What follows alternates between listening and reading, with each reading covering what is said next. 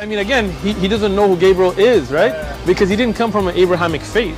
The people of Mecca were pagan. The Quran is mentioned, if this book was from other than God, they would have found in it many contradictions. If a book is without contradictions, that has no bearing on whether it comes from God or not. I've had phone books that are inerrant, but I certainly don't think God gave them. That we believe without understanding. The brother asked a very important question, that most of the scholars say that listening to music, watching movies, and most of the television programs, they're haram. So how can we have fun? Let me tell you, brother, at the outset, that having fun is permitted in Islam as long as the fun is halal fun. That the standard narrative has holes in it. The Prophet tells us because Satan or the devil sleeps over our nostrils. Those who oversleep and not pray Fajr on time, Satan urinates in their ears. I really do think Jesus was crucified and that he really was dead and buried. He thought that he was a son of God in the sense that he was specially chosen by God. I think Jesus really did think he was going to be the Messiah, the future king of Israel. I mean, that is, after all, why they crucified him.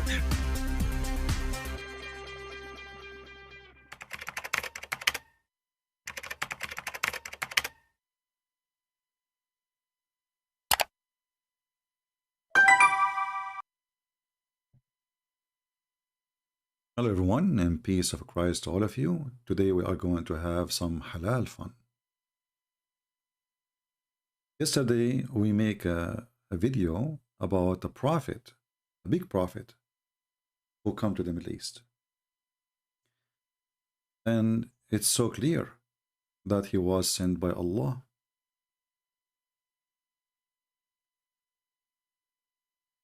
This prophet, who obviously sponsored by Allah, and the reason we say he is obviously sponsored by Allah, because he have no miracles. Any prophet is sponsored by Allah, he will not have miracles. But the irony is that the Muhammadan are asking this prophet, how come you don't have a miracle? But their prophet don't have none or any. Now, I saw some comments in the comment section from very smart people. Like a guy, he said, oh, well, you know, Christian Prince, what is a miracle anyway? For me, if two people go to do fishing, and one of them, he got the fish, the other one, he will say to him, this is a miracle. Silly comment. And people, they say very silly stuff. Diarrhea. Miracle, when we speak about somebody he is sent by God in definition of religion, that a miracle is given to him to confirm that he is not a fraud. Otherwise, anyone can claim to be a prophet or sent by God. But if you have a superpower in your side and nobody can explain it, then that is something to think about. Why this person he have such a superpower supporting him. So it's not what a doctor he says to you that you recover, it's a miracle. It's not about, we are talking about the power of God. So some people, they have a very silly comment. And before we start, there is a Christian Lebanese. He posted a comment and he is upset. I wanted to answer those comments before we start. So here our friend HOTED saying the following. It looked like you removed my comment for some reason. No, my friend, I did not remove your comment.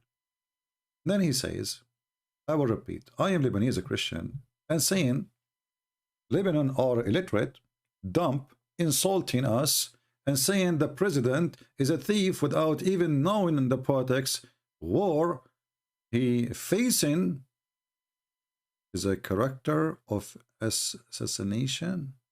Huh, that's deep. My friend, if you don't mind me calling you a friend. First of all, if you watch my video, you will see I did not say that Lebanese are stupid, and I'm not putting Lebanese down. I believe all Middle Eastern countries is doomed. And I am a Middle Eastern too. Do you know where I'm coming from? I'm not coming from the moon. So when I say that there is a woman, her name is Carmen Shammas, new country, and she have 1 million subscribers, and she is nothing but a fairy tale fortune teller. That is telling you that your country is a shish kebab. In the year 2022, your country and those who have education, they watch a fortune teller to tell them what will happen tomorrow. And that explains why your country is doomed. Educated people will not even subscribe to such a character who feed in fools. Future teller, I want to do this business.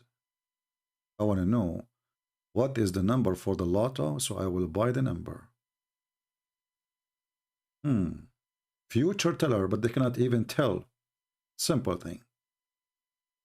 You know, I notice always that Middle Eastern are very proud.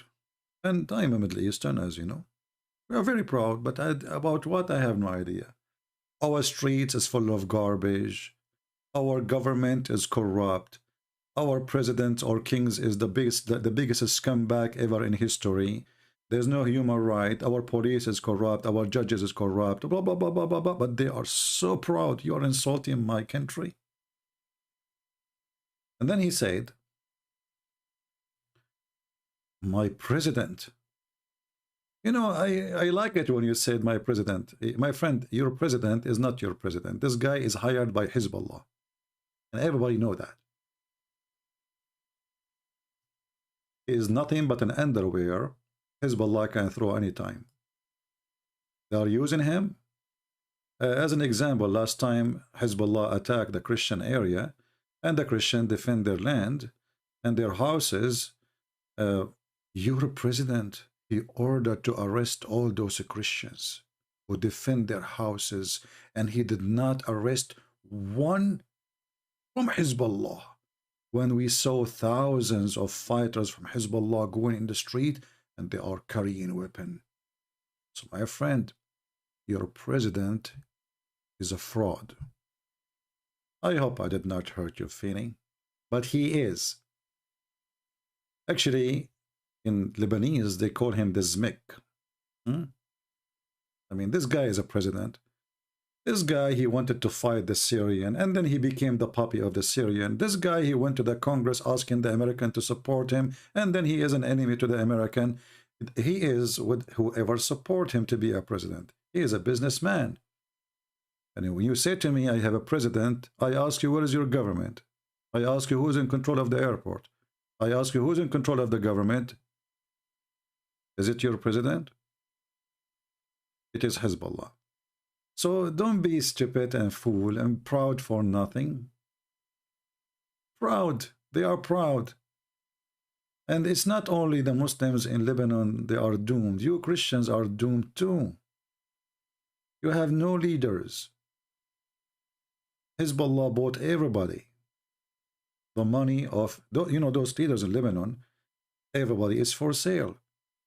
Some is bought by Saudi Arabia. Some is bought by Iran. Where is the Lebanese? There is no Lebanese left.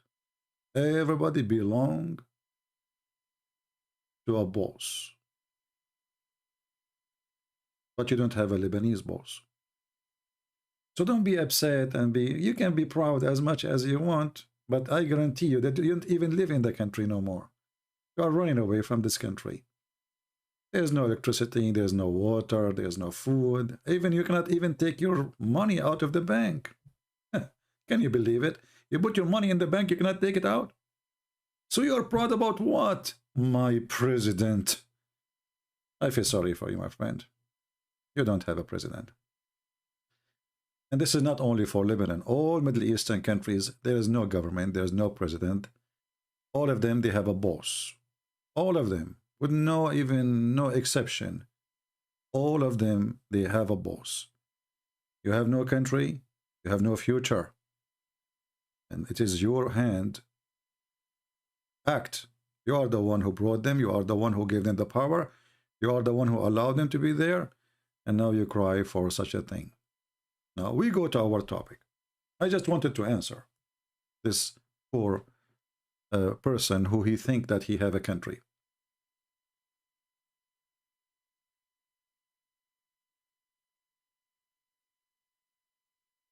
When we ask any Middle Eastern, you see all those Middle Eastern, they are bully.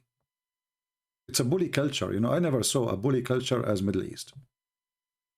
If we go and check how those people, they respond to this guy, you will see it's nothing but a bully. Just a bully. Do they have like, let us say, are they educated people who they are questioning how you can be a prophet? What is the proof? No. Look at this guy as an example.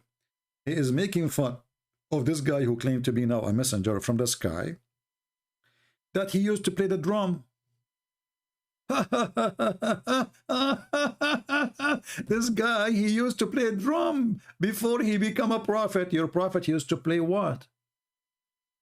Your prophet Muhammad, what was his job before he became a prophet? Can you tell us?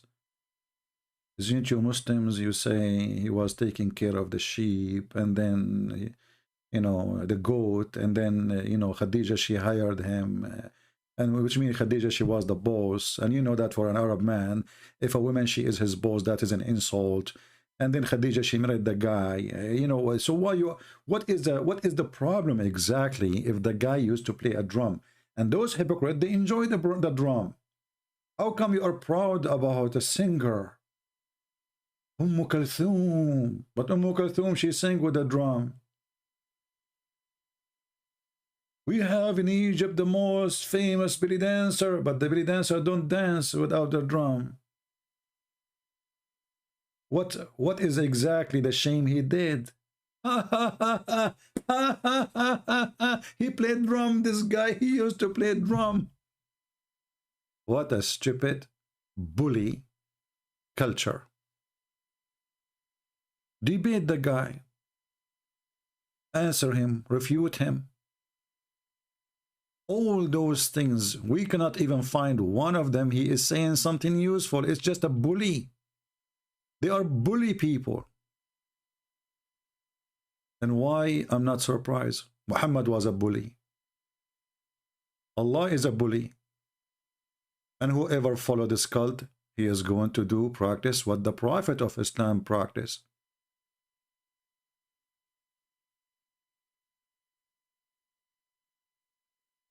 Yesterday, I opened my Skype, hoping I'm going to receive a call from a Muslim to show me why this guy is not a prophet, but Muhammad is a prophet. I could not find one Muslim, and you know, you are my witness yesterday, there to call and tell us why this guy is not a prophet. You know, I mean, why you accept Muhammad to be a prophet and you don't accept this guy to be a prophet? What the problem exactly? What happened? What is missing?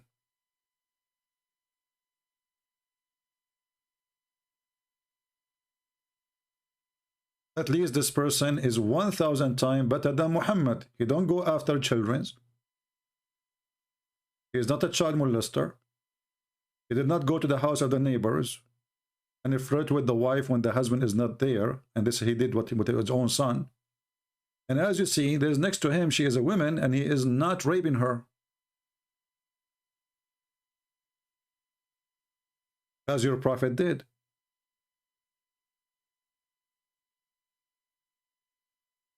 And this guy is teaching people to be peaceful, not even to break an egg, while your prophet was slaughtering everybody around him. He is nothing but a criminal.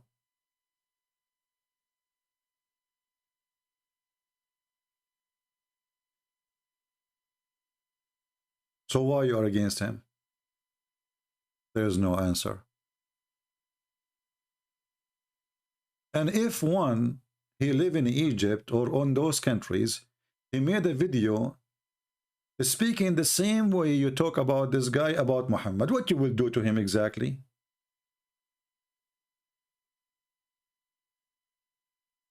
So you are taking advantage that this guy, he don't have a criminals to defend him, so you bully him.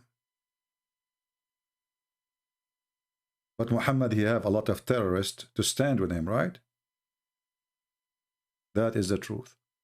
I'm going to open my Skype and I want to show you that this guy is a 1,000 times more honorable from Muhammad. And if Muhammad became a prophet, well, this guy is 1,000 times more qualified than Muhammad to be a prophet. Notice, I believe both of them, they are false. But I see here nothing but a big hypocrisy. They rejected him. For the same reason they accepted Muhammad. Muhammad don't have miracles. Muhammad has no witnesses. The angel came to Muhammad in the cave. Who was there? Nobody.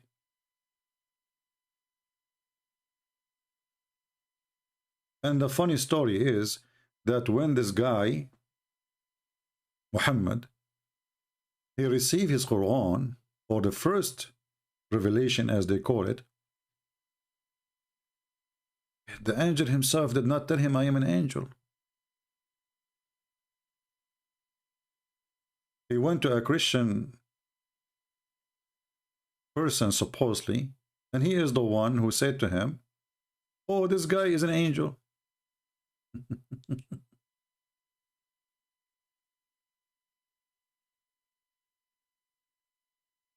Can you believe it?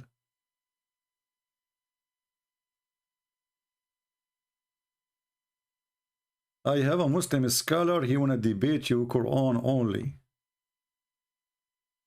Bring him. Quran only, huh? You see, when they say, we want to debate only about the Quran, the reason they do say such a thing, because those Muhammadan, they are ashamed of their prophet words. I have a Muslim scholar, this guy, he called me when I'm not here. I have a Muslim scholar, let me show you on the screen. Hold on, give me a second. Why you don't, Muslim scholars, why you don't want to, why you want to debate Quran only exactly? What is the problem? The problem is that your prophet, when he speak, he do make poo-poo.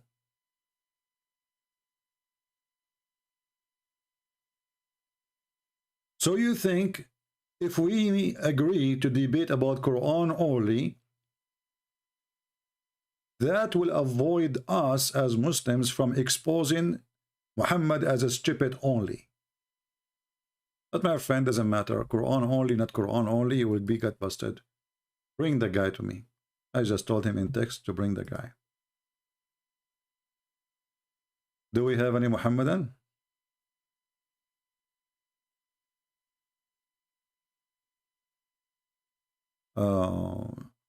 An Indian Muslim, he wanna challenge you. Okay, but this is 4 a.m. in the morning. Okay, my friend, don't tell me an Indian Muslim wanna challenge you. All of them, they challenge me. Bring him. I mean, what this drama is about?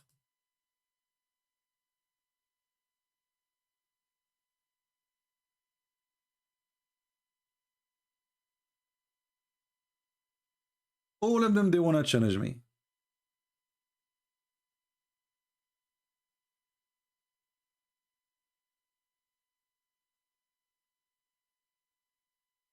My Skype is open. If you are a Muslim, please text me. And there's no need for drama. The one who can do it, he will do it. He will not say, I will do it. Just do it.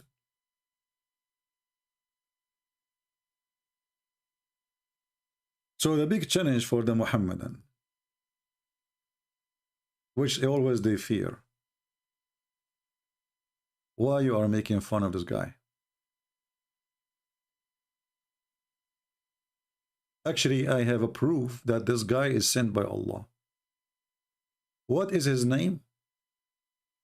Majdun Nur.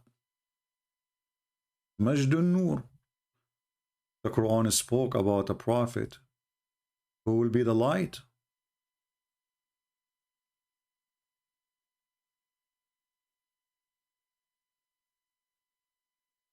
And his light is coming from Allah.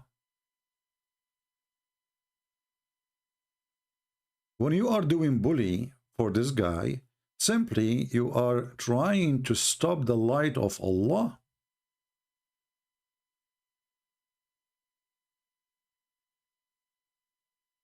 And the Muslim in the translation, they add the name Muhammad there. But nowhere in the verse it says that this is for Muhammad.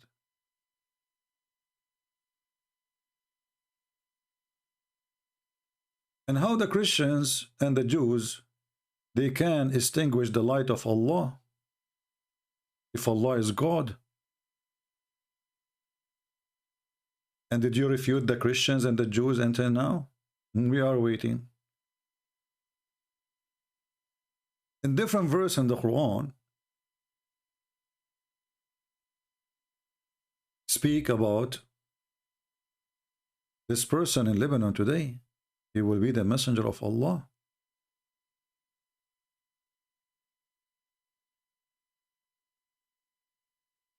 Look what the Quran says to Prophet Majdun Nur. Nash'at Majdun Nur. O Prophet, again between two brackets, there is nothing about Muhammad. Change the translator, you will see there is nothing there. It's a fraud. Where it says, "Oh Muhammad, show me." In which language? O Prophet, truly we have sent thee as a witness, a bearer of a glad tidings and a warner, and the one who invite to Allah by his leave and as a lamp spreading light. Well, this is the last name of this guy. His last name is Light.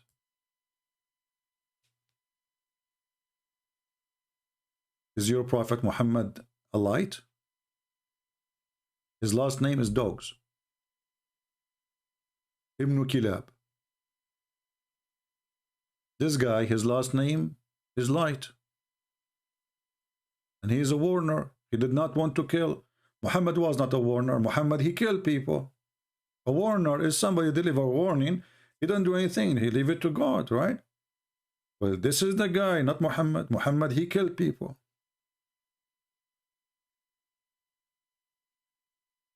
Who is a Muhammadan? He is willing to call me, prove to me that those verses are not about this prophet. May Allah bless him.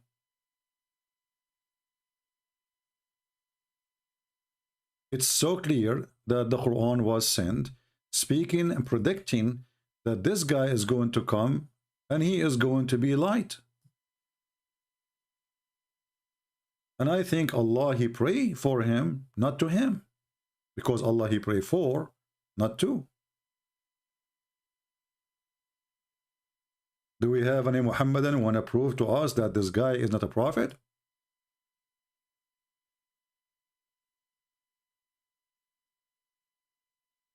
Any Muhammadan?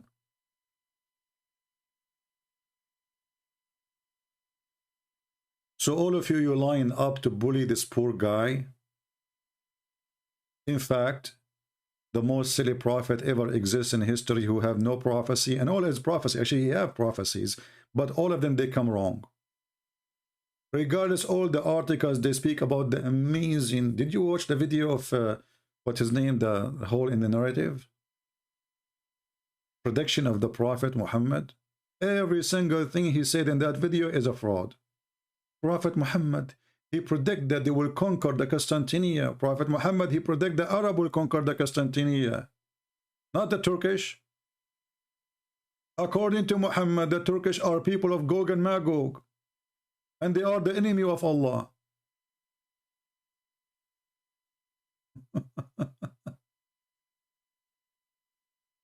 Do we have any Muhammadan here? If there is any Muhammadan would like to prove to us that this guy is not qualified to be a prophet. Anyone?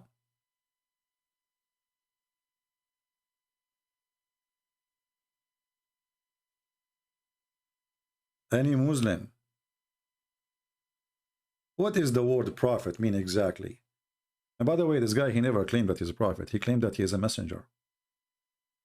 Messenger from the sky. He never claimed that he is a prophet. Even they lie about what he claimed. I mean, I cannot believe it. How low they are when they try to attack somebody. At least be honest about what he say. Where he said he's a prophet, he never said that. He said, I'm a messenger. And the funny, it is the Muslims who they say and they distinguish between the word messenger and the word prophet.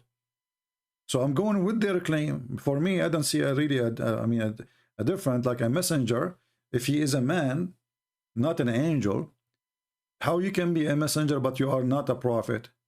Because if I am a messenger, I have a message from God, no one else know it. And that will be a prophecy. That will make me a prophet. If I say to you, judgment day is near, I'm prophesying. This is not just a message.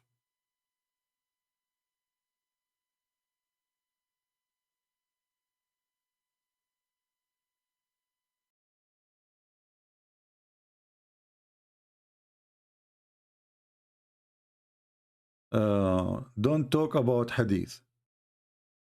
Okay.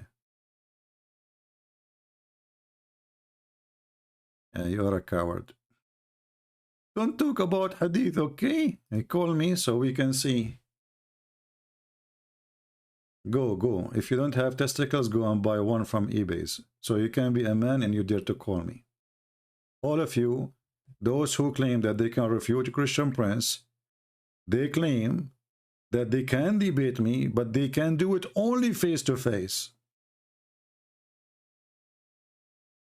The reason, all of us, we know it. They don't have testicles.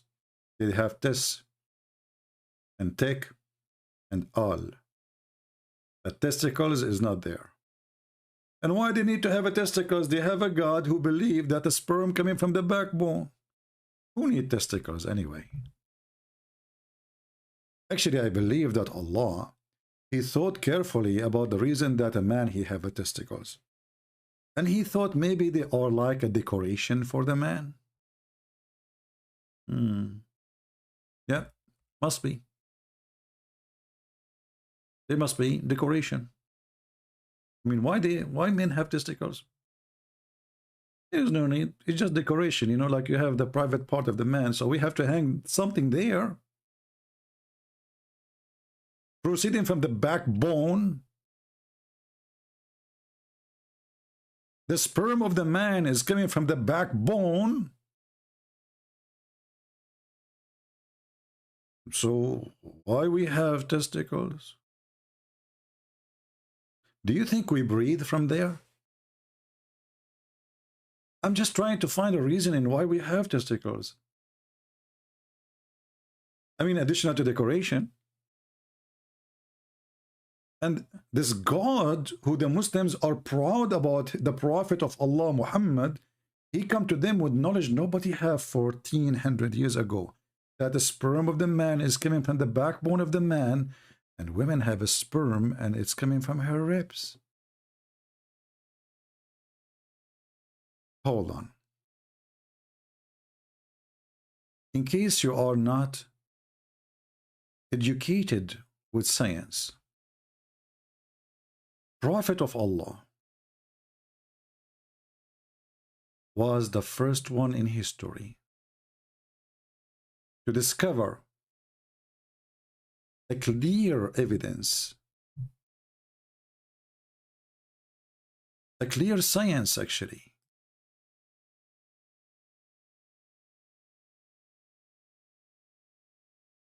We need some space. Yeah, here we have a lot of space. You know, I have many degrees, you know, additional to my driver license. You know, like I have a degree that I am vaccinated, you know, Joe Biden, you know the thing. And I have a degree that I was sent by Allah. Prove me wrong. Isn't it the Muslim belief that everything is a destiny? Here we go. So even if this guy is a liar, he was sent by Allah. So look what happened now. Prophet Muhammad, he is a special prophet. He was doing meditation with his God Allah. And Sadhguru was there. So Muhammad, Allah, he drew something for Muhammad. He said, Muhammad, look with me in the screen. Do you know what is that? Muhammad, in the beginning, he said, I am illiterate. I cannot read. Okay. So Allah continue. He said, okay, what about this now?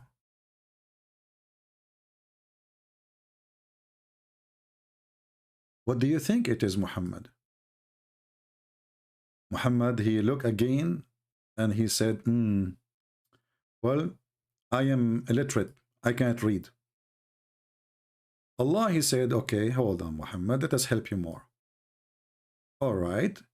Now here we have a person, two hands,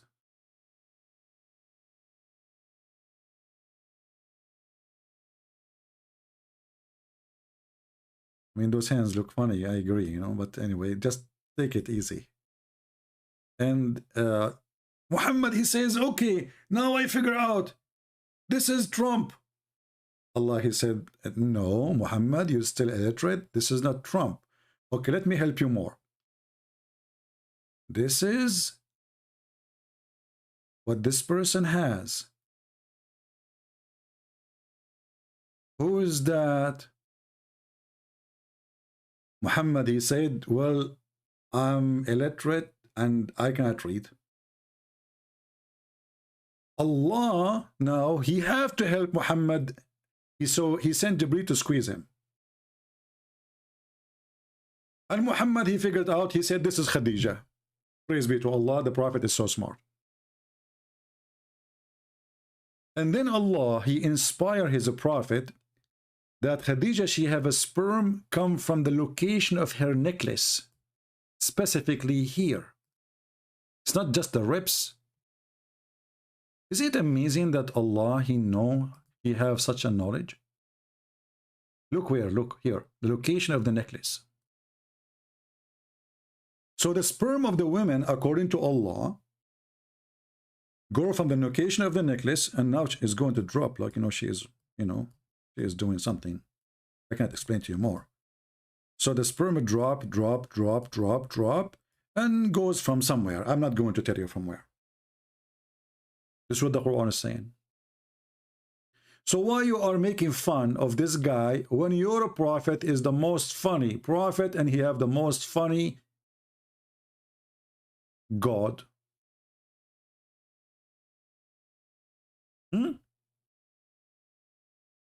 This guy, he did not say any of this. He did not. So you start, doing bully to this guy, and he is a stupid, and he is a false prophet, and ha, he used to play drum. You know what? Playing drum is better than somebody says that women, she have a sperm, and her sperm is coming from the ribs.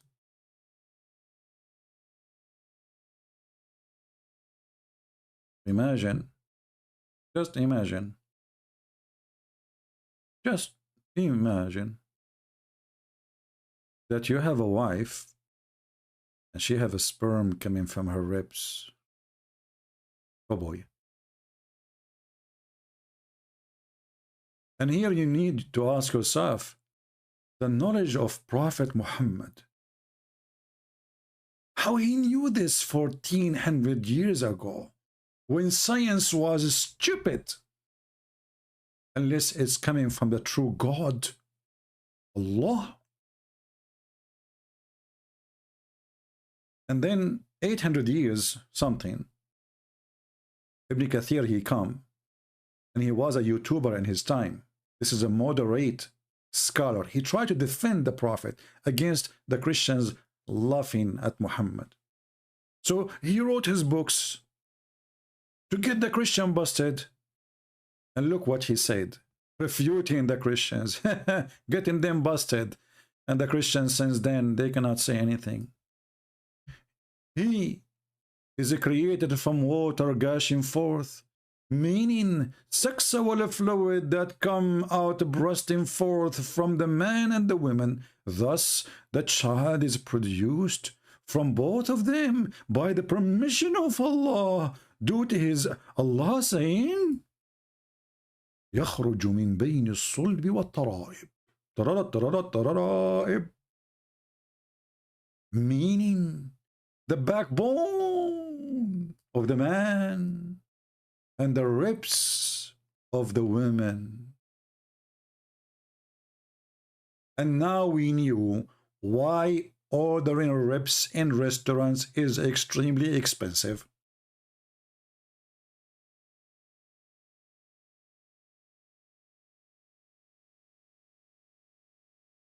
Who can beat this? So you are making fun of this guy. I mean, for what? For saying don't eat a chicken? For saying he was sent from the sky? And that make him obviously a false prophet for you, a false messenger. But the God and the Prophet, who they claim that women, they have a sperm coming from the ribs and the man have a sperm coming from his bone. Oh, it hurt me. Man, my backbone is hurting me. Because yesterday I went to the bank and I made donation for sperm. You know, they told me we need some donation for sperm. I said, why? He said, there's no man left. He can have donation. You are the last one who can donate for us a sperm. I said, what happened to men? He said, because all of them, their backbone broken in the stock market because of Joe Biden. You are the only one who don't have a stock, so you are okay. Wow. You know the thing? Do we have any Muslim want to say? And then if you go and see the comment from the Muhammadan, whatever we show them in the screen, they close their eyes. They say, how you explain to us that, you know, the Bible says kill babies. Like, what the heck? What? They ignore totally what we showed them. You know, Jesus is not God, and then there's no Trinity. Like, Abdul, what does have to do with the backbone and the ribs and etc.? So let us say the Christians are bad. And what do you do now with the ribs and the pips? As an example, I took a screenshot here. As usual, you know, always when you make a comment for me, hold on, like this is different one. Yeah, I think I did not make a screenshot for that one. A Muslim here is trying to explain why Christian prince, Arabian prophet, you got nothing, only bad wishes. You are destroyed as a child, leaving the scars on you, trying to take revenge. You achieve nothing. Iblis, which means Satan. By the way, why your prophet is using this Iblis? Why he's using the word Iblis, do you know? I thought the Quran is in Arabic, and Allah, do Allah speak Greek?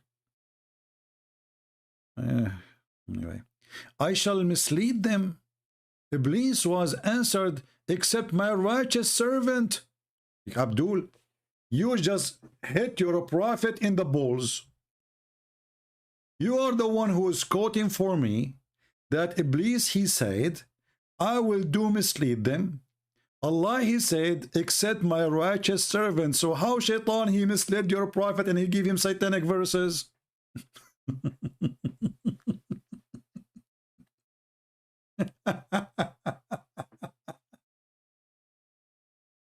I wonder that Muhammad, I'm not surprised why Muhammad cannot have babies. I mean, this guy, they keep hitting him in the balls. Look, except my righteous servants. As long Allah, He made it clear that the one who is righteous, shaitan have no authority over him. Then Abdul, you need to explain to us how Muhammad he is. Are you going to say that he is not a righteous servant of Allah? Please don't say that. Please don't. No, don't. So, accept my righteous servant, and then we find that Muhammad he received command from shaitan. And then we find Muhammad was bewitched. And then we find Muhammad receiving satanic verses. And supposedly now this Abdul is proving me that I am Satan. Oh. We have a guy here. He is saying, let me show you what he is saying. His name is Mikhail. How are you, Mikhail? Mikhail, I'm very thankful for you. I think Allah, He sent you to us today. What we will do without you and the 100 sign. Look what Mr. Mikhail, he said to you. Mikhail, do you like to call me, my friend? I'm sure people would love to hear from you guys. Do you think that Mikhail, he is not coward and he will be happy to call me? CP is playing the game of a globalist,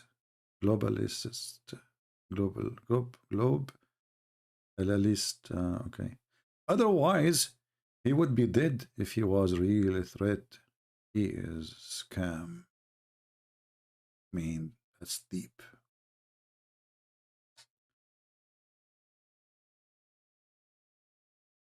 The real ones is the dead ones, for Mikhail. If you are not dead yet, you are not real. Hey, Mikhail, are you dead yourself?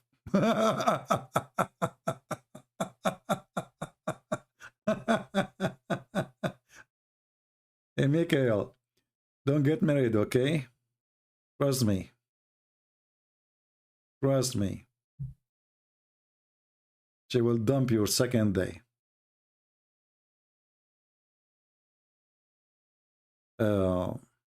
People, they say stupid things, but nobody can refute what we say.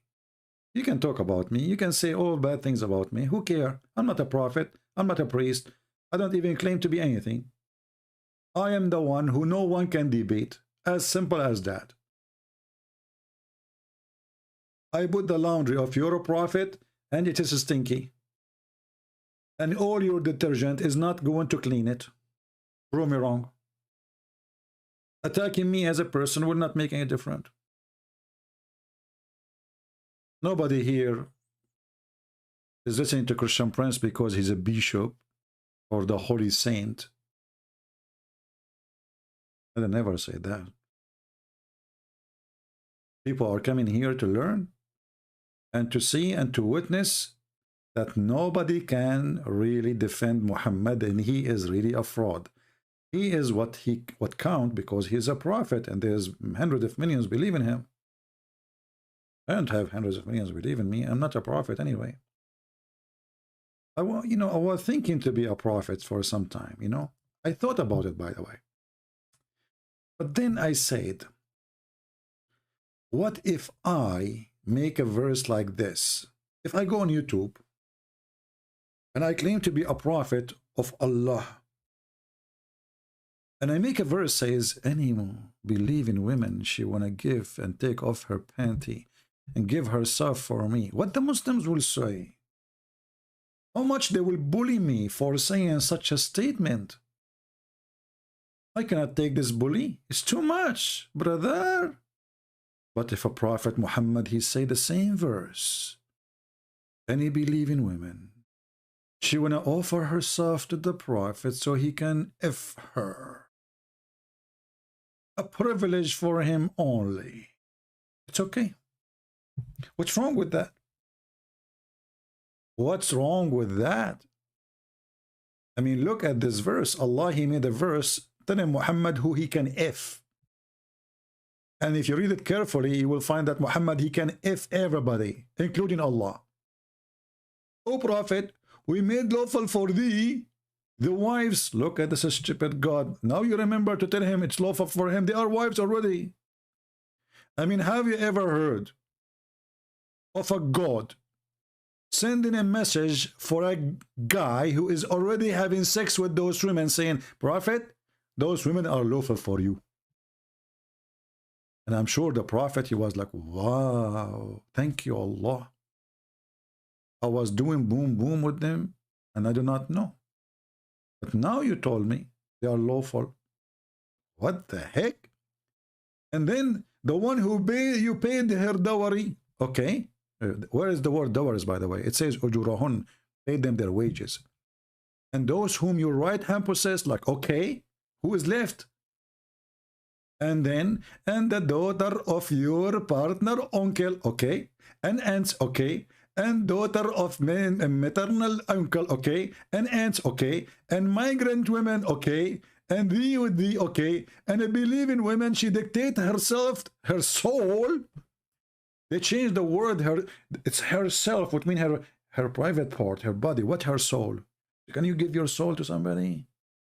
This is what Muhammad, he wants from the woman. They're speaking about sex. Her soul? You know what?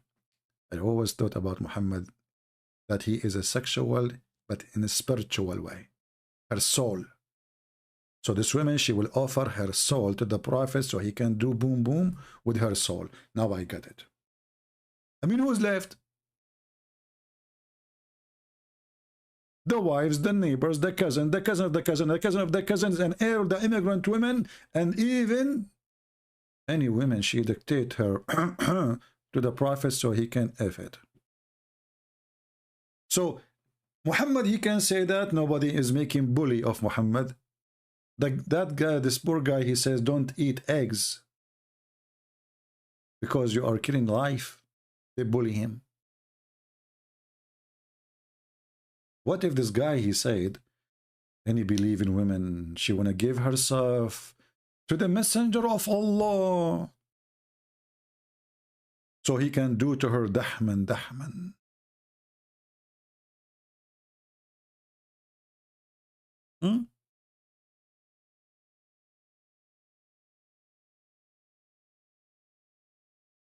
Honesty is not exist in this cult. It's a bully religion.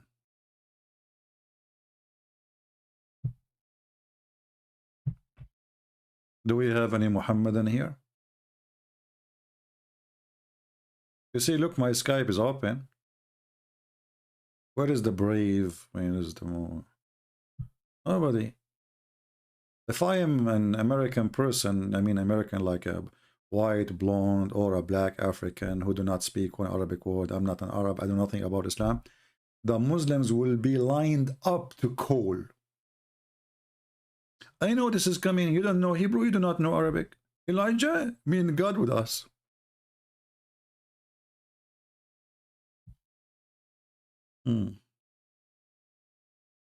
I'm working for the evil Pharisees. Hey, Michael, you remind me of your prophet who think the Pharisees was in the time of Moses.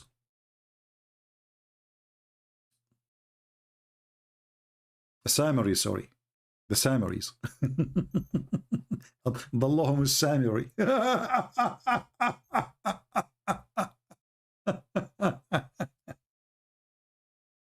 What's wrong with you, Sir Prophet? I mean, he got nothing right.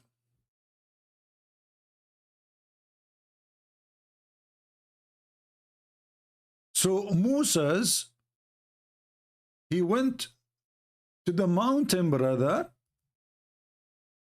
He come down. He found his people, brother, misled by the Samaritan. How the prophet knew this?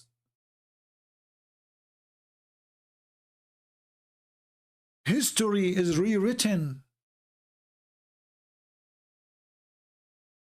The prophet, he discovered the history in the time of Moses, which nobody ever knows. Huh?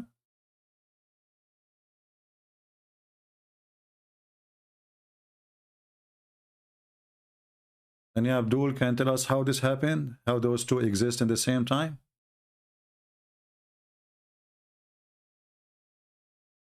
So Moses went to the mountain, he came back, he came down. He found what?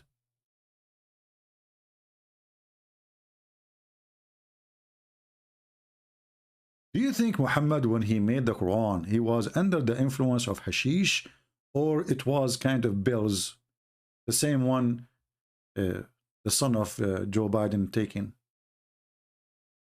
So Moses went to the mountain, he come down, he found the Samaritan misleading them. Bingo. Mahad Qadhi, he is saying. How are you doing, Mahad? Guys, we have a Muslim here, he complained. He said the following. Welcome, Mr. Ma'ad. Why you don't confront atheists who challenge your religion, and hundreds now have become atheists? Atheism will turn Muslims and Christians into it. Hey, my friend, who said to you I don't challenge them? Who mentioned that to you? I never encountered an atheist, and I did not leave him with a banana. Actually, the only time I lost a debate with an atheist, when he asked me, do you like banana, Christian Prince? I was naive at that time, not expert. I said yes. He said, see, your origin is a monkey. What atheist? They don't have a book. An atheist, he can say whatever he wants. And yet, if an atheist, he come to us, we will crush him with no mercy. But you, Ma'ad, you claim that you have God. Do you? The atheist, he don't have a book to debate him about. He come to me speaking about science, but his science is a kind of you know, like a selective science, like the Big Bang. The Big Bang is a theory. The funny that you Muslim, you side with the atheist, and the atheist decide with you. All atheists decide with the Muslims. If you go and ask every single member of the Democratic Party in USA, which 90% of them, they are atheists, they side with Islam. They defend Islam. The feminine groups, you name it. They are your friends, not mine.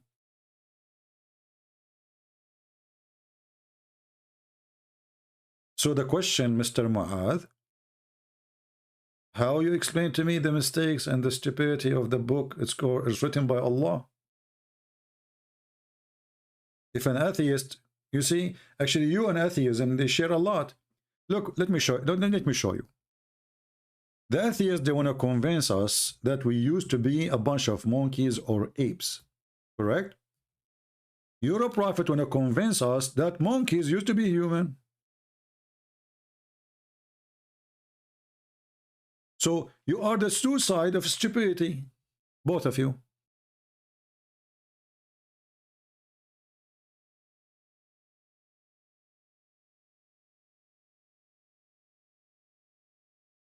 Are you there, Mr. Qutada? Have you ever heard of a God? He will make a human being a monkey because he broke the Sabbath. But this God, he will not make a human being who rape a child or a woman a monkey, or raping a woman or a child. Look, Allah is so sensitive for Sabbath. But if you rape children, he will not curse you and make you a monkey. What do you think, Ma'ad?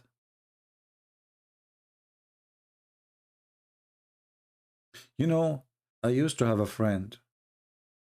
Once he said to me, you know, I live in the middle of the, like in the area, like the ocean is so close to me. It's like about, you know, do you know the Bellagio? They have an ocean there. This is very close to me. So you go to the Bellagio and there you do fishing. No, I used to go there, I fish for coins. But I have a friend, he is a Jew. He went there in Saturday, and he have his fishing rod with him. And this time he decided not to fish for coins like I do. You know, I put a magnetic, I go to the Palagio, I fish there in the middle of the ocean. You know, this is ocean, like Palagio Ocean. They call it casino, but it's not really a casino. I mean, come on, think about it. This is a gift from Allah because it's a destiny. So he went there, and he went in Saturday. I told him, don't do it. Don't do it. Don't do fishing in Saturday. He went and did fishing in Saturday. Brother, when he came back home, Allah made him chimpanzee. It's a true story.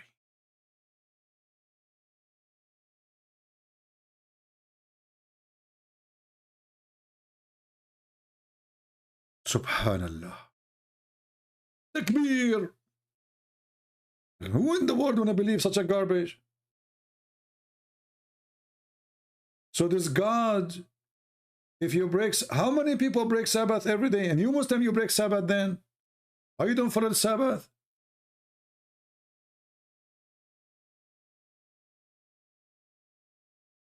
None of the Muslims keep the Sabbath. Based on this, you Muslim, you should wake up in the morning, you find yourself in the zoo.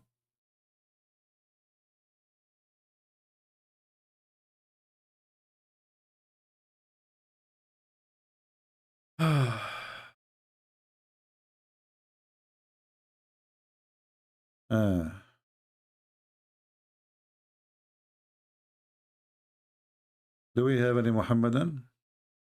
Want to say anything?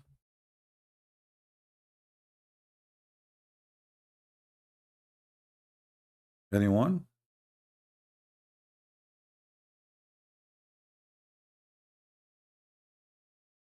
So why you are making fun of this guy who claimed to be a messenger of Allah? He don't say stupid things like your prophet.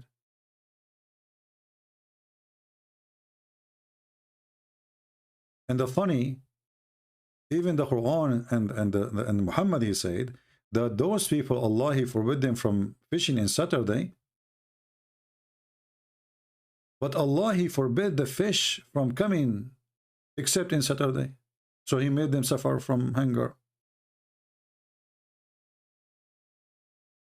Is that fair? How come if a Muslim is hungry, he can eat a pig? But if a Jew, he is hungry, he cannot fish in Saturday. And Allah making the fish come only in Saturday.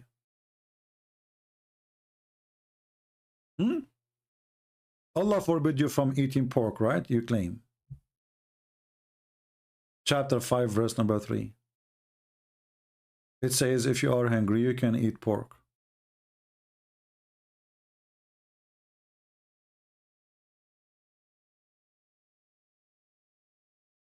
Big Man is saying the following. Thank you, Big Man, for being a thinker.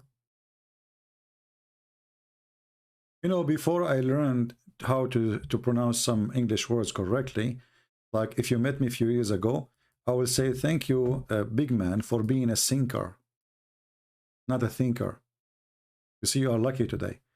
But I might change my mind and say that to you after 2 seconds.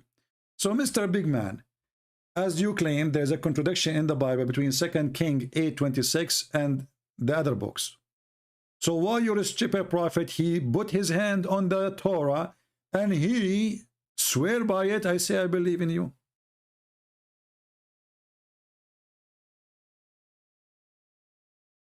Are you, Big Man, saying that your prophet was a big donkey when he said that?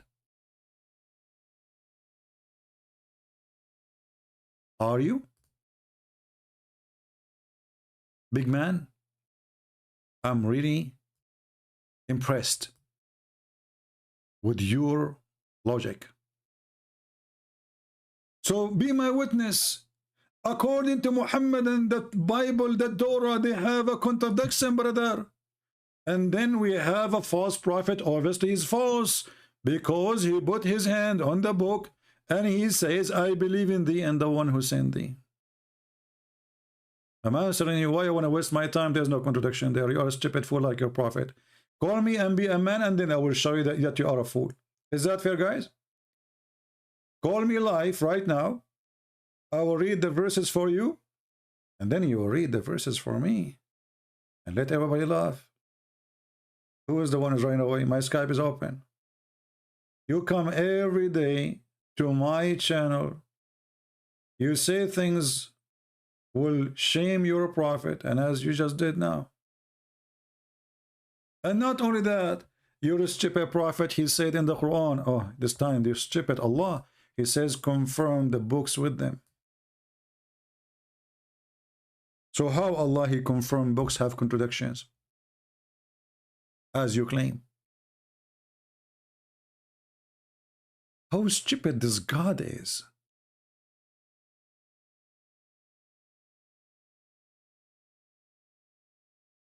How stupid this Allah.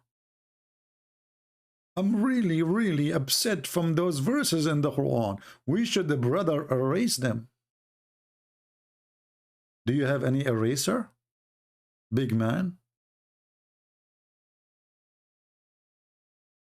Big man?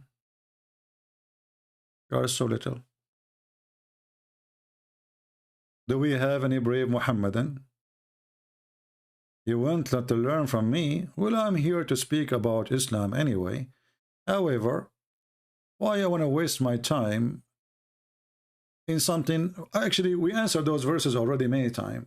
And you will come tomorrow and you will ask the same question. All the point you are trying to do is to take us away from putting the laundry and the panties of your prophet wives on the line. You remind me of the hadith where Aisha, she used to scratch the semen, the dry sperm from the clothes of the prophet. What he used to do, man? I mean, why he have them there? And she was teaching a guy who was sleeping in the house of the prophet, and he masturbated in the house of the prophet. Aisha, she woke up in the morning and she saw him. He was scratching the dry semen. She said to him, oh, I dry it with my finger, I clean it with my finger to the prophet. What the heck? What an open community. Open sexual community. Hippies.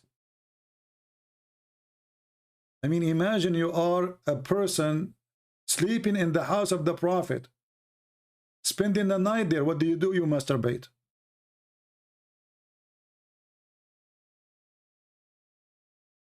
And then you wake up in the morning, and the wife of the prophet, she walk by.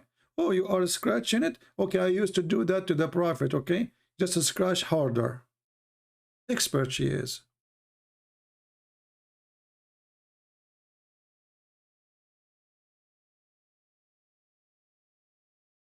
Any Muhammadan?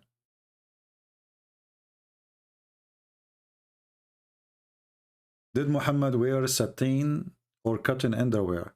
Well, I believe that at the time there's no underwear anyway. And Muhammad, what underwear? They have like, you know, it's like a form of clothes, but it's not really underwear. Do we have any Muslim here? Any Muhammadan who worship Allah and he is waiting for the women who have big boobs to be given to him by Allah?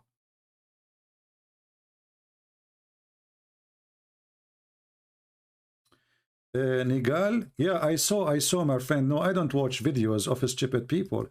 However, if you have the courage, call me and tell me what they say in that video. Do you like to call me and tell me what they say? You Muslims, you made 1 million videos about me, but you don't dare to call me because you know that you are just a bunch of kids. Yeah. Did you make a bully video about me? Okay, make a bully video. Who cares? Actually, the more you make a bully videos about me, the more Muslims they knew, and they come here, and the more they leave Islam. Because here we don't do bully stuff. Here we show proofs and reference. Your bully is just a stupid like your prophet. Bully. The same as you are doing to this man. Bully. But nobody is refuting him about anything. Bully. All of you are a bunch of bully. If there's one of you, he says, okay, let us debate about what you are saying. Bully. Oh, this guy, he used to play drum. You're a prophet. He used to do laundry to his wife Khadija. You're a prophet, and the wife Khadija, they made the father drunk. And they lied to him saying that you married me yesterday, last night. Do you want me to show you the reference? Bully people. This guy, did he make his father-in-law drunk so he can marry the wife? He did not. He did not. He's more honorable than your prophet. Way more.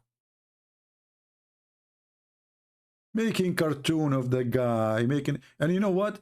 The funny is that now he have way more followers than what he used to have 2 weeks ago because of the bully.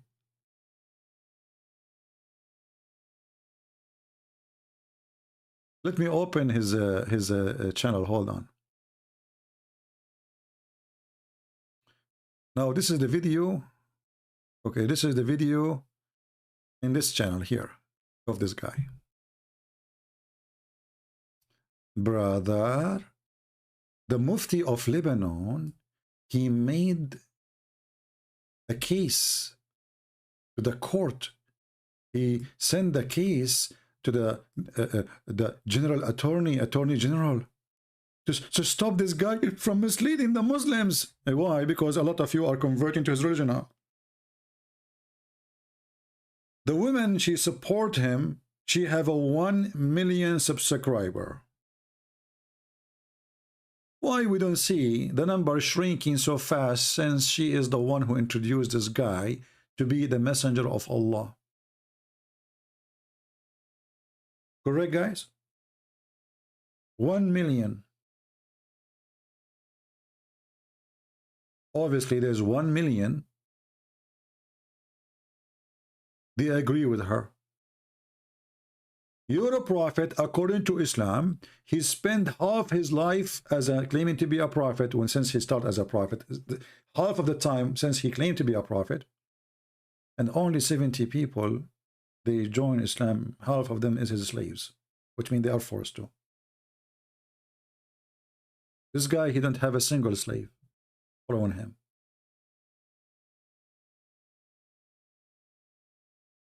And do you see how many people follow the videos? 1 million.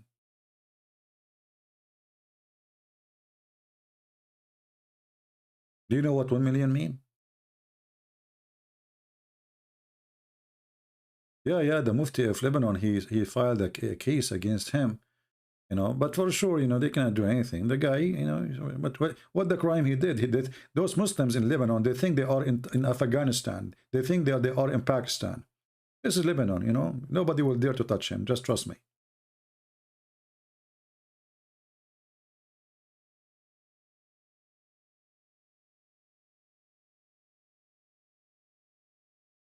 Do we have any Muhammadan?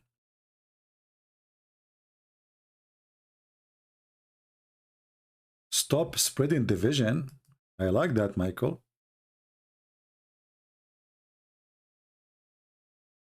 You know, Michael, why you don't come with a Muslim name? Why you are hiding and their names don't belong to you?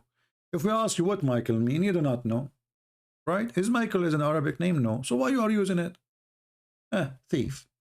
So look what Michael, he said.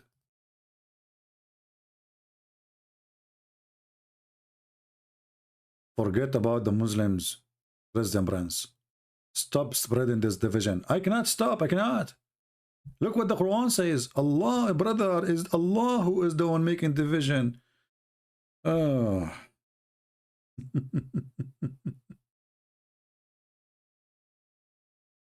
You see why they don't debate me? Because whatever they say, I'm going to make them shish kebab.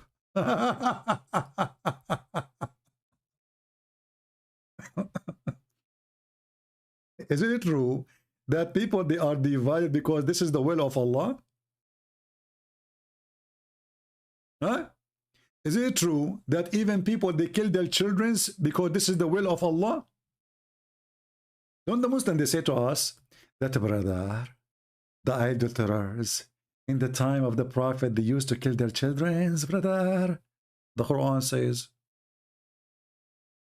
it's decorated for them to kill their children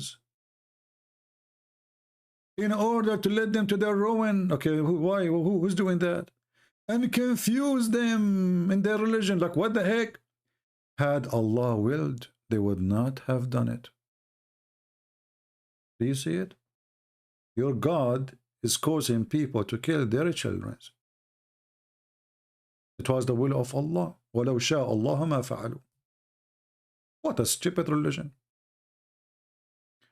And then, not only that, my friend, Allah divide mankind. But why Allah, He divided the mankind? Allah, He like it. What's wrong?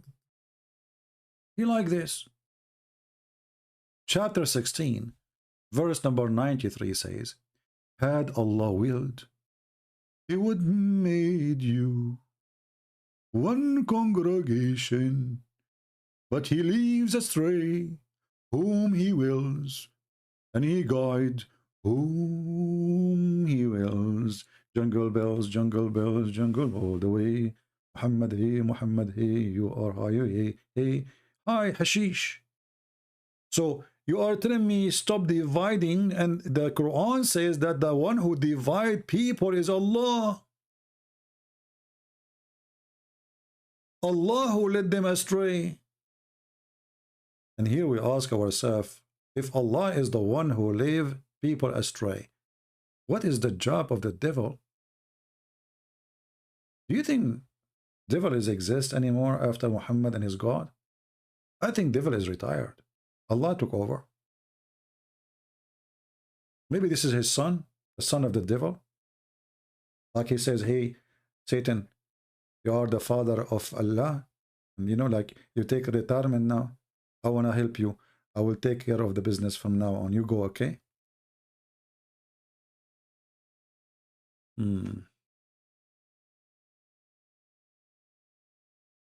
Who's next?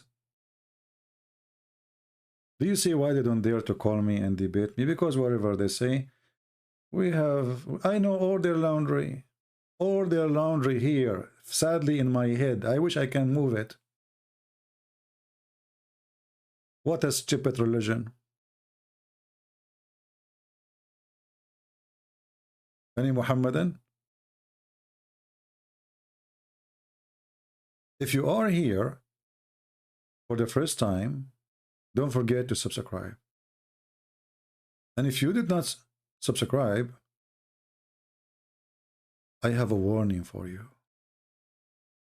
Those who don't subscribe to the Prophet of Allah, Allah, He said He will erase their faces and their nose and their eyebrows and their mouth and their lips. So you better subscribe now before it is too late. Give a thumb to Prophet Muhammad, or at least a finger. Prophet Muhammad, he says, I am I'm like the middle finger. I'm not sure what does that mean. Never thought about it until I came to America. I was driving in the highway and everybody putting his hand out of the window. I said to myself, wow, I am so famous even here. I mean, look, everybody is putting his hand out and he have like, you know, I was like, wow, thank you. And I was saying, thank you, American. Thank you, Habibi. Thank you, American. Aman Rabbi Aman. You know, like everybody is saying hello to me in the highway because I was driving slow, you know. And, you know, they were very happy to have me in the country. You know, they were so excited because I was like, wow, finally we have an Arab, a real Arab, you know. Look how he is driving. So like, you know, the Prophet, he said he is the same as the middle finger. Oh, okay. I got it. Oh, you, we are giving the book. Believe in what we have sent down, confirming what you have before. or what you have, before we elaborate faces and turn them inside out. Like, how you can turn my face inside out? I don't want to know. That's amazing. Like, what the heck? Allah, he made a threat. If you don't subscribe to Prophet Muhammad and give him a thumb, not a finger, Allah will erase your face, brother. And until now, we are waiting.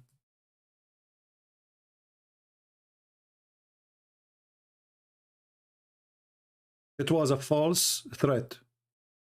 As God did not make one single person losing his face. Do you see it, Muhammadan? So imagine if this guy, he said, follow me, or Allah will erase your faces. Follow me. Oh. By the way, I heard Sadhguru saying Bruce Lee, he used to eat vegetation. He's a vegetarian. I mean, have you ever heard of a guy, he is a guru? He is taking an example of someone like Bruce Lee. Bruce Lee, you drink whiskey, you get drunk. What vegetarian, you idiot? Even in the movies, he eats shrimp and he eats lobsters. I mean, those guys, when they lie, their lie is bigger than their underwear. Bruce Lee sleep with women, eat shrimp, drink whiskey, black label. Suddenly he became vegetarian. Okay. Well, you know what? I think Muhammad was vegetarian too.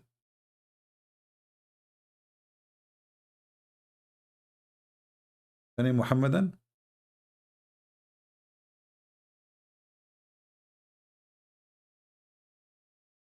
Notice my Skype is open for the last hour and not a single Muhammadan dare to call me. Did you notice? You know, once we used to do a program in Paltalk program. I don't know if you know it. And like Muslim, don't come to my chat room. Nobody there to enter. So we decided to, you know, they told me, let us do a trick. I said, what? I said, we will make the admin a female lady to challenge Muslims. Don't show up until the full is, like the room is full with Muslims. And though they have, like, when you want to talk, you put your hand up, which means you are going to talk. You want to talk. You put your hand up to take a turn. So we did that, and we got a lady. And, you know, the Muslim, they came, the room became so busy, and there's like 30, I don't know how many, their hands is up to talk. All of them, they are Muslims. They want to debate her. And then suddenly, Christian Prince, he came as an admin. The second I came in as an admin, the chat room was empty from Muslims.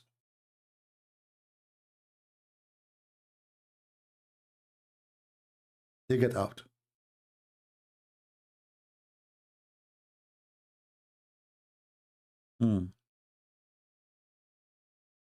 Any Muhammadan?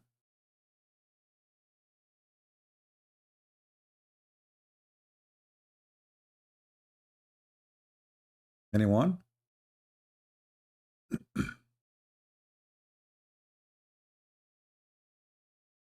You remember me from Paltalk? Oh, okay, that's good. Once in Paltalk, the co-admins, you know, the company admins, they have a meeting with me. 4 co-admins and the big boss, you know, they call her the red admin. She was a female. She said, you are not debating them. You are inflaming them. I said, inflaming them or not, what's your business? It's a debate. Did I break the law? You see how they side with the Muhammadan? Do you see how they try to protect Islam? And they ban me. Totally, they ban me from Paltalk.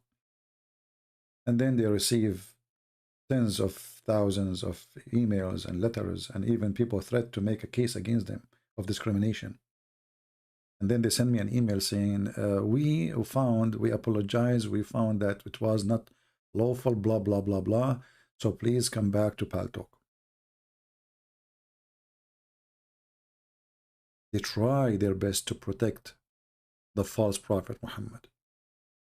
Everybody around the world, actually, they are trying to protect Muhammad. Even in Russia, Vladimir Putin, he is just being a hypocrite. You know, this Vladimir Putin, this guy is a, you know, he's a smart, but he is somehow is very evil too. So he killed more than 300,000 fighters in Syria, at least 300,000. At the same time, he says, what is the point of insulting Prophet Muhammad? Like, the guy, he really respect Prophet Muhammad, but he killed the terrorists who believe in Muhammad. He knew how to play them, you know, he knew the game. He tell them what they like to hear, but in reality, the second you say, I'm going to follow the steps of Muhammad, he made you shish kebab.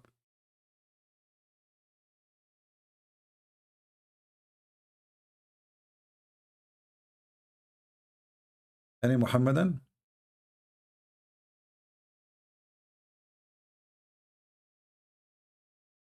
So you guys, you need to bring me some challenger, like, you know, talk to, if you know a sheikh, if you know somebody, and I advise you, maybe it's better if you don't tell them this is a Christian prince. Maybe if you can do this, you tell them, I have a Christian, I would like you to debate. Do you think you can make it? He will be excited. Tell him a Christian from America. Don't tell him he's an Arab or anything. I'm not asking you to lie. Just don't tell information. And then you call me, and he will be with you joining call, so he will not find out until it's too late that he's talking to me. Because I believe this is the only way we can bring sheikhs to debate us here. They will not dare. The second they will know they will debate who, they will never dare to call. You can try to find out anyone. Just find any, you know, like get anyone. I don't care for the name. For all of them, they will lose. You see, Muhammadan, they will lose if they debate about Muhammad, not because a Christian prince is smart, but because their prophet is stupid. As simple as that. So it doesn't matter who is the one who will debate really. Now, there's some of them, they are smarter than others. When I say smarter, they try to not to give an answer. As an example, Shabir Ali. Shabir Ali, you ask him a question. Shabir Ali, he answer as the following. There is a writer, his name is George Valcano. He said that, you know, what George Valcano have to do with the Balcano? We're talking about your prophet. What does this guy have to do with the topic? They avoid to answer anything. This is the smart one of them. Now, there is other kind who they are bully, like Mimi Hijab. David Wood, he says to him, your God have hands, he have body part. The answer is a bully. Who said so? I know this is coming. You don't speak Arabic, you don't speak Hebrew, and Elijah is God with us. Bully. So either a person who try his best not to answer the question, he talk about everything else except the question, or other kind who try to be a bully. Now, you might find someone, he is honest, but that will not be a sheikh. A sheikh and honest, that is mission impossible.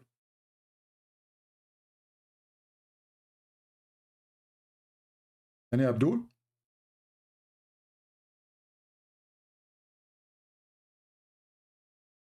Anyone? And then when you show them reference, they will say to you, okay, CP, this hadith is reported by Ahmed from Ibn Wahab, from Hisham, and from Ibn Zayd, from Ibn Amr. However,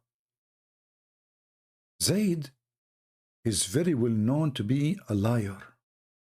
Therefore, this hadith is not accepted, CP. What the heck? Look how they refute me. As long as hadith is not accepted, why you write it in your book?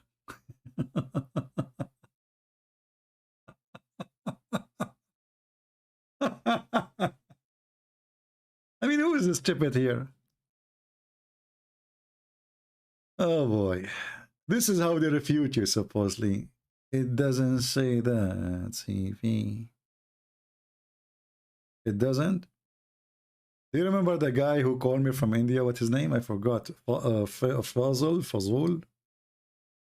I studied only that case. I cannot talk about the other case. Really? Yes, I can only talk about that case. And then after we let him talk for an hour, he complained and he claimed I am not letting him talk. After we got him busted. And he studied it very well.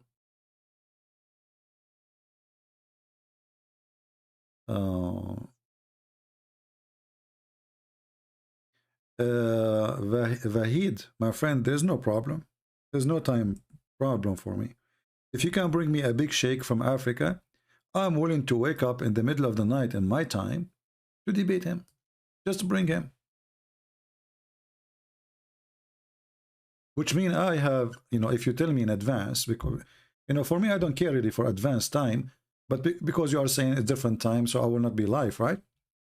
So you can tell me, just be sure, because I don't want you to make me wake up like 1 a.m. in the morning, or 2 a.m. in the morning, or 4 a.m. in the morning, and there's nobody's coming. So I want you to be sure that you can get me the sheikh, big one, the bigger the better. The bigger, the better. And I don't care what his name is. I don't care really how big he is. The bigger, the better. So time different is not really a problem for me. I can wake up just for the sake of getting this Abdul. What debate? I don't know what debate. David Wood did in debate with who? Secondly, David Wood, he don't really debate. Those debate, not only David Wood, anyone who do 5 minutes for you, 5 minutes for me, he is not debating a Muslim. Muslims don't answer. Muslims, you have to corner them. So 5 minutes for me, 5 minutes for me, and then there's a guy, he switched the mic between them. This is a joke. A real debate is a crossfire, real fight. Anything else is not a debate. Anyone, he choose a topic in advance, he's trying to run away from a debate. This is number one sign. Because we want to talk about one thing. What does that mean? And then we will do it 3 weeks from now or 3 months from now. So I print all those things from the internet, I put them in front of me in the screen, and you will notice that both of them, they are reading their screen. Because there's no debate. Secondly, 10 minutes for me, 10 minutes for you. And now the 10 minutes he spoke, the other guy he have to make is already, he wrote those 10 minutes, respond a month ago. So what is the debate? They are not even listening to each other. And debating this guy, Kenny. This Kenny don't have even high school.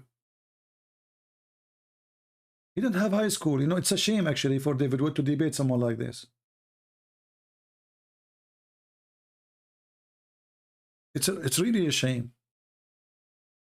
You are a person who is educated, you have a PhD, you go to debate somebody who don't have a driving license. You need to debate, just because he's a Muslim, he can debate us. If you want, do what I do, open your Skype, let this guy call you, and then he is just a kid calling, and you are who you are. But making official, inviting people, reserving a place for who? For a guy who don't even have a driver license. That will make you go down. Your level will go down. Or like debating Nadir Ahmed. This guy is mental, Nadir Ahmed. He don't even have high school. I don't mind him to call me here, chat, etc. But to go and set a room and invite people, who is this guy? It's an embarrassment for you to debate those people.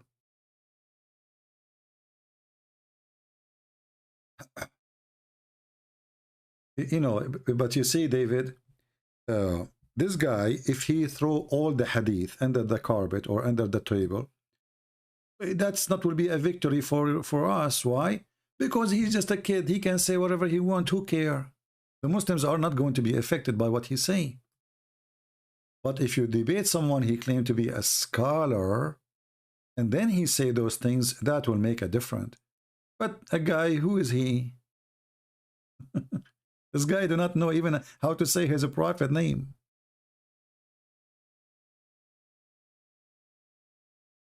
You know, when David,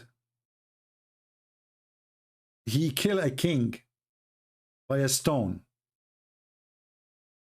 that was a big deal. Or he was a giant. Here, you are killing a stone.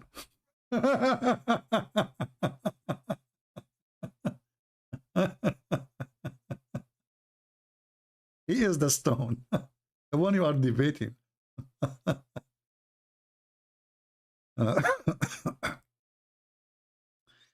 Anyway, well, he can do whatever he wants, but I believe those are just a stupid debate. They have no meaning, they have no result. And actually, it works always for the benefit of the Muslims, because even if this Muslim, he is nobody, he will get tens of thousands of subscribers because of such a stupid debate. The same way David Wood, he did with Mimi Hijab. Mimi Hijab was a street boy, and he is still a street boy.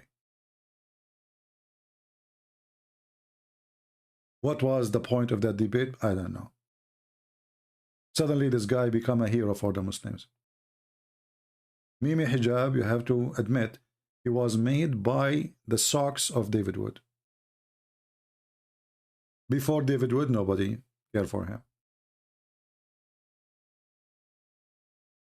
Whoever debate David Wood, he will become famous. So the Muslim, they use him. And he never learned.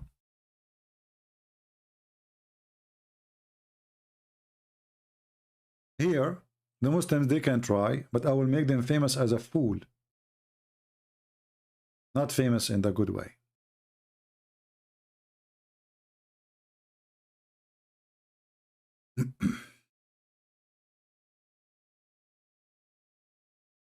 Do we have any Muhammadan?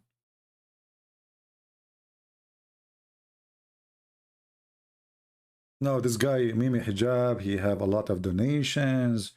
They are asking him to the lecturers. He traveled from country to country. Just because of his debate with David Wood. This is the truth. Even though, by the way, he said the most stupid things in the debate. But because the debate was a mockery, and David Wood, he is not a mockery style. He don't know how to respond to them.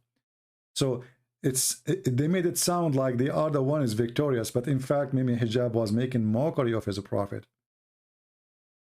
And this is why they got so upset from me, because then I made like 10, I don't know how many videos, showing everybody how Mimi Hijab, he insulted his prophet.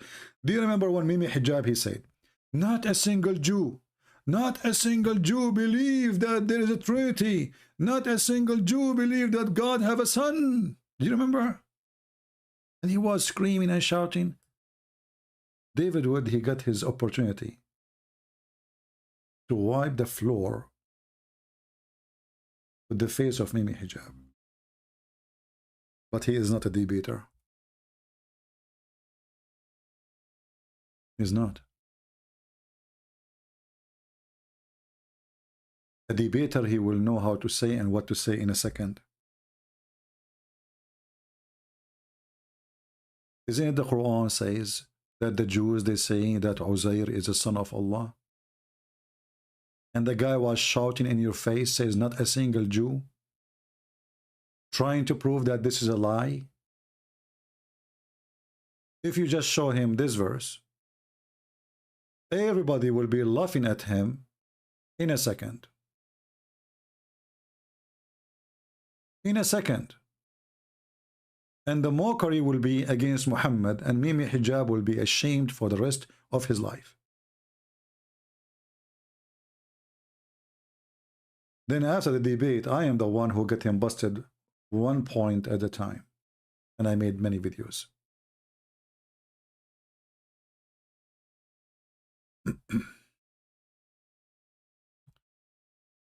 uh,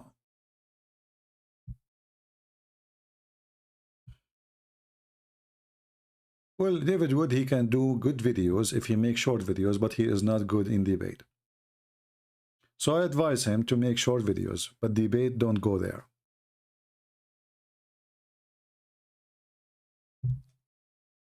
I never saw one debate he did. It was, we can even consider it as a debate. It's just two people talking, reading articles. That is not a debate. But he can do great videos if they are short, straight to the point. That is very good from him. I cannot make short videos. He can. For me, short video is 2 hours. Do we have any Muhammadan? How Muslims consider the Sabbath in the Quran? Well, the Quran talk about the Sabbath, that Allah, he punished the Jews for breaking the Sabbath. Obviously, Muhammad trying to steal the Sabbath from the Torah. But the funny is, Muhammad, he did not follow the Sabbath.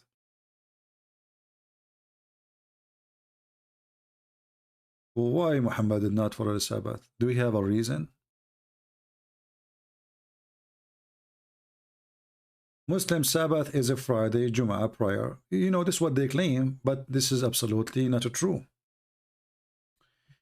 You see, people read, but people, they are still illiterate. Our friend here, he said,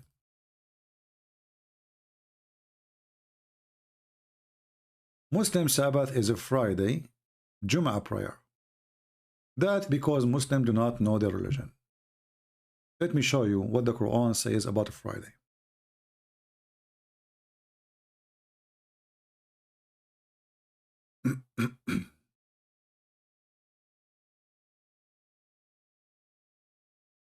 Chapter 62, which actually the chapter called Friday. O who you believe, when the call is made for a prayer in the congregation, the day hastened, remember Allah, etc. And the translation here, I don't know why it's not showing Friday. Let us change it. This guy is an idiot. He should show the word Friday. What he translate actually, you know what he's translating.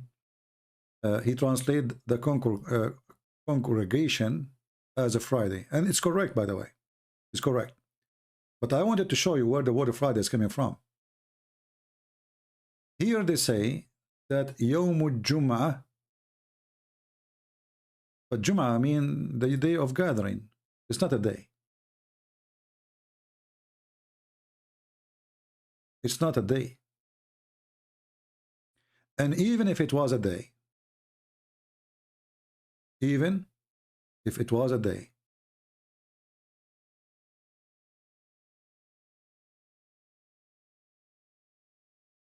it is still going to lead them into Saturday. Why? Let me explain to you. What will happen and what is the problem in this verse? Those believers in this day, they don't come to the prayer. Why? They are buying and selling, doing business. Okay, what is the problem? Why only this day?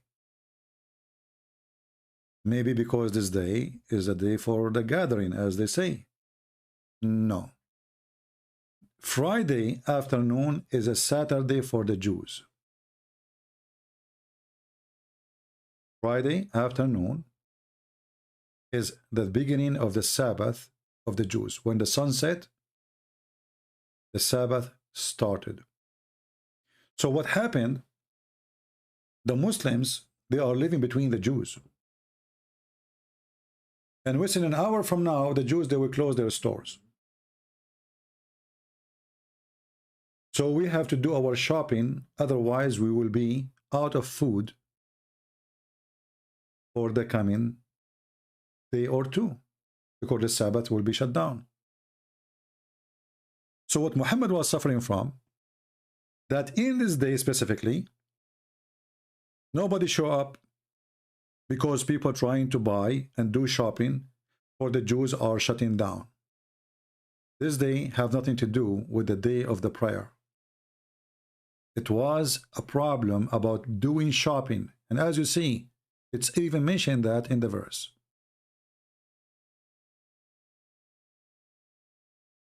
Do you see it? I'm sure you never heard this before, but because people are blind, they don't see. You know, the reason Muhammad, he lived in a city, the majority of it are Jews. Yathrib. Friday afternoon sunset, the whole town is dead. If you go to the house of the Jew and you knock at his door, he will not even open for you. Because of this event, those Muslims, Muhammadans, they have to do shopping and nobody go to the mosque to pray with Muhammad.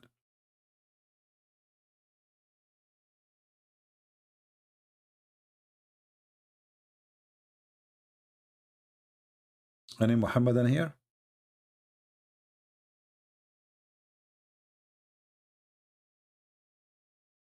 And actually the hadith says that Allah, he misled the Christians and the Jews on Friday.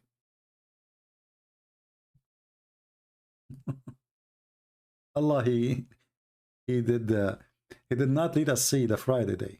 This is the hadith says.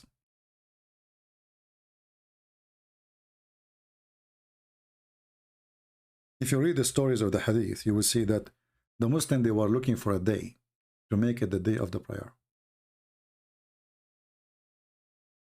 And when they mention the Sabbath, he says, well, this is the day of the Jews. When they mention Sunday, he said, this is the day of the Christians.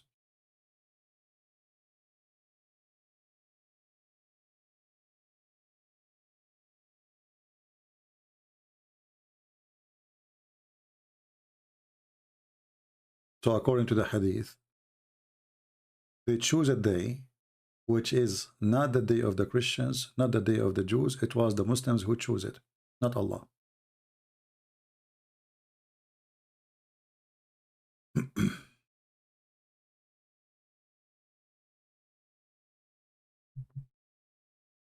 Do we have any Abdul?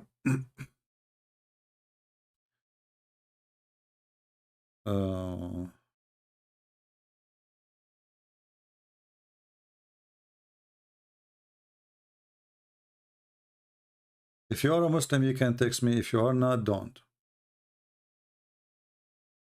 Any Muhammadan?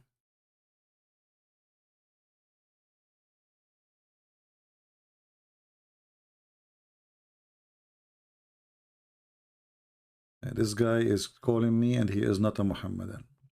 We have to block you, sorry.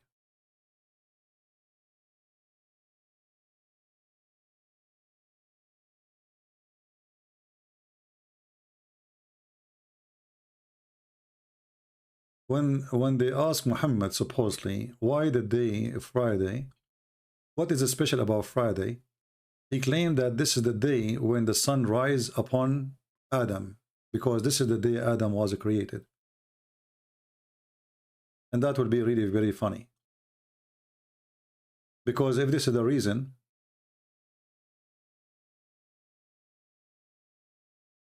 then Allah should choose that day to be his day.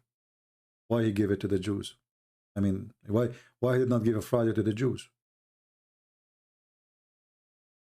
But Muhammad, he say things, you know.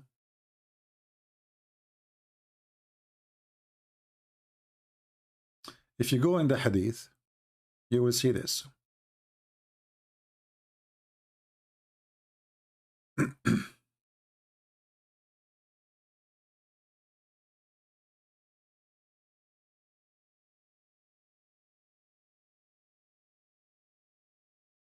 Allah created Adam from a handful which he took from the whole earth. Okay. And this is supposedly explaining how the color of a human being is made. So actually the hadith here is not giving us the whole story.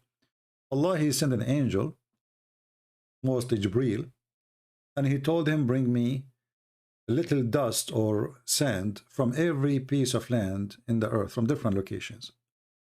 Some of it is black, some of it is red, some of it is white, you know, and then he mixed them together and he made Adam. Then Muhammad, he says this. And this happened on Friday. The Prophet said, among the most excellent of your days is a Friday. On it Adam was created, on it he died, and on it the last trumpet will be blown. And on it the shout will be made. So invoke more blessing on me. This is false translation about blessing. It says pray on me. On that day, for your prayer will be submitted to me. And here Muhammad, obviously, he claimed to be God who is alive. Because he is dead, still the prayer will come and will be submitted to him, not to Allah. The people ask him, how our prayer, not a blessing, how our prayer can be submitted to you while your body is decayed? He said, he replied, Allah the Exalted, he forbade the earth from consuming the bodies of the prophets.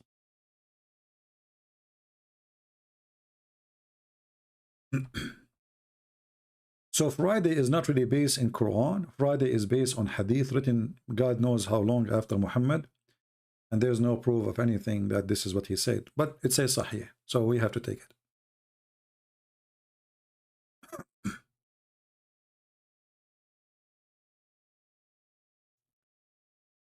Because Muhammad, he said, anything the Muslim they do, supposedly, it's what Muhammad said. It's not really from the Quran. Like a Muslim, you know, when he have a toilet seat, he cannot be turning the toilet seat into the Kaaba direction. You know, if they want to bury a person, the grave have to be facing a certain direction, etc. All those things is not even from the Quran. Actually, the Quran never even said you pray 5 times a day. And yeah, not to forget to mention here that Muhammad, he claimed that his body as a prophet will not decay, and then the hadith confirm that they did not bury him for 3 days and then his body stink.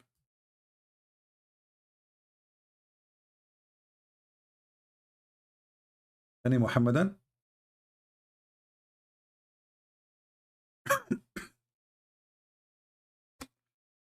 Do we have any Muhammadan here? It's very cold. Very cold. Man, the water I'm drinking right now is really cold. Damn. But don't worry. Allah will warm it.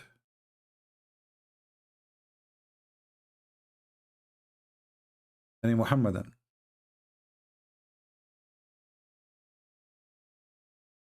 Look how much they are strong in their belief.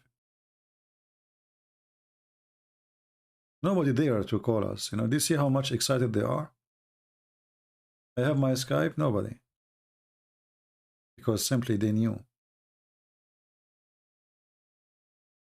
But if you get them, someone who knows nothing about Islam, you will see a long line of callers.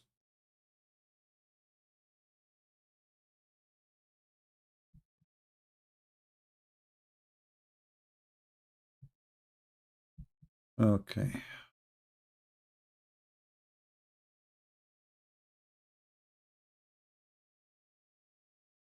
Any Abdul? Well, look like today it is very slow. Well, today is a Friday. Okay.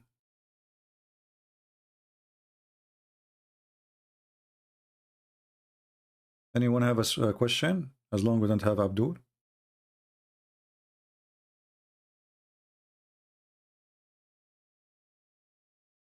Anyone?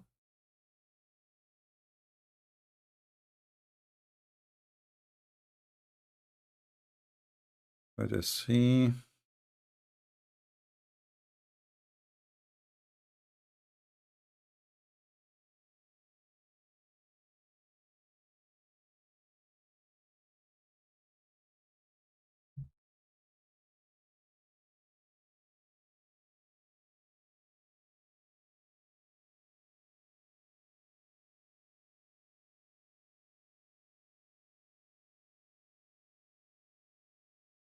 Do you yourself only have one family line?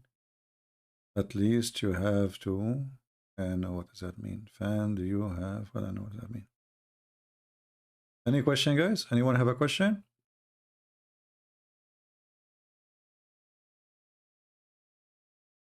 But one of the names of Muhammad is the eraser, Al-Mahi. And supposedly he will erase all those who don't believe in Allah. He will erase Christianity, he will erase Judaism, and he will erase the rest. Am I going to go live tomorrow? Well, if we got 20,000 views for this video, I will be here tomorrow. So just get us 20,000 because we want to be sure we are getting. We want to be sure that we are getting, you know, enough of you. Someone saying, can I call you for 2 seconds? I am a Christian. No, my friend. We are here. Skype is only for Muslims to call me. I apologize. Only Muslims can call me. There's no point if a two Christians talking about Islam and blah, blah, blah, blah. People learn nothing really much.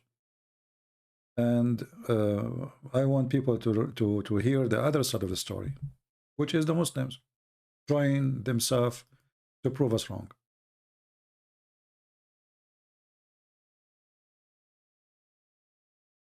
Why most of the Quran is from agnostic source? Well, the Quran have many sources, but most of the source is invalid anyway, you know. But some it's valid. As an example, when the Quran says Mary, she was a virgin, this is a you know, there is a proof that the Christians believe in that, right? So, but the majority of the Quran is coming from fairy tale stories. Some of it from the Jews, some of it from the Hindus, some from the Persian, the Sabian, the people of north of Iraq. You know, it's a collection of stories. Muhammad, he don't have really one source. Muhammad is a source collector. He's like a hover machine, a vacuum machine, collect whatever is in the ground, and whatever in the ground, he suck it, he put it in the Quran. You know, when the Jews, they came to him, and they said to him, tell us about Zulqarnain. Prophet, his name is Zulqarnain. The Jews, they were making fun of him. They were trying, you know, let us say a trap. So they give you a question, but the question imply an answer. So when you say to me, okay, there's a prophet, his name is Zulqarnain. If you are a prophet, you should know about him. So now Muhammad, because he is a fraud, he took what the Jews said for granted. And suddenly, the man with the two horns become a prophet in the Quran. And Allah speaking about him. So if you go to chapter 18, verse number 38, it says, and they ask you about Zulqarnain. Say, I will tell you something about him. So it was a response for a question from the Jews. But all of us, we knew that the Jews don't believe Zulqarnain or Alexander the Great is a prophet. Muhammad, he could not answer them in the moment when they asked him. After they left, a week or two after, Muhammad started asking questions about who is Zulqarnain. And then he told them, Allah, he gave me the answer. And then suddenly, we have a story which is written in Syria by a person, his name is Yaqub, speaking about a guy with his name with the two horn, the same exact story, who established in the earth, who conquered it. And then this guy, but it's a fiction story. Muhammad, he took it, he put it in the Quran. He kept going until he found the sun sitting in a spring of murky water or boiling water. You see it? And now the Muslims, they work so hard trying to defend those verses. They say, listen, CP, this verse here, it does not say that Allah is saying that the sun sitting in the murky water. Rather, it says that it appeared to Zulqarnain that the sun, from his perspective, where is the word perspective? Where the guy is not even talking to Zulqarnain until now. And it's there, it says he found it. So did Allah report a false find?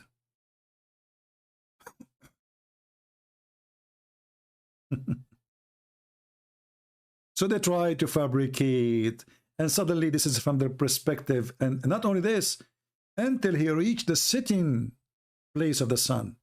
If you change the translator, you see the Muslim translation, they try to cover it up. Until he reached the sitting place of the sun. What is that? Allah is talking now. This guy, he reached the sitting place of the sun. Where?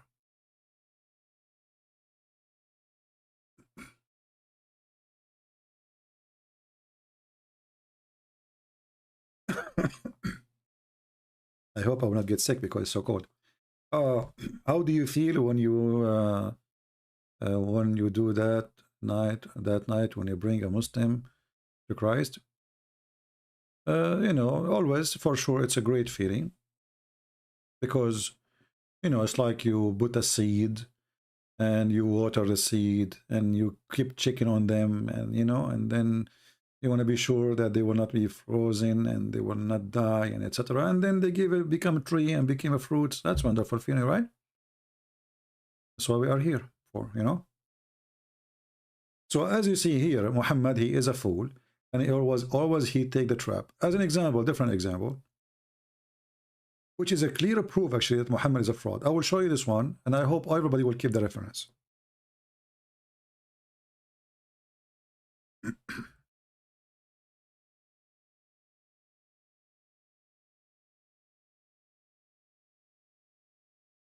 Muhammad was doing a prayer in a funeral. In what? In a funeral.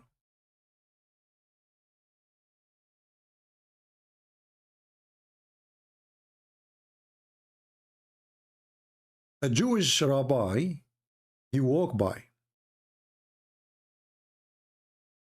A Jewish rabbi, he walked by. The Jewish, he said to Muhammad, this is how we do it. Look at the reaction of Muhammad. The Prophet, right away he said, sit down, act differently. Do you see it?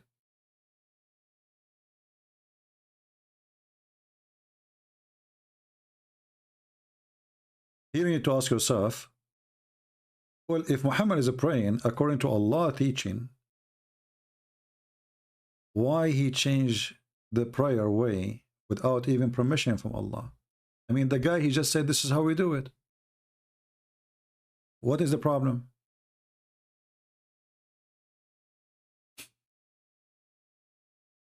Do you see the fraud? In the speed of light, he changed the way he pray. Just because a Jew, he said, this is how we do it.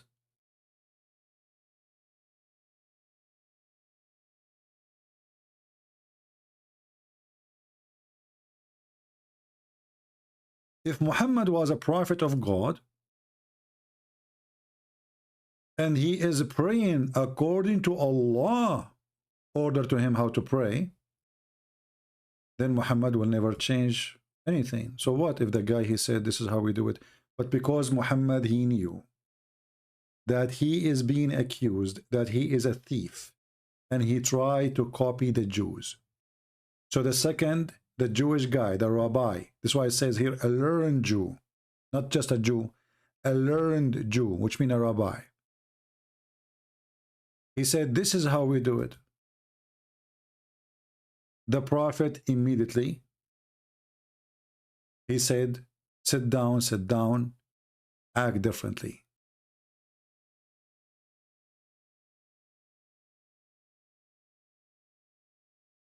The same story about the punishment of the grave.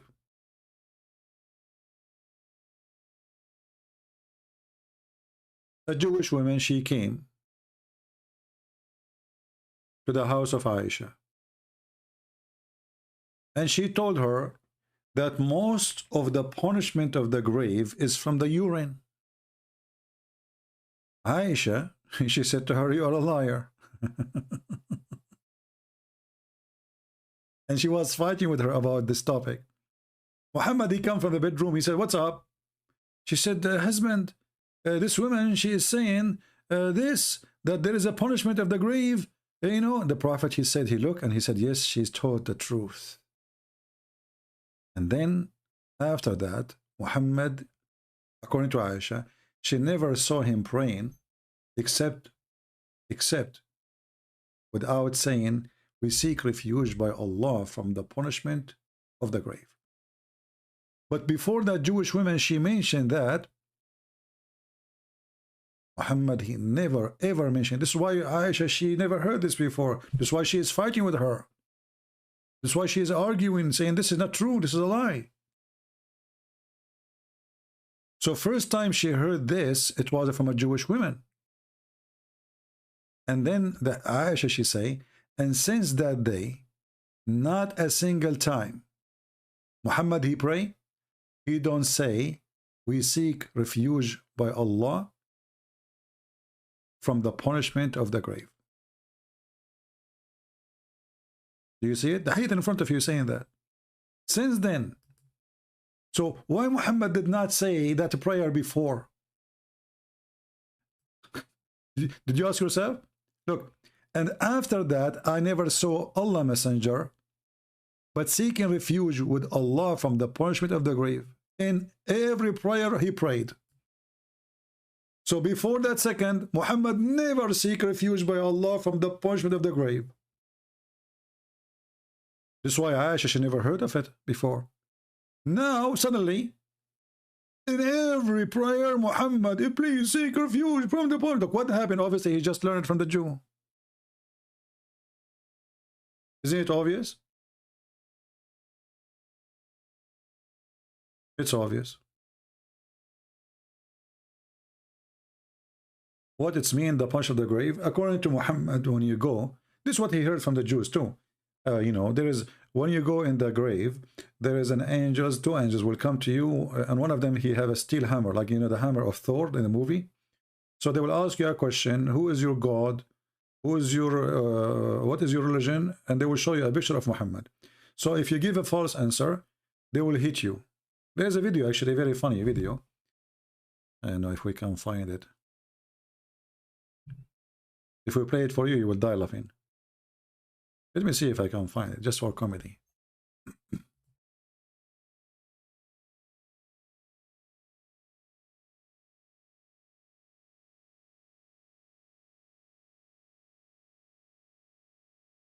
I don't know if people, they download this video. I told them to download it because it took us last time a lot of time to find it.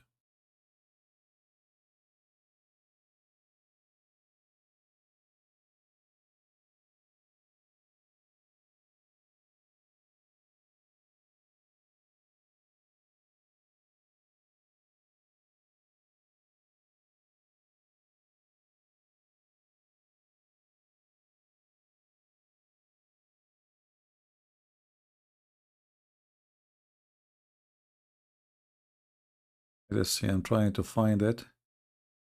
Here we go.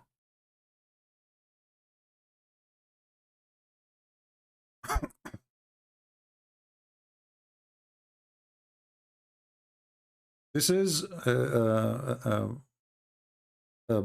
guy from Pakistan, the country of peace and mercy and tolerance. And he will teach you about the punishment of the grave. Are you ready? Who is ready here? Are you ready? I'm warning you. I mean, this is really... I'm afraid first that many of you will convert to Islam after you see how true what this guy will say to you. It's really touchy. Oh, this is not him. I want the guy.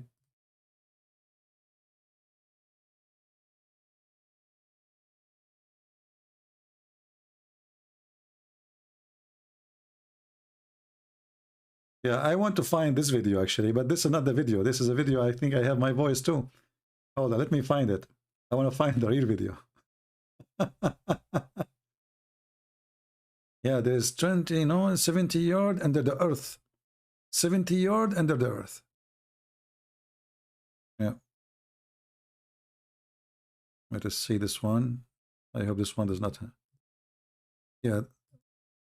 Okay. This is look like this is a video from for me from Impal Talk maybe. Old video. Hold on. It's hard to find anything without finding me there. I want to find the video of the guy himself.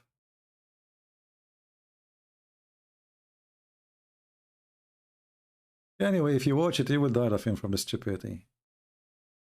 It's good to find it, but last time we found the original video and we asked people to download and repost, but looked like nobody did it.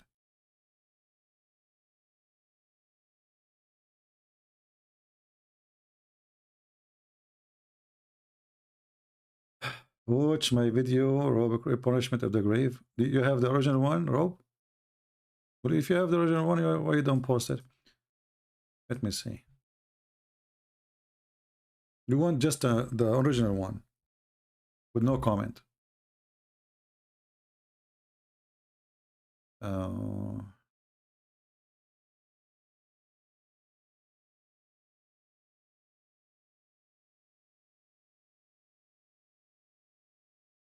And let's see.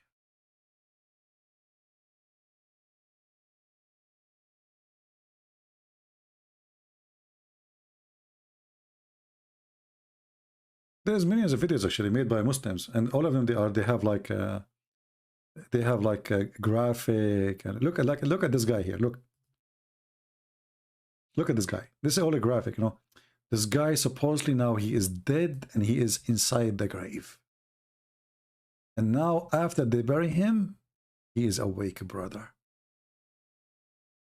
And now the angels will come and they will ask him the 3 questions. And brother, here, look. This is a Muslim girl from Pakistan. When they bury her brother, there was a big snake. And this snake, supposedly, by the way, is going to go inside her anus. And the snake have 9 heads, and every head have have 99 heads, 99 snakes, and every snake have 7 heads. Okay. So look this one. Maybe this one is the original. Hold on. Oh, yeah, this is the original one. I'm going to post it for you so you guys can download it and share it again.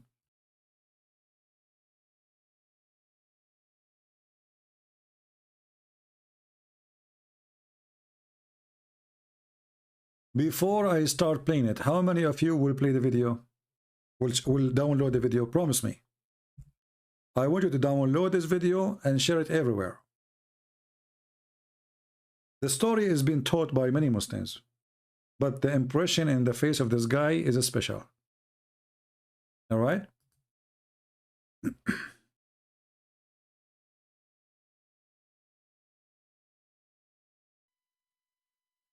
All right, we will fix the sound. So here we hear the story as it is from this Muhammadan from Pakistan.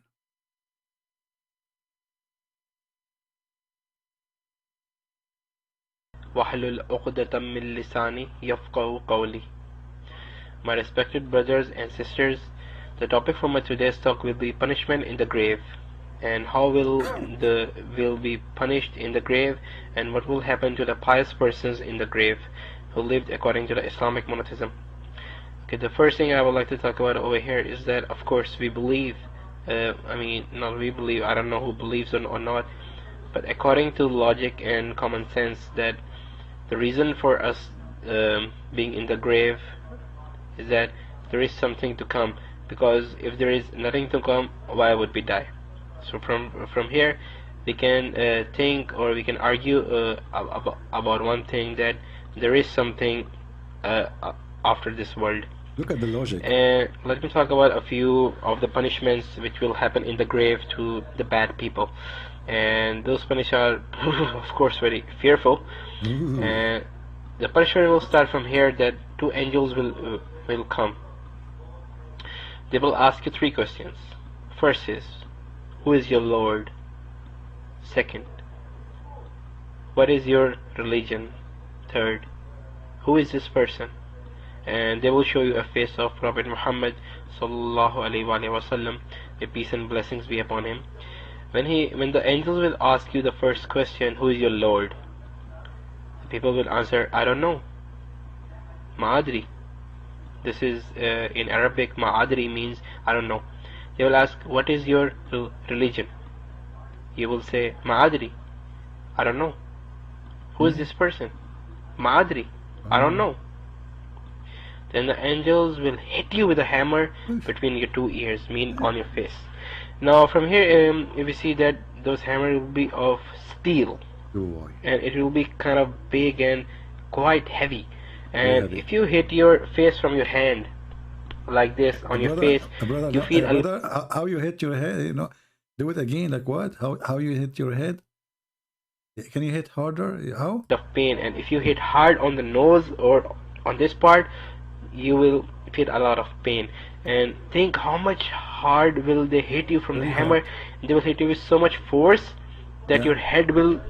You are dead now and they are hitting you. And imagine how painful it is. Okay.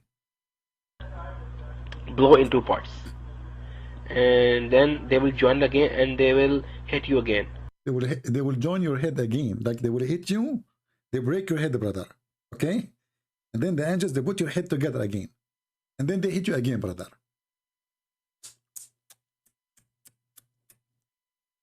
This is the story of Muhammad. This is Muhammad, by the way. This is the face of Muhammad. So you can imagine the Muhammadan in the time of Muhammad, sitting around Muhammad, and this is Muhammad, telling the story. And they will keep hitting you for a while.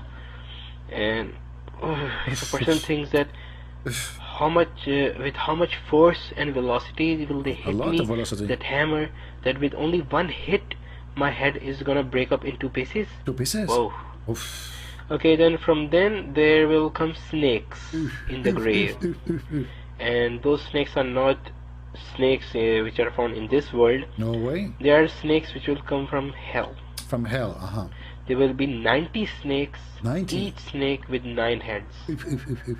And those snakes are so full of poison that it is said by the Prophet Muhammad sallallahu alaihi wasallam that if one of those snakes bite the earth, this earth, then till the day of Qiyamah, means till the last day, that the whole earth will never ever bring out any greenery. Everything will be rotten and no one will be able to harvest any plants or any trees or something. The earth will be so much poison, will be full of so poison, and they will keep biting you. The snakes will keep biting you from day till night if you don't pray, if you don't worship. And each bite they will, the snakes will bite you. It will take you 70 yards beneath the earth. 70 yards there on the earth. I mean, a man, no matter how much powerful he might be, if he grabs something and throws. And look, you know, Muslims, when they tell the story, they use like scientific logic, you know. A man, no matter how strong he is, if he hit the ground, he can't even get few centimeters down. Those angels, they are so strong, brother. 70 yards, brother. Logic. The story is full of logic, proven scientifically. If you don't worship. And each bite, they will, the snakes will bite you. It will take you 70 yards beneath the earth. I mean, a man, no matter how much powerful he might be, if he grabs something and throws it on the earth or on the street, he can hardly bring a crack on it, or maybe move in 1 centimeter. Abdul, I think the only one who have a crack is your prophet. I don't know what kind of crack he was using, but obviously it's a cracking crack. Continue. Hardly like that. And that snake will take you 70 yards beneath the earth, and you will go beneath the earth, piercing the earth, piercing the surface of the earth. Your body will go 70 yards down, and then the snake will bring it back, and then he's gonna bite you again, and this is gonna happen. Imagine 90 snakes biting you Each snake have 9 heads and 1 scorpion. Oh boy. And that's... This is Tom Cruise. It's time for Tom Cruise to show up. So 99 snakes, and every snake have 9 heads. It's not enough. 2 angels with 1 hammer is not enough. And 1 scorpion. I'm sure now you are excited to know what the scorpion would do. And 1 scorpion. And this is gonna happen. Imagine 90 snakes biting you. Each snake have 9 heads and 1 scorpion. And that scorpion is so much poisonous that there is a...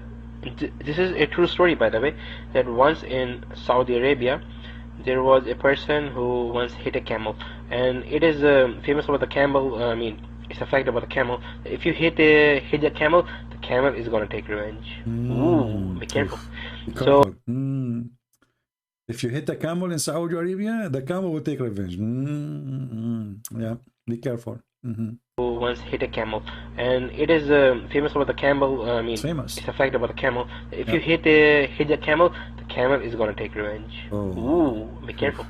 So there was this guy in Saudi Arabia. He once hit a camel, and then at night when he was about to sleep. By the way, this is a true story. In case you don't believe me, just once there was a guy in Saudi Arabia. He hit the camel. It's true story. I could take a note, please. Because you might laugh at it, but this is true story.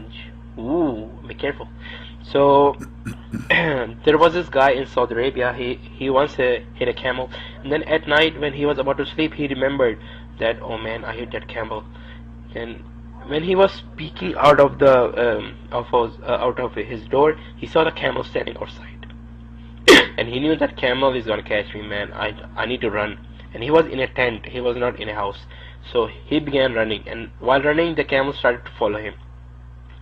And the camel was following, and the man went to a graveyard. And in the graveyard, he saw a grave which was a little bit weak. I mean, it was not, you can say, hard or firm. Yeah. So he broke the grave, and he went inside. And inside, he saw a scorpion, a small scorpion, a strange kind of scorpion. Yeah. And he was stinging the dead body, and he got a little bit afraid. That scorpion came out of the grave. Look, he is look how tiring the story is. The guy is touching his head, his face. It's a lot of pressure, a lot of stress. Telling this story is not easy. We are talking about snakes will go inside your inner. That's why the Muslim Sunni, when somebody he die, they push a piece of cotton, big one, inside the anus. So those scorpion and those snakes will not go inside the anus. Strange kind of scorpion, and he was stinging the dead body, and he got a little bit afraid. That scorpion came out of the grave, and he saw the camel coming. He stung the camel, and the camel all of a sudden died. And it is famous about the camel that if a snake or any deadly animal bites or stings the camel, it takes at least 7 to 8 days for the camel to die, because camel absorbs the poison very slowly. Okay. And when the scorpion stinged him, he died at once. And then the man came outside. He saw the camel. Brother, did you know that, brother? That it's very famous, brother, that the camels, they can handle like you know, like the poison, or if a snake, or take them up to 8 days. But this is scorpion is different. This is coming from hell. He died at once, like bing, and the guy is dead. His tongue is out at once. It's not even a second. And you are telling me Allah is not a true God? You don't believe? If I am you now, you should accept Muhammad. Otherwise, this will happen to you in the grave. Aren't you worried, all of you, that there's 99 snakes? Each one of them have 9 heads, is going to go into your anus? Aren't you? Aren't you that you're afraid that they will hit you with the hammer, and they put you together, put you with the hammer, put you together? You are dead now and you are tortured? Aren't you afraid at least from the scorpion? I don't know. I feel sorry for you. But if you accept Prophet Muhammad, brother, the angel will ask you, who is this guy? You say Prophet Muhammad. You say, good boy, good boy. Enjoy the grave, Abdul. You are fine. Do you want porn? Or Netflix? Or both? Snake or any deadly animal bites or stings the camel, it takes at least 7 to 8 days for the camel to die, because camel absorbs the poison very slowly. And when the scorpion stinged him, he died at once.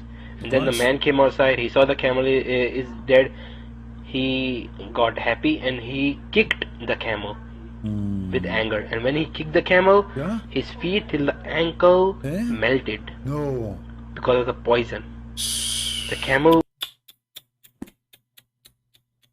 You see what happened? Now the scorpion did not sting the guy, sting the camel. The guy, he hit the camel because now he's happy. The camel was chasing him. But when you hit the camel and that camel was stung by a poison of a scorpion coming from hell, do you know what the consequence, Abdul? Your leg melted.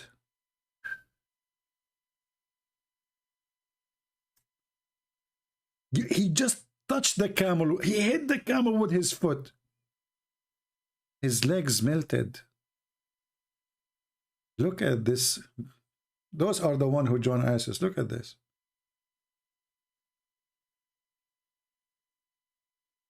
And you are asking why they joined ISIS? He's ready to go. So the guy is, hit the camel. Oh, you stupid idiot. How in the world you hit the camel? You should not hit the camel. Don't you know that this camel was just stung by a scorpion from the grave, which means this is from the hell? Deadly animal bites or stings the camel, it takes at least 7 to 8 days for the camel to die, because camel absorbs the poison very slowly. And when the scorpion stinged him, he died at once.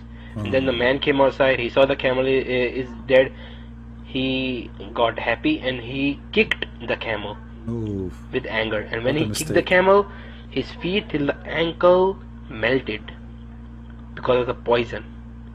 The camel's body became so much poisonous that his feet till the ankle which he hit melted at the very spot. And that kind of scorpion is gonna sting us. Oh man. So from here we can see how much horrible will the scene be. And the good thing about the pious person is, if you worship, your worships are gonna save you from the snakes and the scorpion from your left hand side. If you pray, that will save you from the snakes from the left side. Okay? So now because you pray to Allah 5 times a day, your left side is protected. Take note. Okay, second step. If you give charity, your charity will save you from snakes and camel on the top. If you give a charity, brother, by giving charity, that will protect you from the snakes and from the top. Okay, the bottom isn't protected now.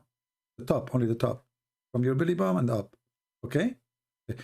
Okay, we are taking notes. If you don't lie, speak truth, and do righteous deeds, those will help you from the snakes and scorpion coming from the right hand side. And if you read the Quran, that will help you from the bottom. Stop. So if we read the Quran, that protect our ass? Perfect location. They fit.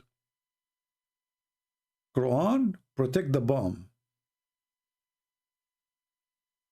Okay. I mean, I don't know. I cannot complain about that. I read Quran every day. You can imagine. So these are the only things which can save you in the grave.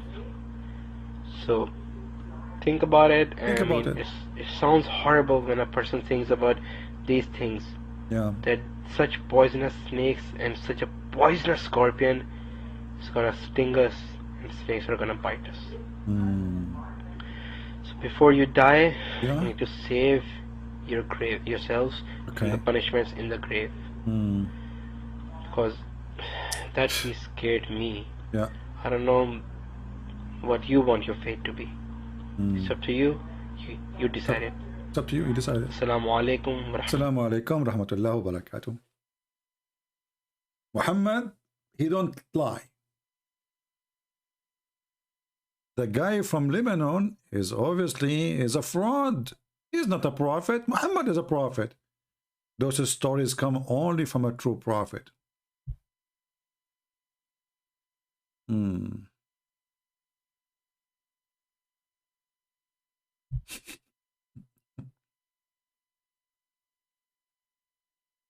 This is the smart, intelligent religion. And this is why, you know, I'm so glad for you and people in Europe. And it's so glad that Biden is bringing us, you know, Taliban from Afghanistan. This is what he brought us. Those stories coming with them.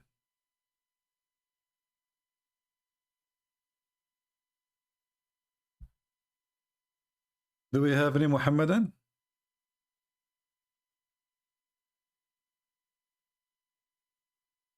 You know, for me, I am not really worried about those things because I have different way to keep the angels of Allah and the scorpion and etc. I have my socks. Our socks smell so bad. So all what I need, I will tell them to keep my socks in my feet. And I challenge the angels of Allah, the snakes of Allah, the scorpion of Allah to get even close to my socks. Actually, according to United Nations, they describe my socks as a mass destruction weapon.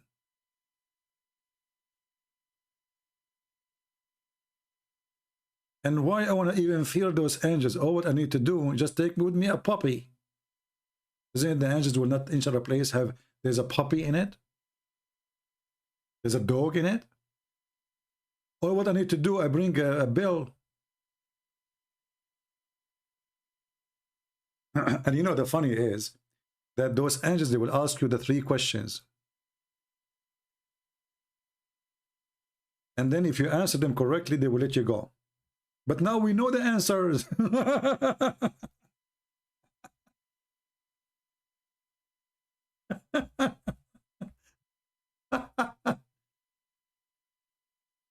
What the point of the exam if we know the answer already now?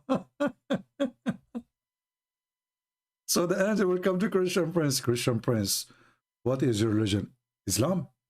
Who is your God? Allah. Who is this guy in the picture? Muhammad. And then they will say, good boy, okay, now you can enjoy Netflix.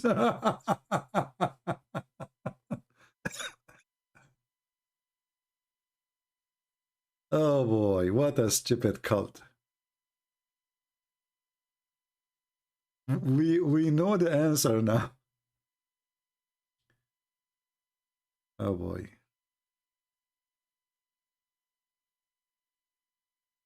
Let us see.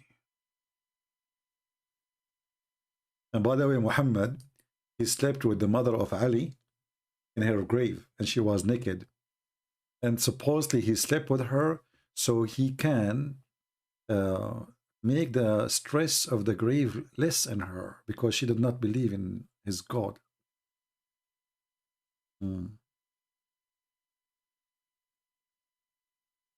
Yeah.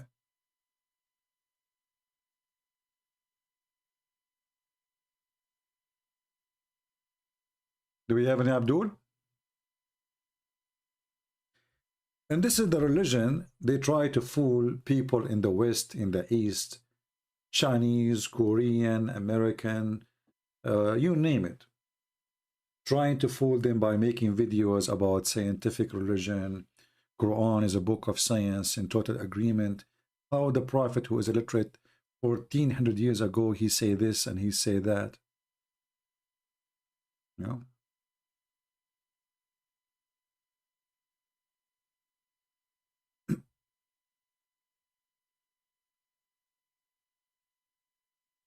Everything Muhammad he take he's taking from somebody.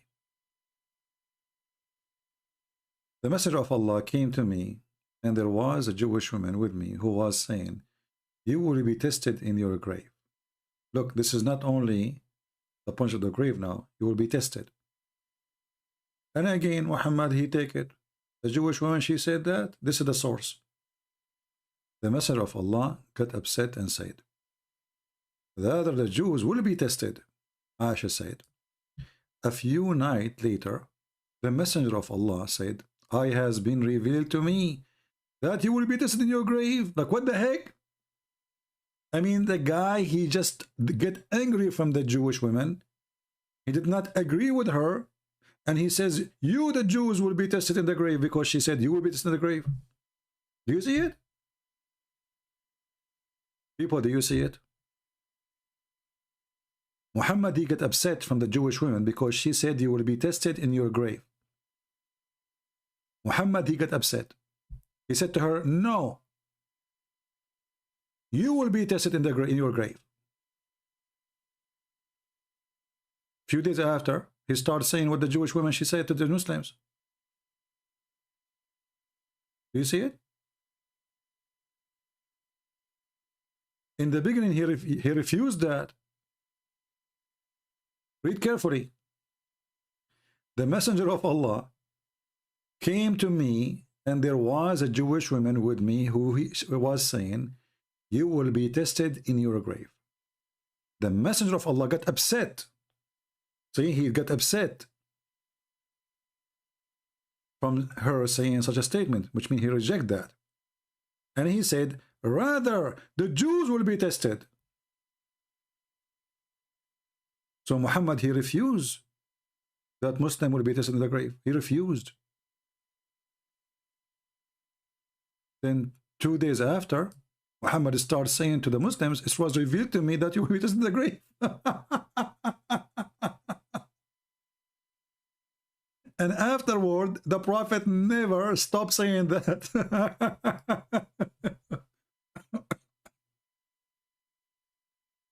Oh boy.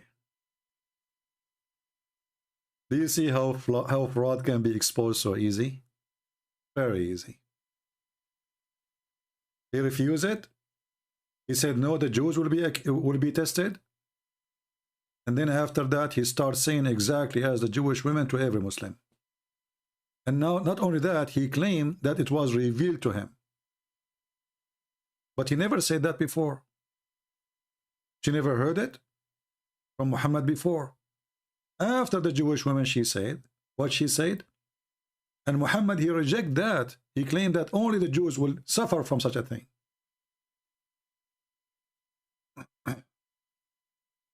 Is it true that the Jews, they believe Adonai is the devil? Yes. The Sabian, if you go to their book, Kanza Rabba, actually there's a book I'm working in, but it's going to take me long to finish it, about the source of the Quran. If you go to the book, it's called Kanza Rabba. I forgot which page. Let me find the book. And even the Quran is like almost a copy of Kanza Rabba book.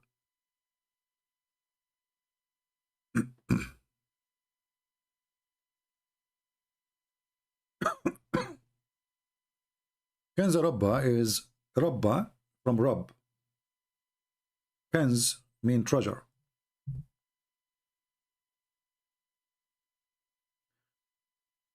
Let us see if we can open it. All right. So this is the book of Kanza Rabba. This book, the book of the Sabian, have two sides, which means side can be read from the right to the left, and the other side start from the left to the right. Right? It's like a kind of a superstition thing that, you know, the middle is where God can be found. So you have to read from the right first, and then you read. So Kanza Rabba, Al-Kanzul Azim, Al-Kitab Al-Muqaddas, etc., etc., etc. Give me a second.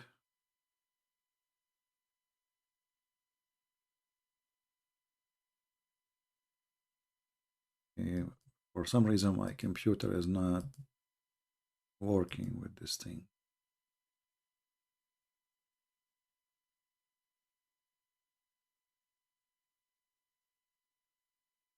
Okay. Yeah, if you read actually, you will think that you are reading the Quran.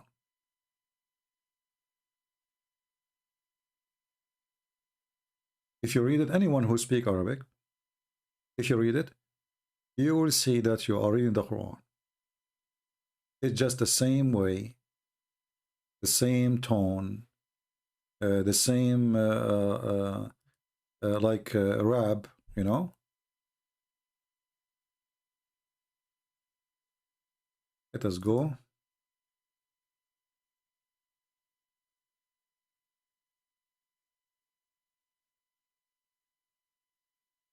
The first page is at Tawheed. The first page is at Tawheed. التسبيح الأول. بسم الحي العظيم. Those who speak Arabic, they can read it and they can see what I'm talking about. Tawheed, he took it from there, Muhammad. And then we find that a Jewish man, he was correcting him about Tawheed.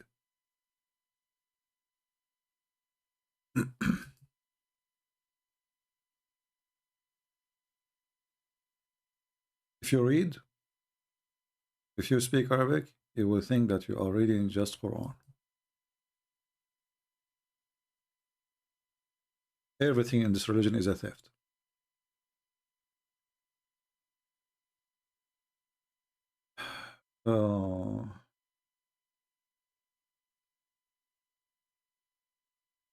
Yes, in the Quran, it says that Isa, when he was born, he spoke from underneath of her. Actually, they are confused about who was speaking from underneath, but it's confirmed that when the Jews, they came to her to marry, supposedly, she pointed her finger at her son, and the son, which is Isa, he spoke.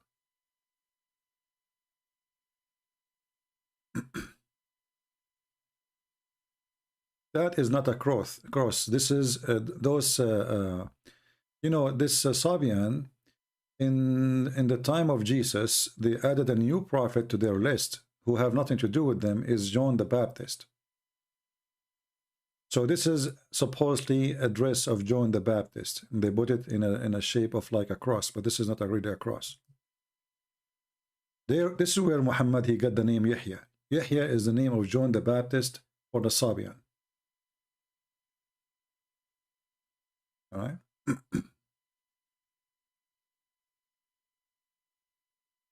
You know, we can make special videos about this religion to show you how Muhammad, he stole from them. But the problem for me will be that you guys don't speak the language, and that will make it really, you will not enjoy it. You know.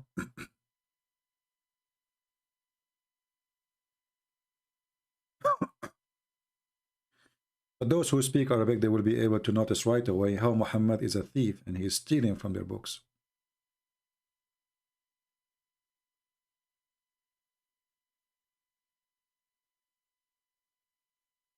And actually, I find that even this Kanza Rabba, you see, the Sabian, they don't really have a book. So what this Kanza Rabba is, let us say, is a collection what they believe it used to be exist. You know what I mean?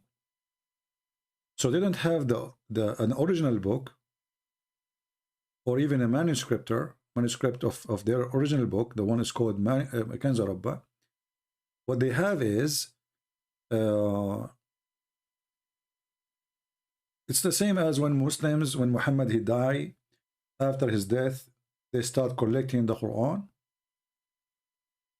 But this process happened long after for the Sabian.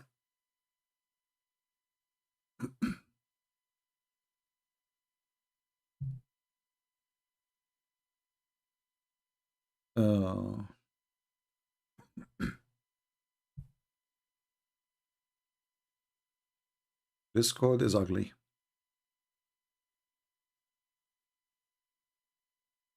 Yeah, so you keep going like this, and then until you arrive, this is Kanza Rabba from the right, and then you arrive where it says Kanza Rabba from the left, and that, you know, will be, here we go, this is the second book. It's not really a book. I mean, it's a book, but it's small.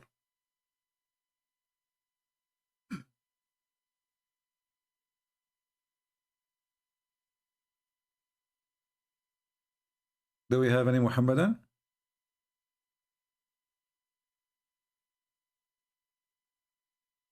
Well, I was expecting today, because it's a Friday, we will have more people, but I mean, sadly we don't. So maybe we will finish for today. And I don't know if tomorrow we will have a 20,000 to come back tomorrow, but if not, you know, we will see. When this book was written, as I said, this book is not really written, supposedly the Sabian is a very old religion. You know, Sabian, this is why the Sabian, they hate the Jews. They believe that Adonai, the God of the Jews, is the devil.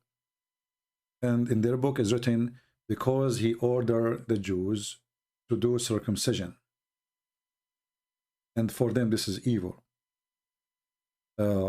So the original book of the Sabian is not exist. They don't have it. And it should be written in Aramaic, not in Arabic.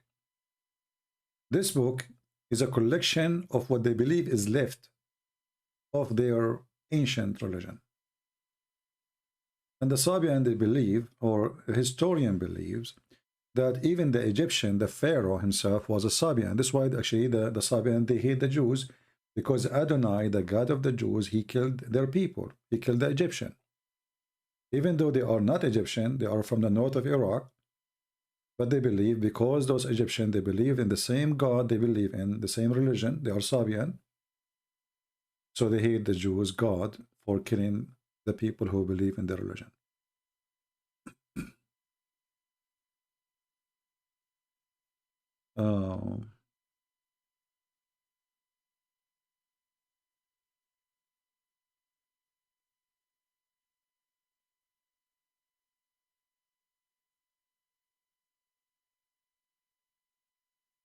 Actually, if you read here with me, who can read Arabic here?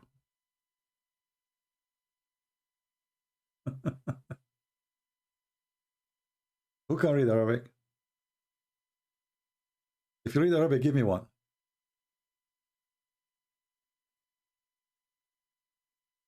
If you read Arabic, give me one. If there is any Muslim who read Arabic,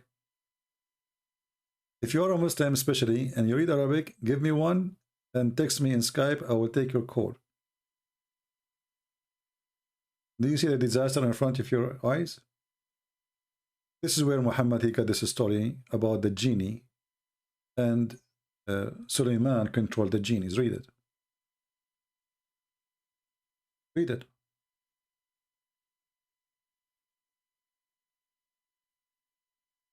Big man, why you don't call me or read for me? Is it true? It says here, speak about Suleiman controlling the genie. فوقعت عليه الواقعة. Isn't what this was the Quran? الواقعة.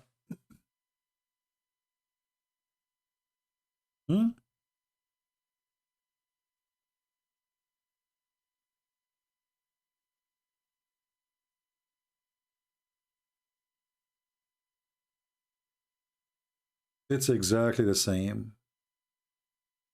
باسم الحي العظيم يا رب التسبيح انظر إلينا ولا تحكم علينا ربنا إنا أخطأنا فاغفر لنا ولا تحكم علينا.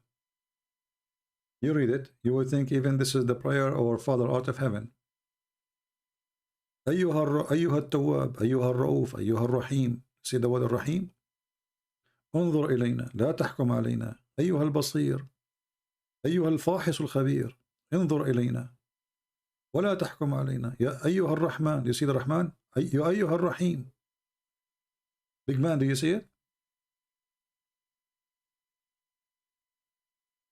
الرحمن الرحيم.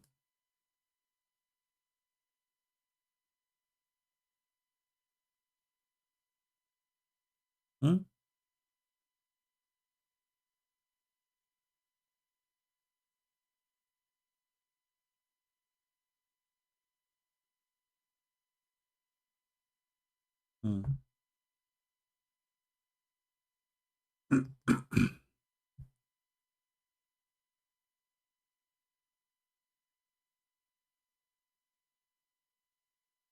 And then, you know, it's the same. Like, I mean, tons of things.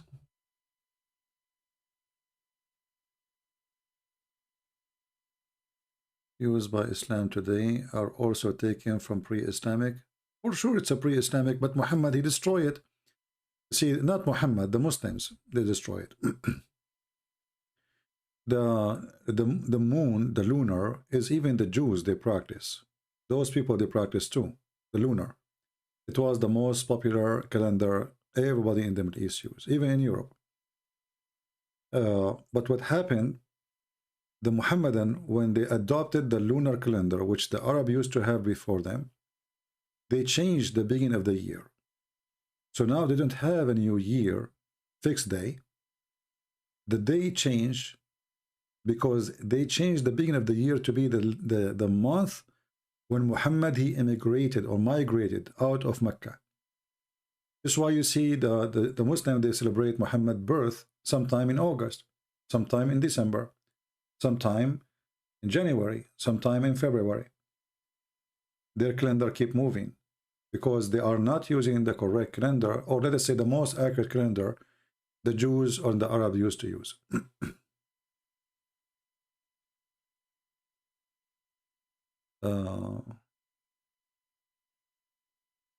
Do we have any Abdul?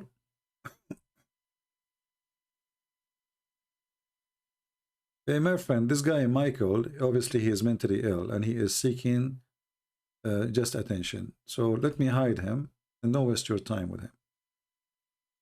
You need to remember, there are some people here, they come just because they are seeking attention. So they say things, stupid things. So you can, you know.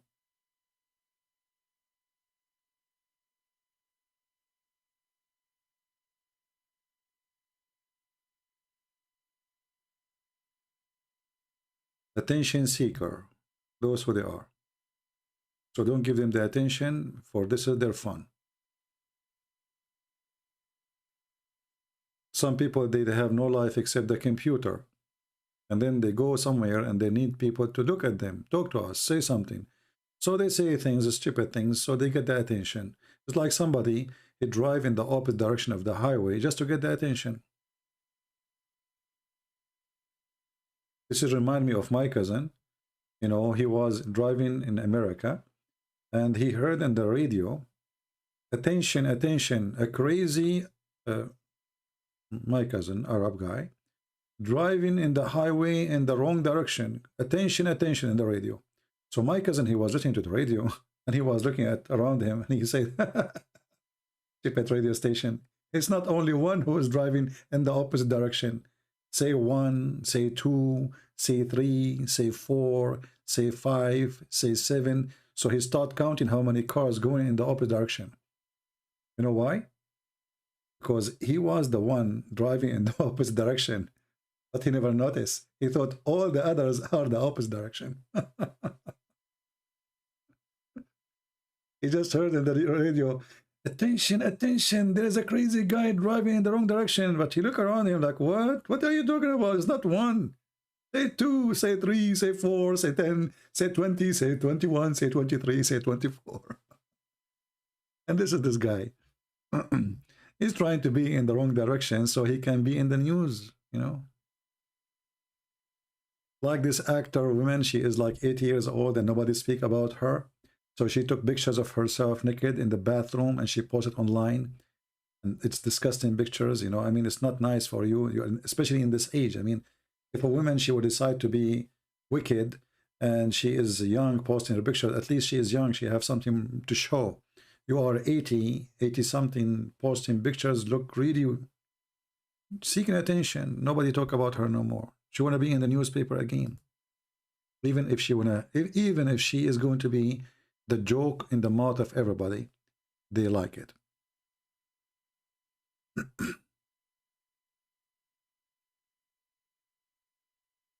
Do we have any Abdul?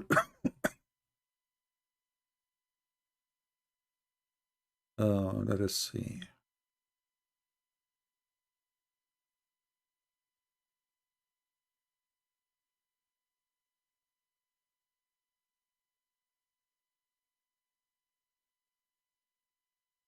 Yeah, evil has no age. I agree. Right. And there is, there is people, they seek fame, they live for fame, they die for fame. Like those people, they want to have more view in, in many apps. So they want to take a picture in a very dangerous location on top of a cliff or something, and then they die. People are stupid, they do stupid things for the sake of fame.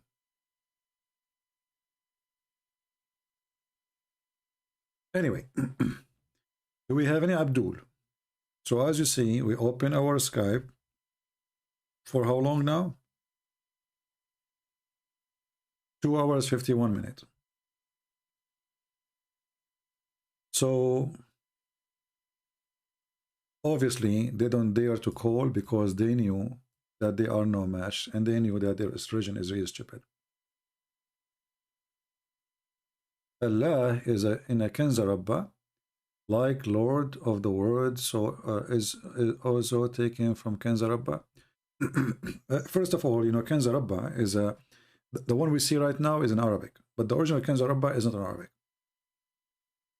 The original one, but the original does not exist no more. It is in Aramaic language. So yes, there's many names is taken from there, obviously, and many values of Islam is taken from there. However, we have to mention that this book is 1,000,000 times better than the Quran. At least there's no killing, there's no raping, there's no violence.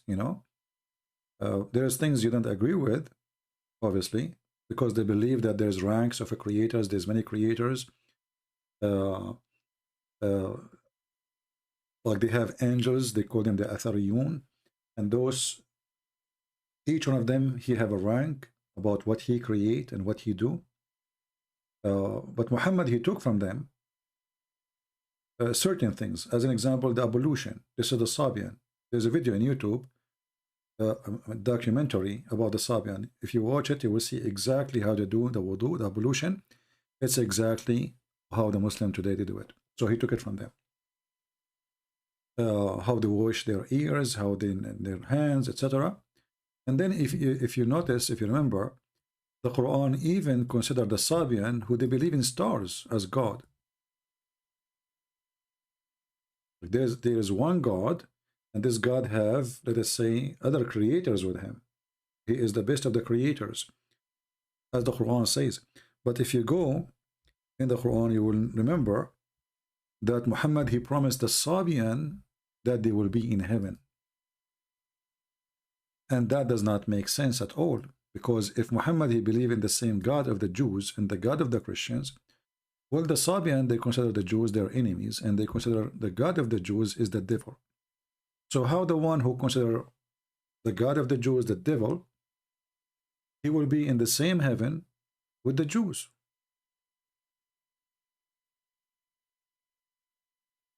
You know what I mean?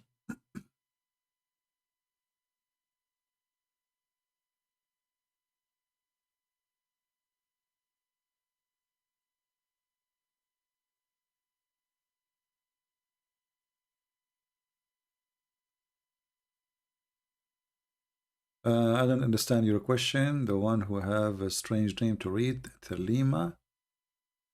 Does anyone know the verse where Allah says something along the lines?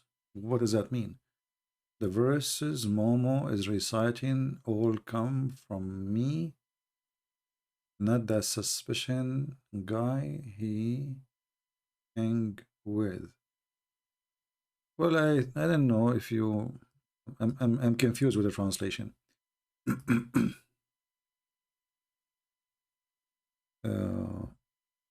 But maybe you are talking about this verse.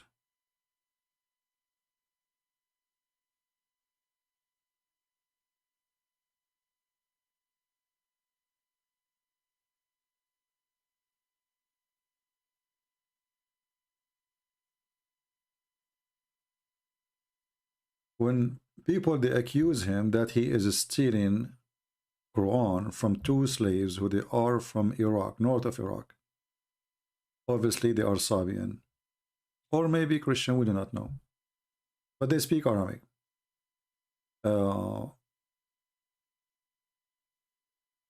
So Muhammad, he received this verse supposedly from his God, saying, we know indeed that they say, it is man that teaching him, which is a response to Muhammad staying with those two guys, and he learned from them about religion. And Muhammad's response is, the tongue of those two, not him. See, this is false translation. Of those who teach him, they are, they have a wickedly point, and those people, they have a foreign tongue, while this is a pure Arabic and clear. So the response is that, well, if I am learning from them, then how my Quran is in Arabic, clear Arabic. You remember yesterday we have a guy from Iraq, he himself from Iraq. We asked him, is the Quran clear Arabic? He agreed it's not.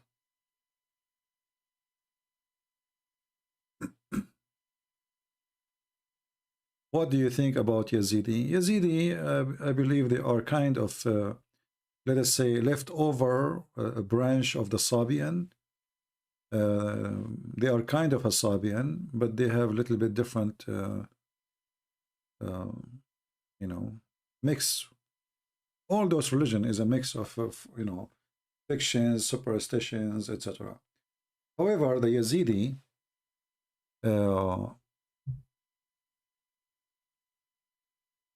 let me show you something.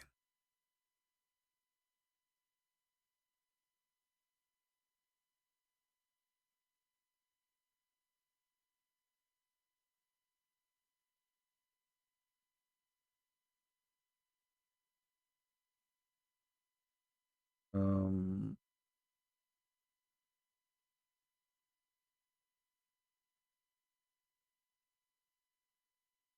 trying to find a hadith, but let us see if we can find it.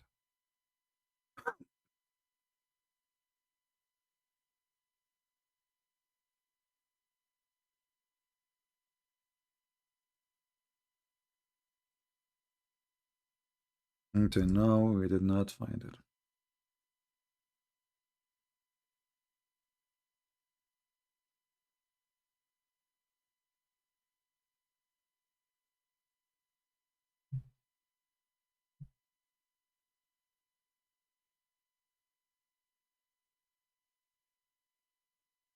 Let us see here.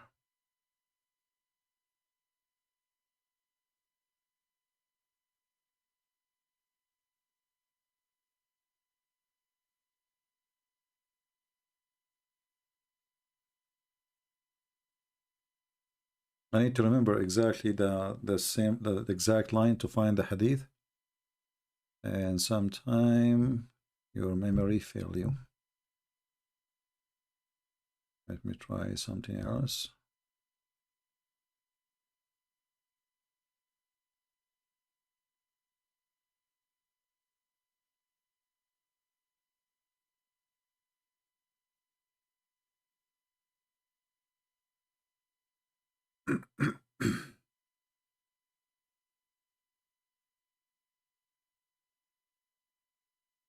Yeah, I'm trying to remember. However, the teaching of Islam about Satan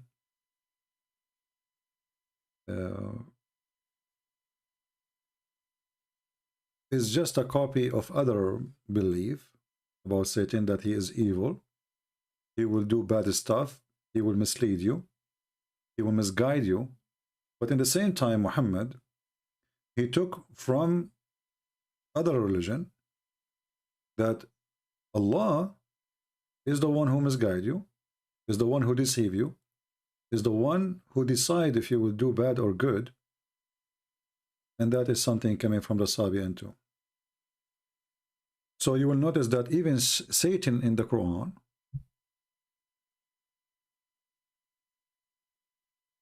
he is a victim of Allah, and Allah, he is the one who misled Satan. Therefore, Satan is going to mislead others.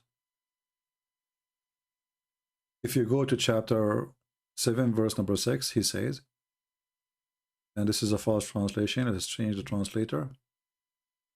Let's see this guy here. So read with me. Iblis, this is the name of Shaitan in the Quran. Sometimes it's called Satan, sometimes it's called Iblis. But then you go and you check where the word Iblis coming from. You will see that Muhammad again is doing the same thing.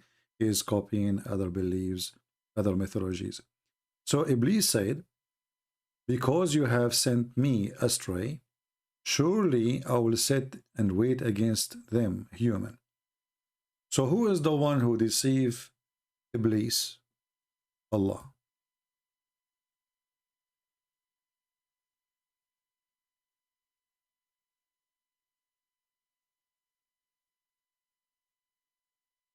And this is in the Quran.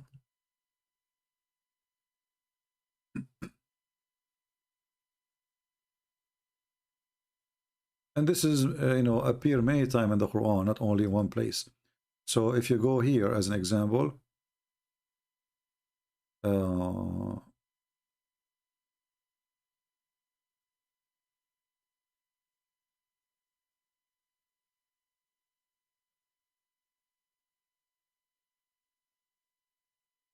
chapter 11, verse number 34 says,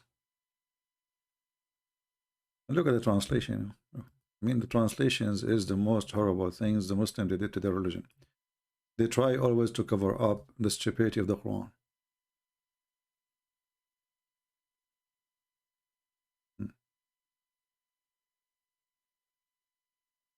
And my advice, you will not profit you, even if I wish.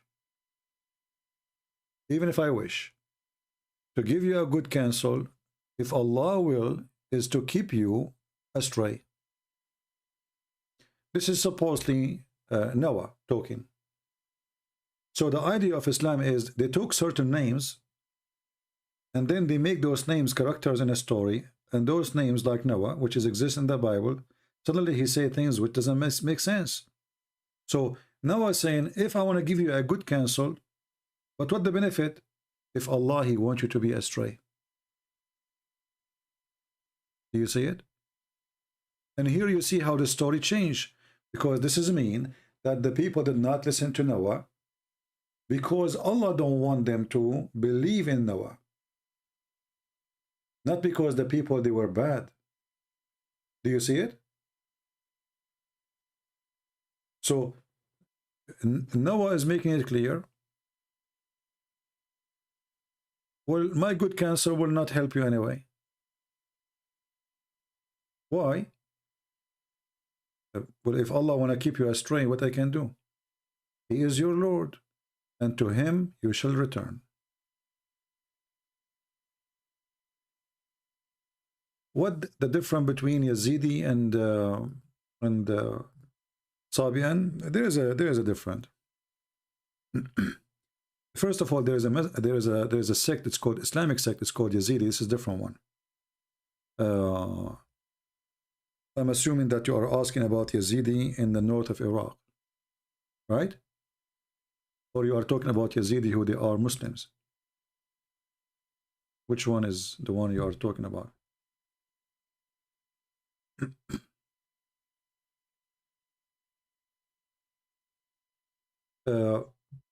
If you notice that the Yazidi, they've been attacked very horribly by Muhammadan, especially ISIS, and it sounds like they want them really, they want to finish them all.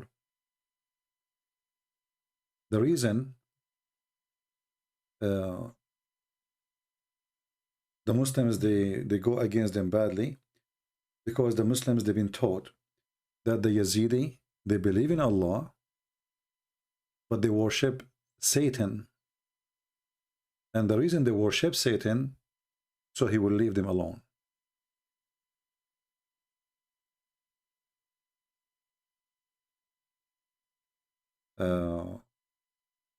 So there is many stories about them, and I'm very sure that there is a lot of let us say a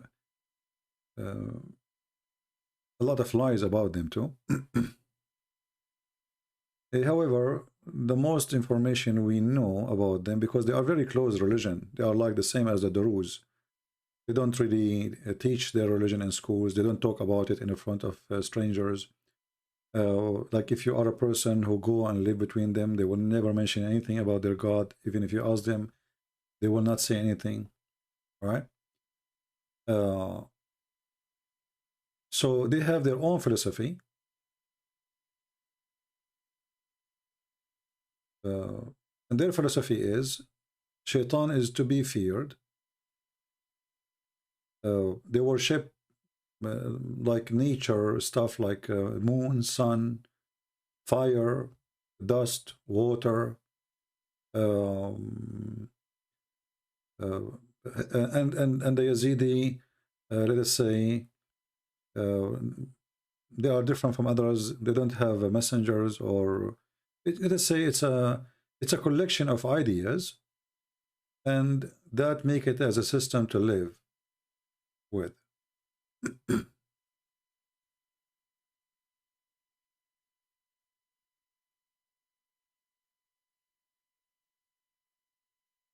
I don't know if I was able to, but there is not too much really information. The same as the Druze. The Druze, they were like a hiding religion. Nobody really knows much about them. They have a books. The book, it's called the Book of Wisdom. But they don't allow people to learn their religion. They don't talk about it in the public. When they speak, the Druze, they claim that they are Muslims like everybody, and they believe in Allah, the same as everybody. But the second you start studying, you will find that the Druze, they have a different religion from Islam. As an example, they believe that Al-Hakim bi Amrullah Al-Fatimi is Allah. Is Allah on earth. And he have a son. His son is Hamza al-Bahlawan. And the Book of Wisdom is 7 letters between the son and the father. So you will find yourself looking at like as if they are trying to be the other Christianity, but it is an Islamic religion. So in one hand they say our book is the Quran. This is the only book we have, but in reality they have a book. It's called the Book of Wisdom, the Letters of Wisdoms, which is 7 letters between the Caliphate of Al-Fatimiyin. And this guy Al-Fatimi is mentally ill. As an example, he forbid the population of Egypt from eating, I don't know what the word in English, let me see. Let me try to find it. Mulukhiyya, in Arabic, Mulukhiyya.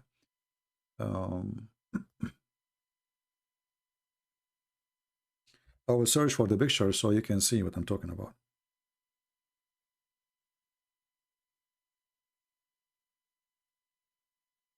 However, by the way, about the Yazidi, those who the Muslims they kill, the ISIS, then we don't have any history of them being bad people, even if they worship Satan. And as I understand, they do, like, let us say, they have a special respect to Satan, so Satan will not hurt them, like they obey Satan, let us say.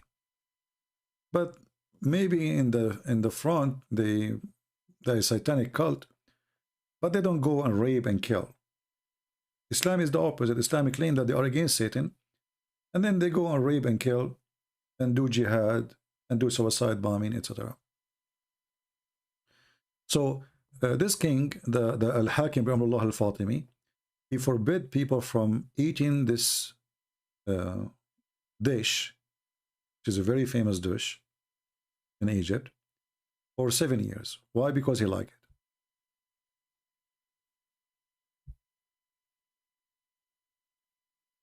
There's a Yazidi in here. He is well, if the Yazidi is in here, you like to call me, feel free. I will take your call in Skype, so you can explain to us about your religion. If there is a Yazidi in the chat. Yeah, I don't remember anything the Yazidi they did as a bad people, I mean, they are, whatever their belief is, I never heard that the Yazidi is attacking their neighbors, and raping the women, and killing their neighbors, stealing their stuff, I never heard of anything bad about them.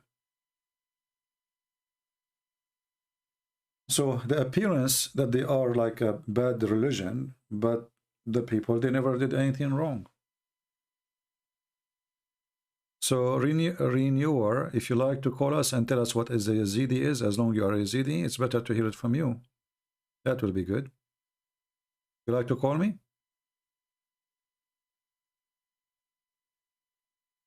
Do you like to call and tell us what is your belief exactly and how you learn your belief?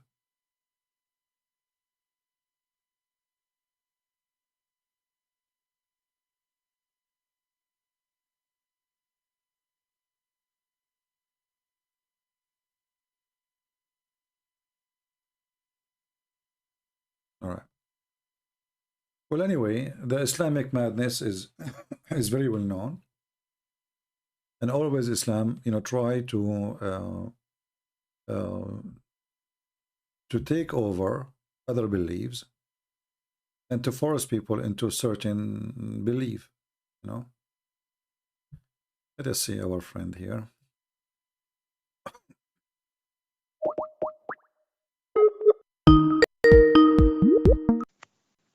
Hello.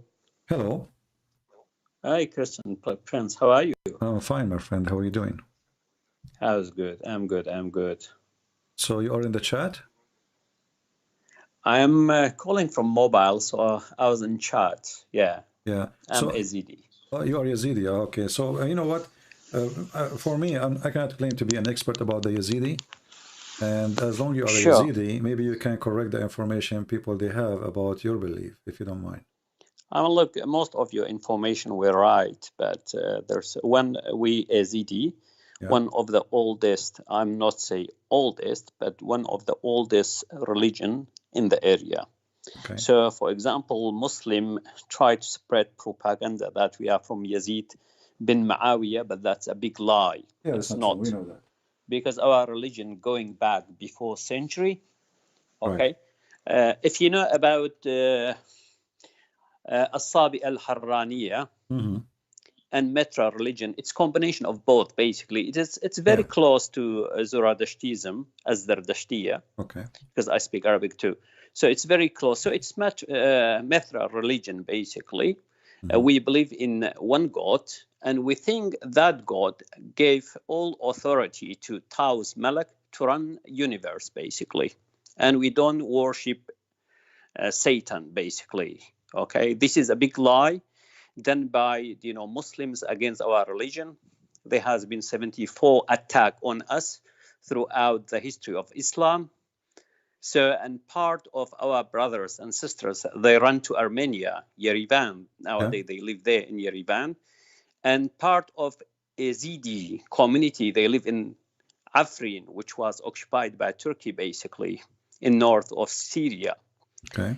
So, with regard, we don't believe in Qiyamah, but we believe that in Istinsakh al-Arwah. Okay. Yeah, to reincarnation. But I have a question about the Yazidi belief. Is it true that the one you call him the angel, the one you mention his name, is the one who refused to bow down to Adam? Look, Taus Malak, basically, when God, it's exactly against Islam. When God asked, for example, all the angels to bow to Adam, and he didn't bow. Say, you are the only one worth worship. I'm not going to bow to something you created by your hands. So, and that makes sense, actually. That makes sense. I mean, why he need to bow down to a human? Exactly. Look. And not only this, the Quran is stupid. It is. Because he ordered, if the angels, they say Adam will do mischievement, and then Adam, he did mischievement. No, exactly. I totally agree. So look, so you are the only one creator. You are the only one worth for worshipping. Yeah. I'm going to bow only to you. I'm not going to bow to something you created. Okay. So it was, in our view, it was a test from God to his angels to see which one will obey, which one not. And at the end, Taus Malak God, because he didn't bow to Adam, Okay. gave him authority to run the universe, basically. So there's no Satan worship in Yazidi religion, and it's not Yazidi, it's Yazidi. Yazidi. Yazidi. Yeah, but you know, if you think about it here, Yeah. you know, first of all, you will notice that Muhammad is stealing his religion from your religion, Yeah. and then you will notice that Tawus Malak, this angel, who refused, and you just said that Allah, he gave him the authority to run the world, Yeah. right? Yeah. Yeah. And actually, this is what I was saying. I don't know if you heard me. The Quran says that أغويتني, because you are the one who, you know. لأغوينهم أجمعين. Right. Yeah. So because you did mislead He's me. revenging. Yeah. All right. So I'm going to revenge. And so in your belief now, as long Muhammad is stealing the story from there as usual, he said it was from somebody. This person, this Tawus Malak, is he a bad person for you as a Yazidi? Or not at all. Not at all. He's working in the authority of God. Okay. Because he's the best worshipper of God. Okay. And in our religion, basically bad and good is up to human being. Mm-hmm. We make decision. Okay. If we do bad, we are responsible. If we do good, we are responsible. So there is nothing in our religion called Satan. There's nothing. Okay. There's no bad side. And so it's our decision basically. And also the Islam took Zamzam from our. We have Ma Zamzam fi Lalish. You know Lalish. Lalish, yes. Mm-hmm. Yeah. There's Zamzam. It's all days going back to Ayam to the day of Harraniyin, because Harraniyin they used to worship moon, sun, stars. It's going back to that day. It's very old religion, and it's very peaceful religion basically. You know. Very peaceful religion. And we have a book, it's called Black Book, and there's another book anyway, so few books in our religion, but it's only so holy. I will show a picture actually of Lalish, the one you mentioned. Yeah. This is like a spring of water inside like a cave. Yeah. And this is Lalish, and the Yazidi, they call it the light water, something like that, the water of light. It is. It's a very blessing, yeah. So here you see again how Muhammad is a thief, stealing from the Yazidi. Even the names of the spring in Mecca is not really. And you know, here you need to maybe we need to think about it. Maybe Muhammad actually is not even from Mecca. Maybe he is from there.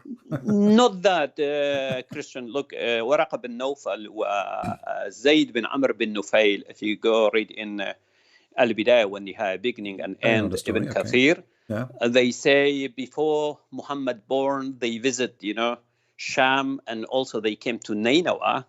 Okay, this area, they were collecting some idea from all those religion to make a religion. And Zamzam, it has no root in Arabic language. Yeah, exactly. Yeah, doesn't mean anything. It's just, I mean, doesn't mean anything in Arabic language. It's stupid to say it because Zamzam doesn't make sense. But so what Zamzam mean in your language? Zamzam, there are few meaning. One of them means little by little. A little bit means if you take a little bit, it will be a blessing, you know. Yeah. So they took that, you know. And now if you go to Arabic, Mu'jam al-Lugha, in Arabic language, it will say means a little bit means okay. Which is not really Arabic. No, it's not Arabic. It's not Arabic. But they are taking, obviously, they are taking the meaning from your people, and they put it in the Arabic dictionary because this is the only way they can explain the word. Exactly. Look, a Christian, throughout the history, you have been living with the Armenian, Christian, Assyrian. Yeah. No problem at all. And you know that. If you I was just telling them, I never heard of a Yazidi killing his neighbors or doing bad stuff. I never heard of them riding or, you know, they are nice people. They live and, you know. But here, actually, I need more information from you, and that will confirm my information if it's true or not. Yeah. The evolution, I saw how the Sabian, and you said that the Sabian and Yazidi is like a mix with like Yazidi is a mix between Sabian and Zerdusht, right? But don't No, you... no, not الصابئة الصابئة الحرانية. الصابئة الحرانية. يختلف Yeah. عن الصابئة المندائية. I know. Yeah. So Okay. Yeah. so the ablution you do ablution, Yeah. correct? Okay. مثل تعميد we do, but it's not exactly, because with this water, But do you have water in from your ears and the mouth? Because the Sabian... No, we don't do it. No, we don't do it, because Sabi al-Mandaiya, they do it to get rid of shaitan. They do exactly, yeah. Yeah, no, we don't have that, no. Yeah. But when we born, they take us to that Zamzam water to bless us, that's it. Okay. Yeah, exactly. That's all, basically. Yeah. Now, actually, today, by your help, I'm sure people, they learn something really good. That's Muhammad, he took the story of Adam bowing down to, forcing an angel to bow down to a man. His name is Adam. Is the name Adam as it is exist in your religion, or it have different name? Well, we called Adam. We called Adam. Okay, we call Adam. It's same name, but look, it's bowing to Adam is shirk, isn't it? Yeah, but Adam is not really a name, isn't it? It's a word meaning human in the Aramaic language. Yeah, it is. Yeah, it is. Yeah. So here we notice how Muhammad is stealing from other beliefs, and he put it in his book, and yet he claimed that he is the one who got the story right. But in the same time, we notice that this is something he stole from others. And the funny here, when Muhammad, he promised the Sabian to go to heaven, how come he didn't mention you? Is that because you are the one who respect Tawus Malak?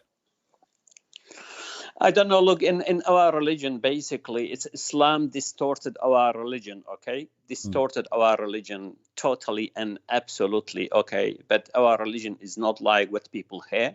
Even I said about the name, it's not Yazidi, it's Azidi. Azdan in our language means Sha'bullah, means the people of God. People of God. Okay. Azdan. Yeah, exactly. What is the name? Just like Israelite, they are the people of God. Yes. In our religion, Azdan means Sha'bullah, people of God. Do you use the same name as Lah or Allah as your God? No, Azdan. Azdan. You never use the word Allah? No, not at all. Not at all. What Azdan mean? Because you said Yazidi is the people of God. So Izdani means people of God. Izdan means God, basically. So it's just a word meaning God. It's not a name of God. Izdan, it's name. It is ism mujarrad. But so it's a name. Do you know what it means? Do you know what it means? Izdan? Yeah. Izdan means creator. Creator. Okay. Okay. Means creator. Izdani means Sha'b Allah. The people of the creator. The people who, exactly. If there's anything as an Yazidi, that Muhammad he copied from you want to share with us? I'm an Ibn Hajj, which is it says Zamzam and Qibla. But during when we pray, we face sunset, that direction, sunset basically. Okay. We face even our qubur, it is directed almost toward that side. Okay. All right. So our grave. So So the Qibla and Hajj and Zamzam and the story of Satan bowing down to Adam, and this is why now the Muslim, they say that you worship Satan, because this is the person who refused to bow down to Adam, correct? Supposedly exactly. it is Satan. Yeah. But in here, in the same time, this is based on their wrong understanding of your religion, and he is not really Satan, correct? No, it's not. Not at all. Not at all. And actually, this is alone will prove that Muhammad is a fraud, because how he is a prophet of God, and he is copying a religion from you, and then he do not know what the real story is. Exactly. And look, bowing to Adam or God, for example, or the angels, okay, to bow to Adam is shirk. Okay. Correct. It's unacceptable. Is it the Muslim they say we bow only to Allah? Yeah, exactly. I don't look. It's very funny religion, really, because, for example, according to Quran, when Satan waswasa li Adam wa Hawa, they start to see each other's genitalia, and God get rid of them from heaven. Now Muslim do everything to go back to heaven to have sex. Yeah, to get naked and see the private part. Yeah, exactly. I don't understand. There is no logic. And the funny is that they claim that the Yazidi are the evil ones, but the Yazidi don't believe in going and killing the neighbors because they have a blondie girls. Not at all. You know? No, not at all. And they the funny what make it more funny that the Yazidi, who they respect an angel supposedly, Taus, this Taus, he did not order them to go and raid your neighbors and rape them. So not at all. So you know, in your belief, what does Taus he do exactly? What do he have a teaching for, like, for your masters, or let's say your leaders? يدبر العالم, for example. But what do you know about how he do? Did there's any messages you receive supposedly from him? No, we don't believe in any messenger at all. Okay. So you don't have. We think our brain, our heart is messenger to every single human being. Okay. Through your mind and through your heart, you know what's wrong, what's right. So we don't have messenger. So no. Do you have any?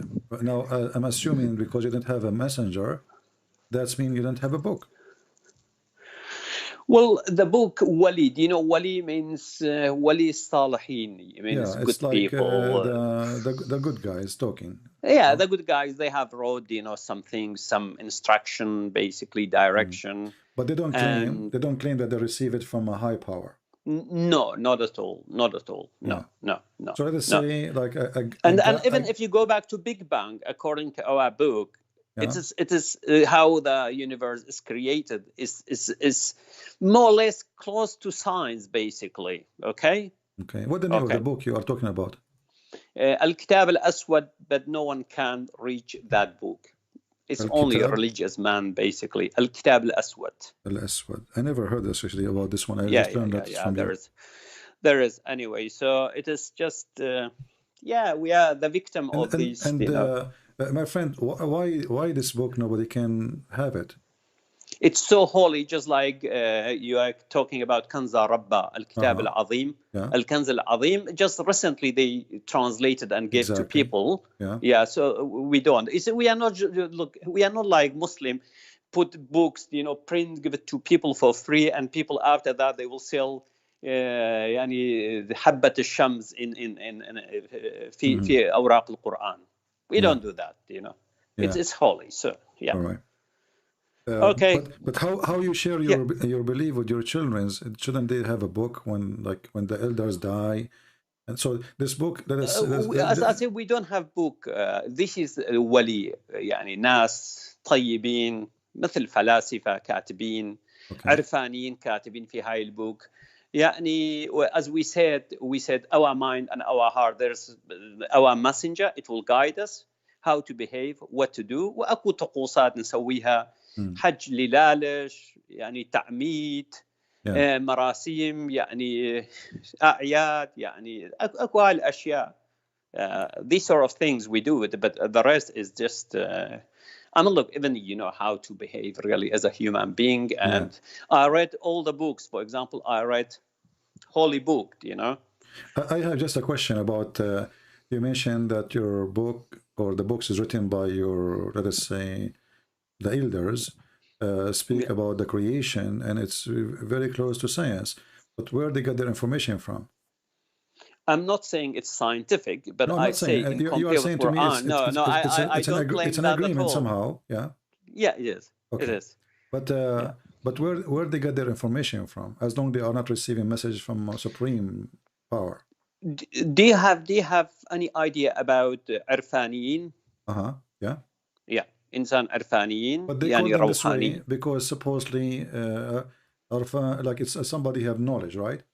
Yeah, exactly. Where they got the knowledge from? Where they got the knowledge from? Well, Well, look, according to Al-Arfaniya, at some stage when they purify themselves, they can connect with God, basically, in certain ways. You know, purify themselves. Yeah, exactly. When you get yourself purified, you can, you know, make connection with God in certain ways. Okay. Do you think and that you get the origin of your belief is coming somehow from India? Look, as I said, it is mixed because I studied الصابئة الحرانية في منطقة حران في تركيا وسوريا وعراق في هاي المنطقة. And part of it is الزرادشتية مترانية. So it's combination. It's very close to those, you know. الكاكائي هم كاكائي موجود في كردستان العراق كاكائيين. It's very close, those religion. Maybe part of it from India. I don't know really. I haven't studied Indus River religion in details. I don't know. Yeah. Well, I think this can be a good project. Maybe one day I will spend some good time trying to research and trying to find the connection between. But the problem is, I wish I can have a copy of your book so I can read it. And I don't think anyone will get it. Don't try. I'm going to come. I mean, I think part of it is because, look, being honest with our leaders are scared of Islam, and we are living in this area. You know, it's a big problem. Okay, so I don't know. But now, if you live in the West, I mean, what is the danger of sharing your book? Because you see, if you share your book, even if it's holy, I mean, nothing will make it look. I mean, it's not an insult to share your book, right? I mean, it's not. No, but Yazidi, the hierarchy. There's one sheikh. Yeah. Okay. Running all the Yazidi community, and this book is with him. When he dies, so nobody have the copy except one copy. Not at all. Wow. Yeah, not and at all. What if this book is disappear? No, it's not gonna disappear nowadays because there's like a committee, you know, supervising. Yeah, because Yazidi. Somebody can go inside his house, steal the book, and is he like memorizing the book like Al-Bukhari, which doesn't make sense that Bukhari can memorize all those hadith word by word. So I love Bukhari. Don't attack no Bukhari. Actually, he is my treasure too. I love it. I love it. This man, he went to. There's a man went with his mom and his auntie to Aisha radiyallahu anha. Ummaha wa khalaha means his mom and auntie asked Aisha how Prophet was, having sex with you when you had your menstrual period. Aisha said, we're wearing a big clothes, and a Prophet sallallahu alayhi wasallam started to rub his private part between our breast and chest. Yeah. So it's look nice. It's very romantic, man. Don't attack. Yeah. Okay. Just a question about your book, Al-Kitab al-Aswad. How many pages do you know? I don't know. You don't even know that? No, really, I don't know. So, I mean, you are not allowed we to ask? Look, only those men, during certain, for example, days, or during marriage, or during someone dies, or during, ceremony, they will read, part of it, but they know from heart, so they don't need that book, they read. And what is the language is used? Is it Aramaic? No, it's not Aramaic. It's Kurdish, old Kurdish religion, Old Kurdish. Kurmanji. Kurmanji. Yeah. Oh, okay. Yeah, Kurmanji. But is it like forbidden for you even to ask such a question, like how many pages it is? Not at all. If you have any question, you are going to sit with them, ask them the question, and they will answer you. If there's any way we can make an interview with one of your leaders? It will be really, really, really difficult because of all those pressure on Yazidi. You know what happened to us? I know.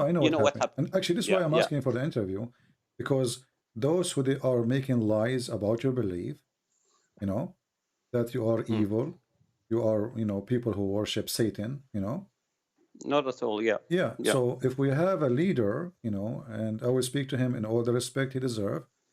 I'm speaking to you with all the respect too, right?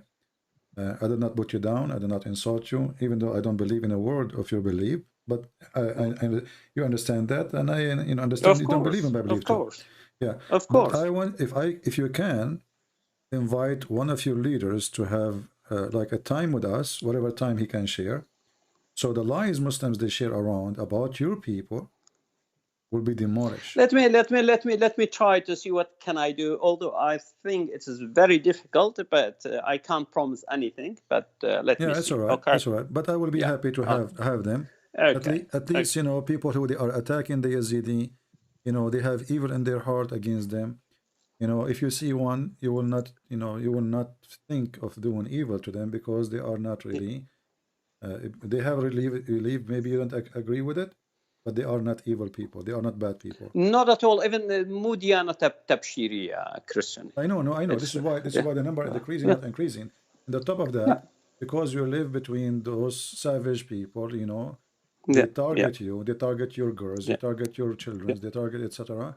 And through 1400 years, you know, of time, and you will notice actually, and I want everybody to take a note that the Yazidi, they are not immigrant. They are from the land, so they are the exactly one just like Assyrian, just like Kildanian, like you know, even Armenian, Kurd, you know, but they're from that land. So the land they are in, they are not, you know, like foreigners. This is their land. Then the Muslims they come and occupy their land, and then the one who occupy them, oppress them, kill them, rape their women, and the excuse is they are satanic. Man, this religion is dangerous. Do you know we had 74 Farman against us?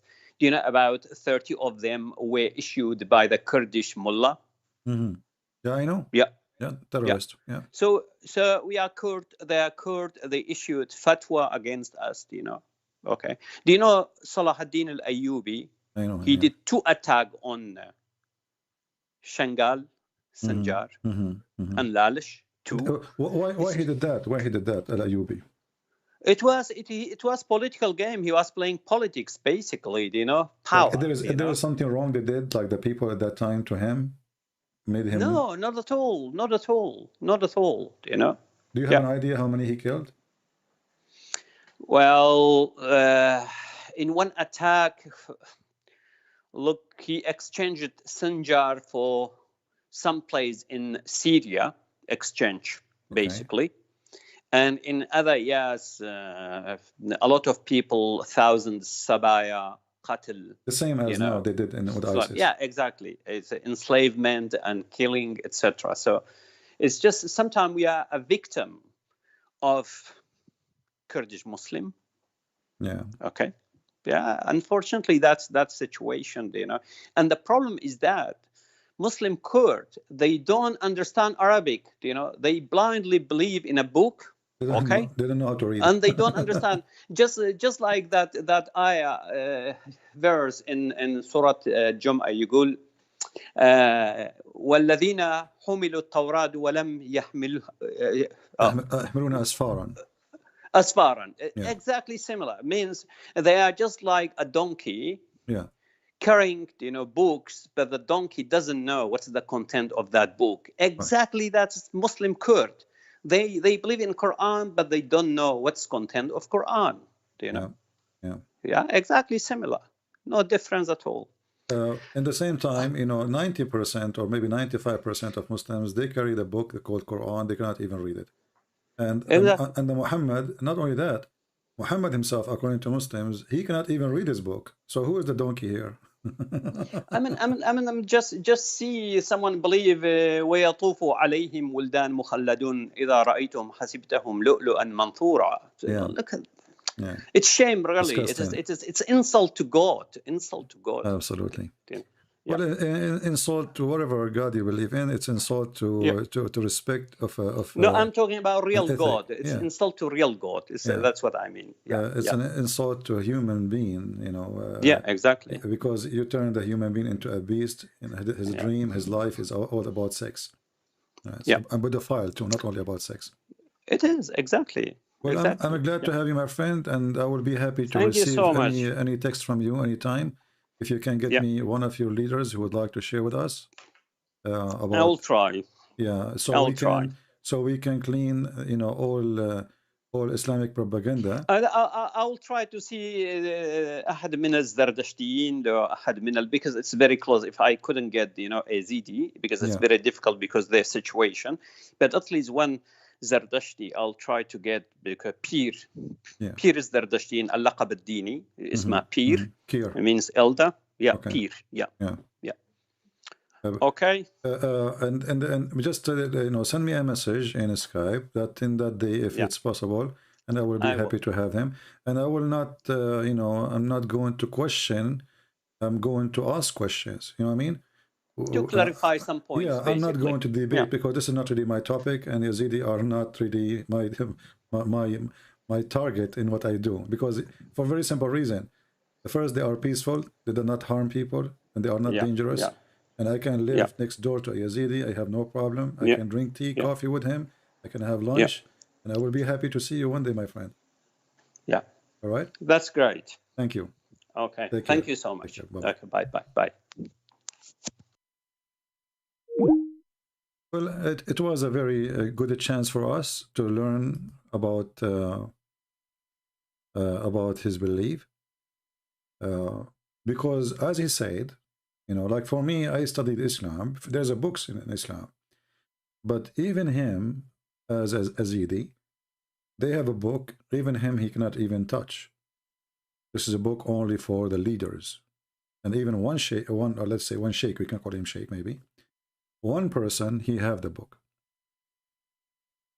It might be strange that there's only one book, and maybe this is why.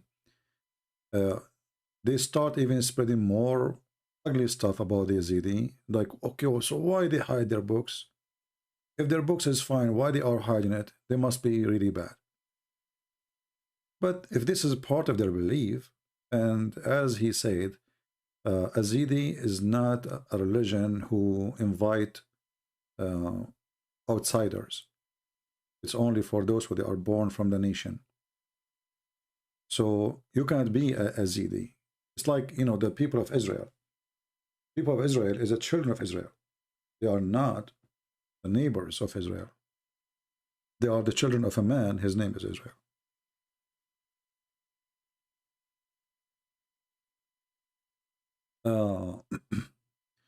Somebody, I don't know if he's a Muslim, he's saying, Yazidi don't accept Jesus. Who can you talk to them?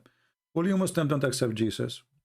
And not only that, you want to kill those who believe in Jesus. So if he don't accept Jesus, at least he don't want to kill me. He's a peaceful man. You claim that you follow God, and you claim that Yazidi, they follow Satan. This is your claim.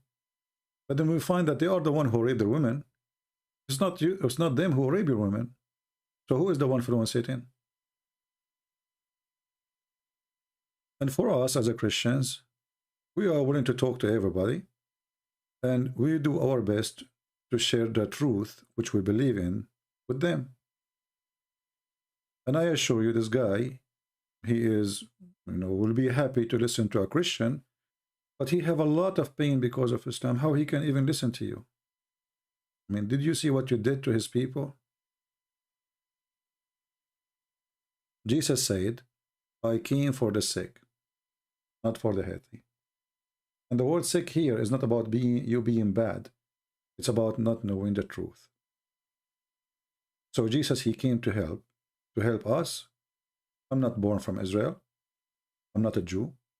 So when Jesus says, I came to the sick, he meant people like me, my people. So if Jesus can help the Yazidi, I'm sure the Yazidi will be happy to believe in him if they accept. But Jesus is not against them. He don't hate them. He loved them. That's why the Bible says, for God he loved the world. He sent his only begotten son. He loved the world. So if somebody is a Hindu, well, he's a Hindu. Yes, still Jesus, he loved them. If somebody is a Buddha, Jesus, he loves them too. They are people. And he loves to save them. So when you say don't talk to this guy, oh, this guy don't believe in Jesus, I find it kind of a hypocrisy.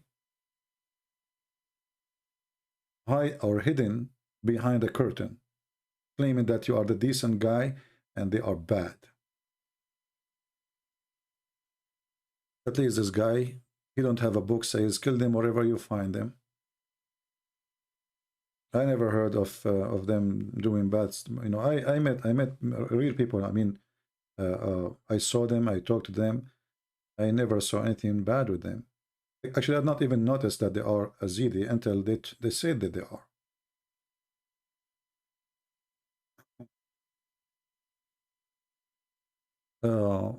You know, when the Bible says, from their fruits you shall know them. So if we put the Yazidi, a new Muslim, you claim that they worship Satan, and we see their fruits next to the Muslims' fruits. So you tell me who is the one who worships Satan? The Yazidi, who you accuse them that they worship Satan. Why? Because in their book they have an angel, his name is Tawus Malak, and he refused to obey the order to obey, to bow down to Adam, which is the right thing to do. Why an angel want to bow down to Adam anyway? But now we know that Muhammad, he is stealing stories. He is posting for us a verse from the Bible. Is not about not to talk to people who don't believe. Our friend, this is your own fabrication. Jesus said, and he taught us to go and teach and preach all the word. So if we cannot believe or we cannot talk to people who don't believe in Jesus, so why Paul? Why all the disciples of Jesus, they went around the world to speak to people? So this is your fiction understanding, have nothing to do with the Bible. Absolutely nothing. You know, some people, they are like, you know, they are like Muslims. They come with their own words, their own sentence, and their own understanding. When Jesus, he came to the Jews, and he said, my people, I came to my people, and my people rejected me. And then he said, I have flock other than here. But none of them at that time was from the Jews, and none of them is a believer in a true God. Yet he knew that there is people there waiting for them. So if we cannot be with those who believe not in Jesus, then we will not have a single believer in Jesus except those who believe in Jesus in the time of Jesus from Israel. So this is a false understanding and very shallow.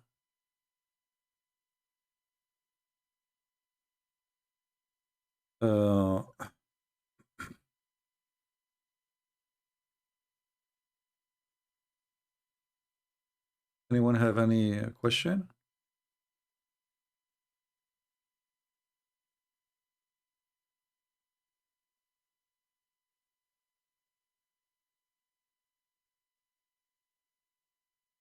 Anyone?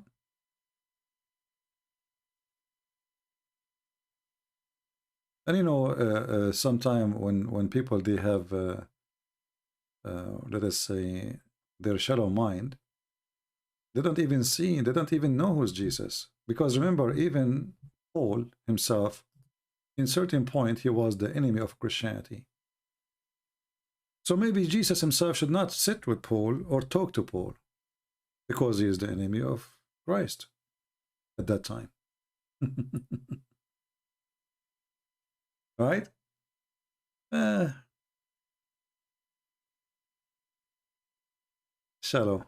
Shallow-minded. People read words, but they don't understand. When you read, if you cannot live the words you read, that means you read nothing. Nothing.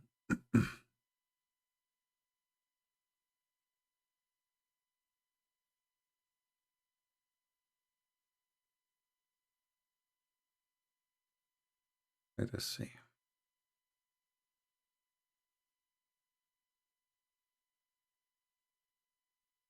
You know, when the Bible says, if somebody came to you with different teaching, don't welcome him in your houses, because he's coming with a teaching, which means he's trying to mislead you. This gentleman who called us, he called a person, his name is a Christian prince. And I am the one here who defend the faith. So, and we are the one who says to him, call us, so we can learn about your belief. But we are not asking him to call us about his belief, so he can make us believe in his belief.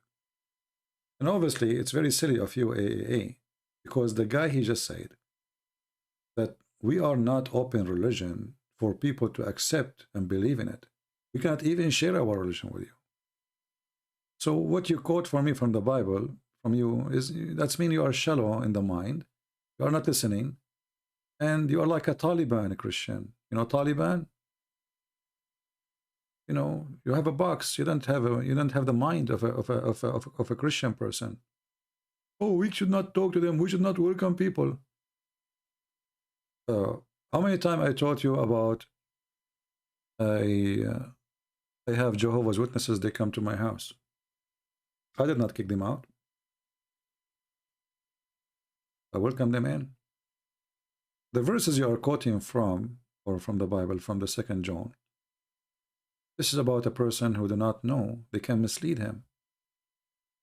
So Jehovah's Witnesses, they get in as Jehovah's Witnesses. One of them decide not to leave, and he decided to leave Jehovah's Witnesses. A day or two after, they come back to debate with me, hoping that they can get back the one who left Jehovah's Witnesses. So they come to me, trying to fool me with their false teaching as Jehovah's Witnesses, but we won. Jehovah's Witnesses lost. So the Bible speaks about not to open your doors for those who they are bringing to you false teaching. That's mean you should not allow them to teach your children and the one who don't have knowledge. But if a person like Paul, or a person like Peter, or a person like John, sit with the biggest, let us say, pagan person ever in history, who is going to win and who is going to lose?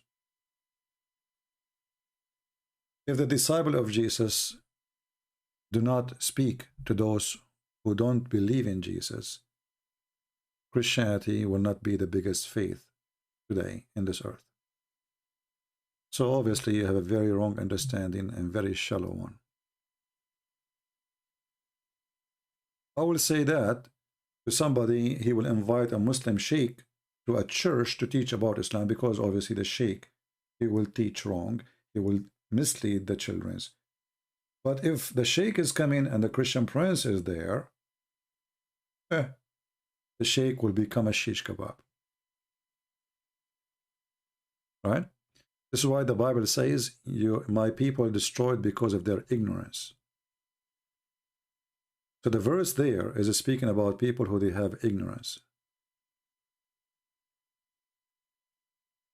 Then you share their evil deed. You are hypocrites. Okay, no problem. I think you are a Muslim, you are not Christian. You are the same as the Jews when they say to Jesus, or how he speak to this woman. Don't he knew who is this woman? Don't he knew that she is evil? You're an idiot. The Bible have nothing to do with what we are saying. And actually, we enjoyed our conversation with this gentleman,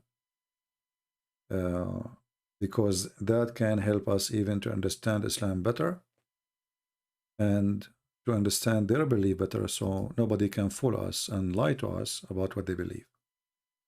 However, we don't agree with anything they believe in. And I'm so glad that I am a person who people around the world, they listen to me.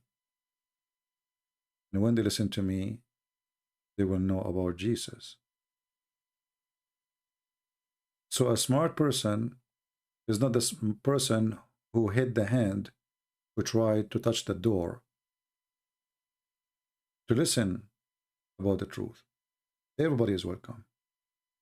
We have atheists, we have Muslims, we have, and the Bible says that God, He loved them all.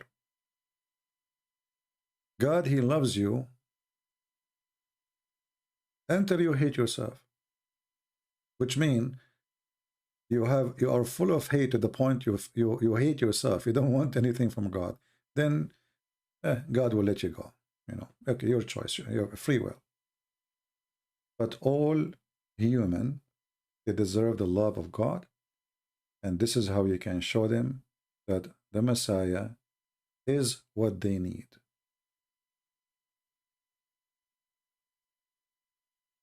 Let us see.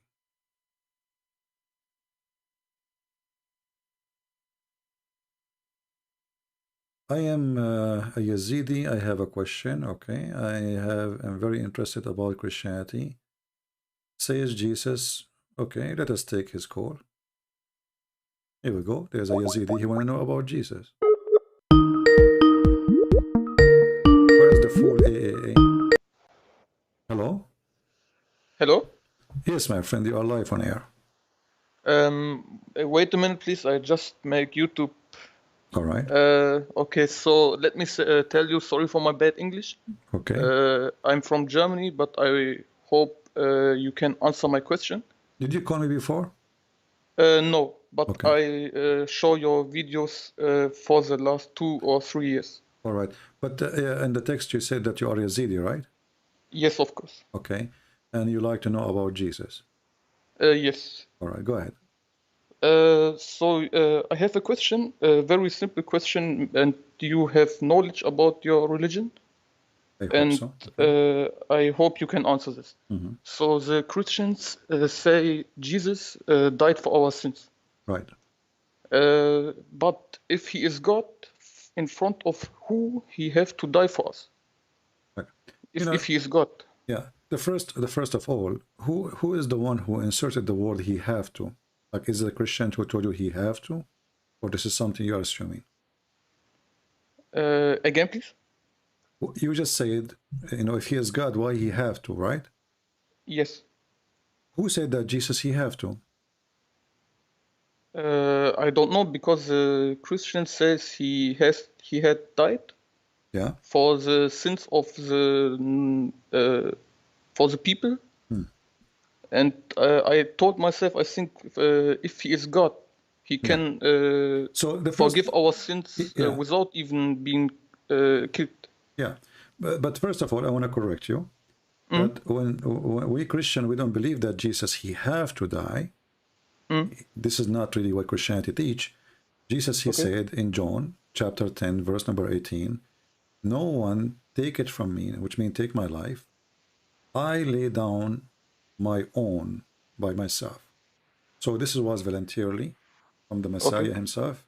And the reason for that, the Bible says again, for God he loved the world, he sent his only begotten son. So the Messiah is in a mission of love, for he loved the world, including you as a Yazidi. So he is not coming because he want to commit suicide, as some people they say. Yes. God he knew the future. God he knew what people would do. We don't believe in destiny, but we believe that God have the power to know the future.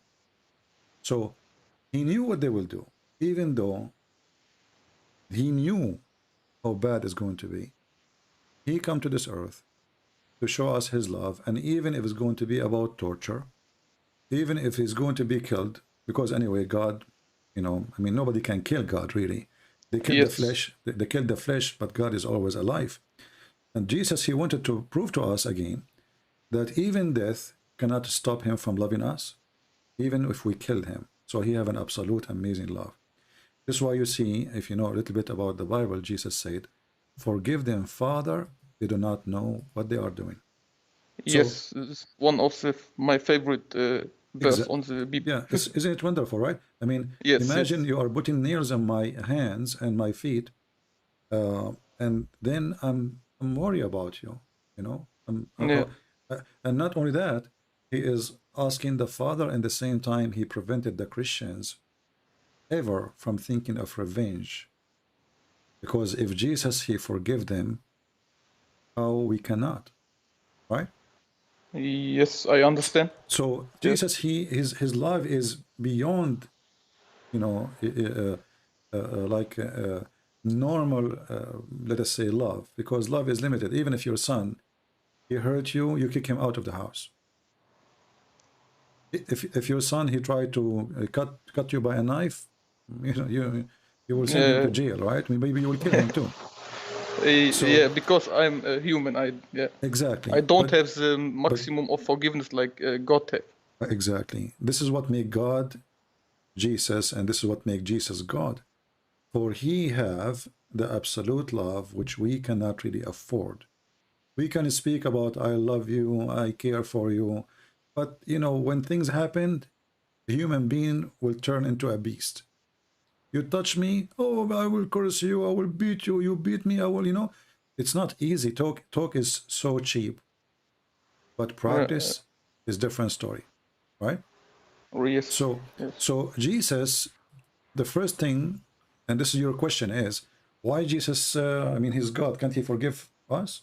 Yes, but you because notice, because I think if he's God, I don't mean the body from Jesus on the earth. I mean, if he's God, his spirit can't die, because God can't even die. Well, Jesus is always alive, and they killed the flesh. We believe that Jesus, he took the flesh of a man, he is born, but his existence have nothing to do with his birth, you know.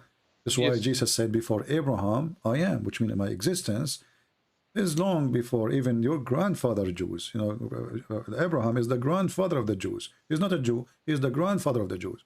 So before Abraham I am, he's saying them, I am your creator, and my existence have nothing to do with my birth. So they said to him, how you can be, you know, before Abraham and you are not even 50 years old. So when Jesus, he speak about himself, he prevent you from thinking of him as a normal person. He is above. That's why he said, I am from above, you are from below. And when Jesus come to this earth, he have a mission, is to save you, not to save himself. Because as you said, who can kill God? Yes. Right? Yes. So when they killed God, Jesus said, long before they crucify him, he said, you can destroy this temple, he mean his body, and I will rebuild it in 3 days. Speaking about his resurrection. So Jesus actually, even by his death, he was proving to us that I am the God of resurrection, and you fear death, there's no death with me. You fear death, you with me, you will be alive. This is why he said, whoever believe in me and die, he will live. And again, talk is cheap. But Jesus, he did what he said. He went to death, and he come out of death, and thousands of people saw Jesus alive again. So his death was not really, I mean, this is how I'm going to save you because I'm dying. No. Jesus, he have an absolute love, and that love is translated in a language which we see. It is even his death, he love us. Even in the cross, he forgive us. He taught us to forgive, but he himself, even when he was tortured, he was forgiven. So Jesus, you know, Jesus' life is a Bible. The Bible is not just words. Jesus himself is the book of God. He is the word of God. Jesus is the living, walking, talking word of God. So Jesus came to this earth to deliver the word of God, which is word of love. And those who believe in it, they will be saved. So when we say that Jesus, he died because of our sin, because we are sinners, if we are not sinners, he will not come to save us. Correct? Yes. Like, if you don't have fire department will not show in your house. Right? Yes, they don't have to, yes. Because there is no reason. So Jesus did not come for fun. Jesus come to save us. He have a mission to save us because he loves us. He don't have to. He can say, okay, go, all of you go to hell. All of you die. Who care? I created you. I can create more. I can create less. I can destroy you. But because God, he loved the world, he sent the Messiah. So when we as a Christian, we say, Jesus, he died for us to forgive our sin, we don't mean that because Jesus, he died, I'm going to go to heaven now. That is not what Jesus did. Because Jesus died in the cross, all of us, we are going to heaven. No, this is not Christianity. Christianity teach you that those who do the will of my Father, they will be in the kingdom of my Father. So I came to save you. By accepting me, you accept my conditions. By accepting my conditions, it is the following. You forgive to others the same as I forgive to you. This is why when they ask him how to pray, he says, pray like this, our Father out of heaven. And you will notice there right away, Jesus said to them, forgive to us the same as we forgive to others. So we as a Christians, we get the salvation through Jesus when you start learning and practicing the step of Jesus, starting from forgiveness. So I forgive to you, then I earn forgiveness. I don't receive forgiveness just because I'm a Christian. By name or by baptism. I receive a salvation by following the steps of Jesus, which is start from forgiveness, which means forgiveness coming is from love, because you don't forgive somebody if you hate him. So by teaching us the meaning of forgiveness on the cross, we become people of the cross, which means we are people of love and forgiveness. So the cross of Jesus presents many things. Number one, his love to you, even as a Yazidi who don't know him yet. To me, as a Christian. To him, the one who is a Buddha maybe. He is willing to forgive us all for our sin, even if you are putting him in the cross. But I think I have another question. Right. This question I also can take maybe the Muslims, because let us say Jesus said in the Bible, this who don't born or wash her head with water, they don't get on paradise. Is it right? Don't wash their head? So, you know... you mean the baptism? The baptism? No, so you have to be a Christian, so you can go to paradise. Yeah, you see, okay, you have to be a Christian. I just told you that the I have, yes, but my question is, let us say there's a person from on the earth in China. Yeah. Hello? No, we lost him. Let me try to call him again.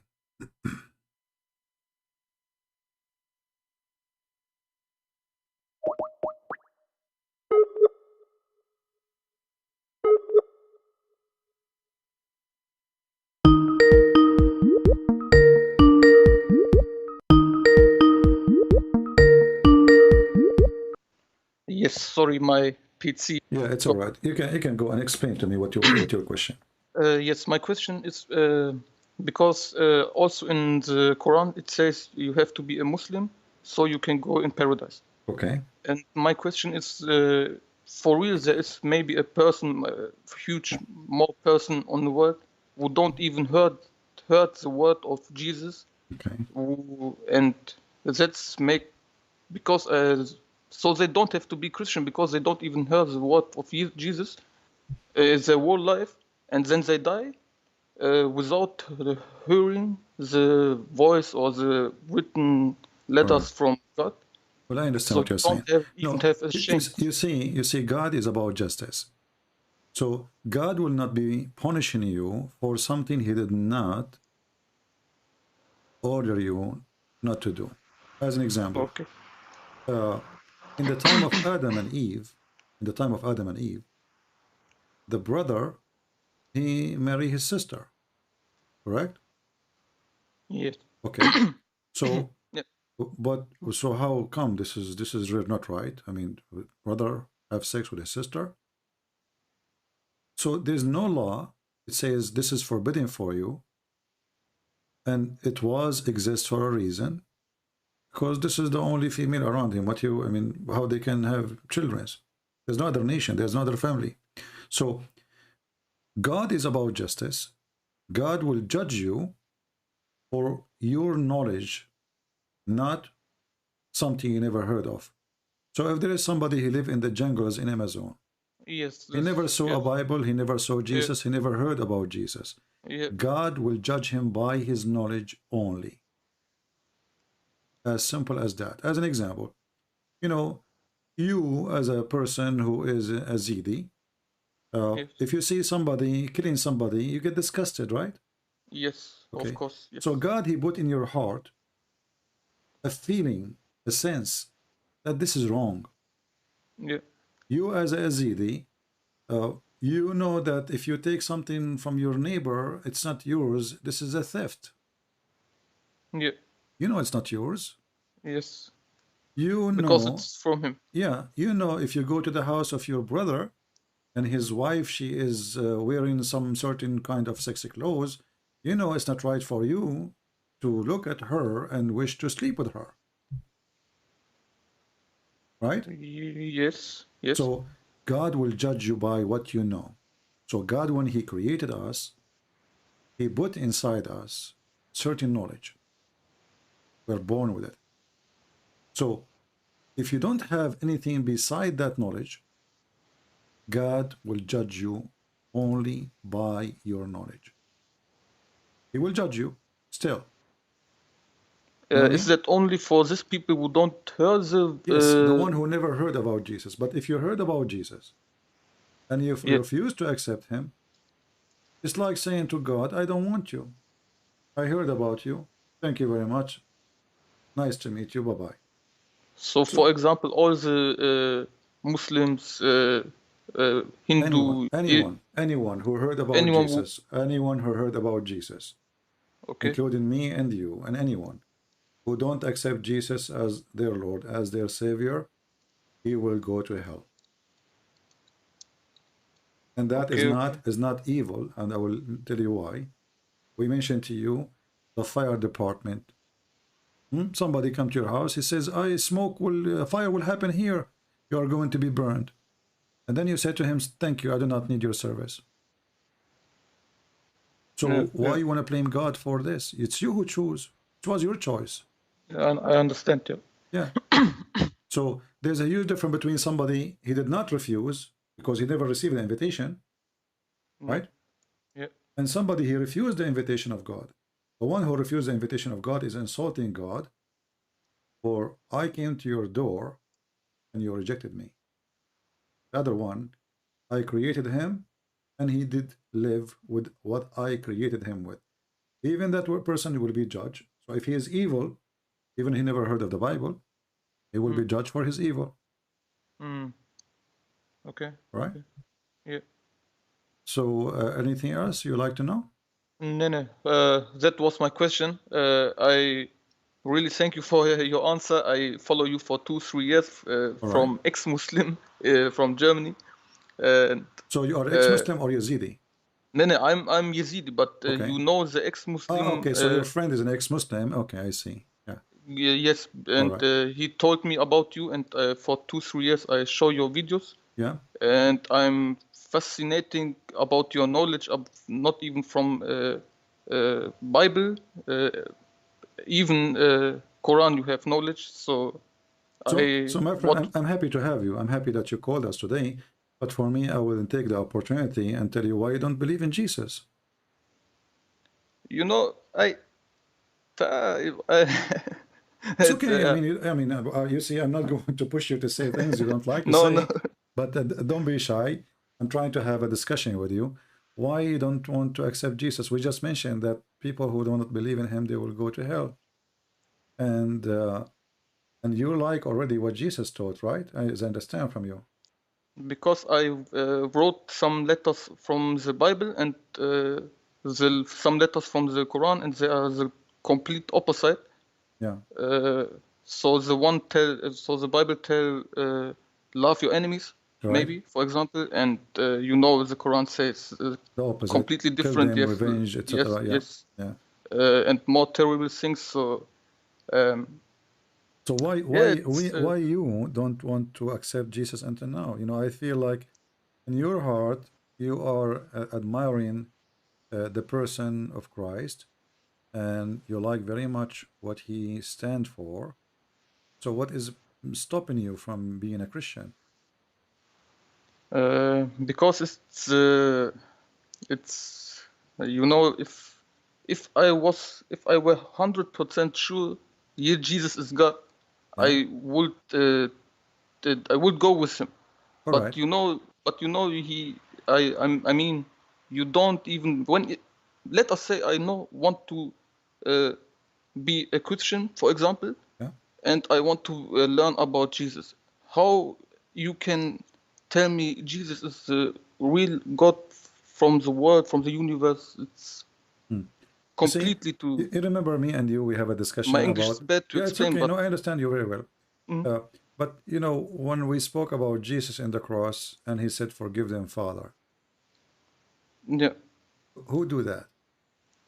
Have you ever heard of somebody doing this? no. Okay. There is any explanation? He have a good heart, He must be maybe. God. This is God only. He can do that, you know, because you have to have a love which nobody have. I mean, this is not a joke. We are talking about crucifixion, cross, torture, and people shouting, making fun of him. And he's not forgiving a person. He's not forgiving a soldier. He's forgiving them all.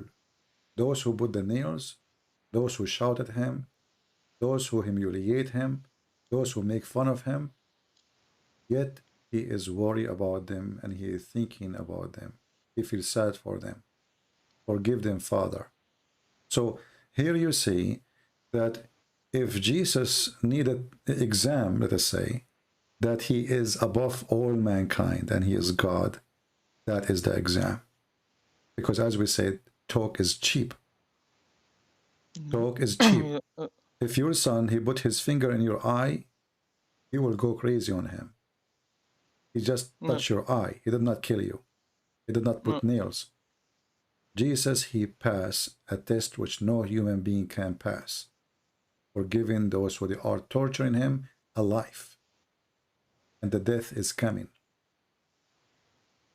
So if that will not show us that Jesus is from above, what is going to show us?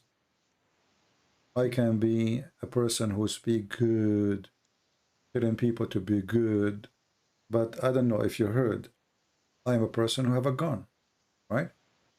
And if somebody come to kill me, I'm going to defend myself. Yes. Then you might say, well, Jesus said, love your enemy. But Jesus did not say, too, that let your enemy kill you. And he did not say that if somebody want to rape your wife, tell him, please, welcome, you know? So we need to understand the love of Jesus. That the love of Jesus, that he is above mankind and he is holy. And due to the nature of his holiness, he can forgive what we are not able to forgive. He can do what we cannot do. We cannot pass the love of Jesus, but his love can pass us, all of us. So when you ask what is the proof that Jesus is God, I mean, everything Jesus he did is a proof that he is God. Maybe we are not in his time to witness what happened, but Jesus now is in our time. He said, every two of you will mention my name, I will be the third or between them. So, you know, believe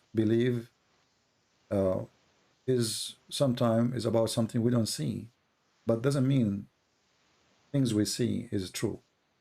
As an example, if I say to you 1,000 years ago that there is somebody can speak from America and somebody else can listen to him from China, he will laugh at me, right?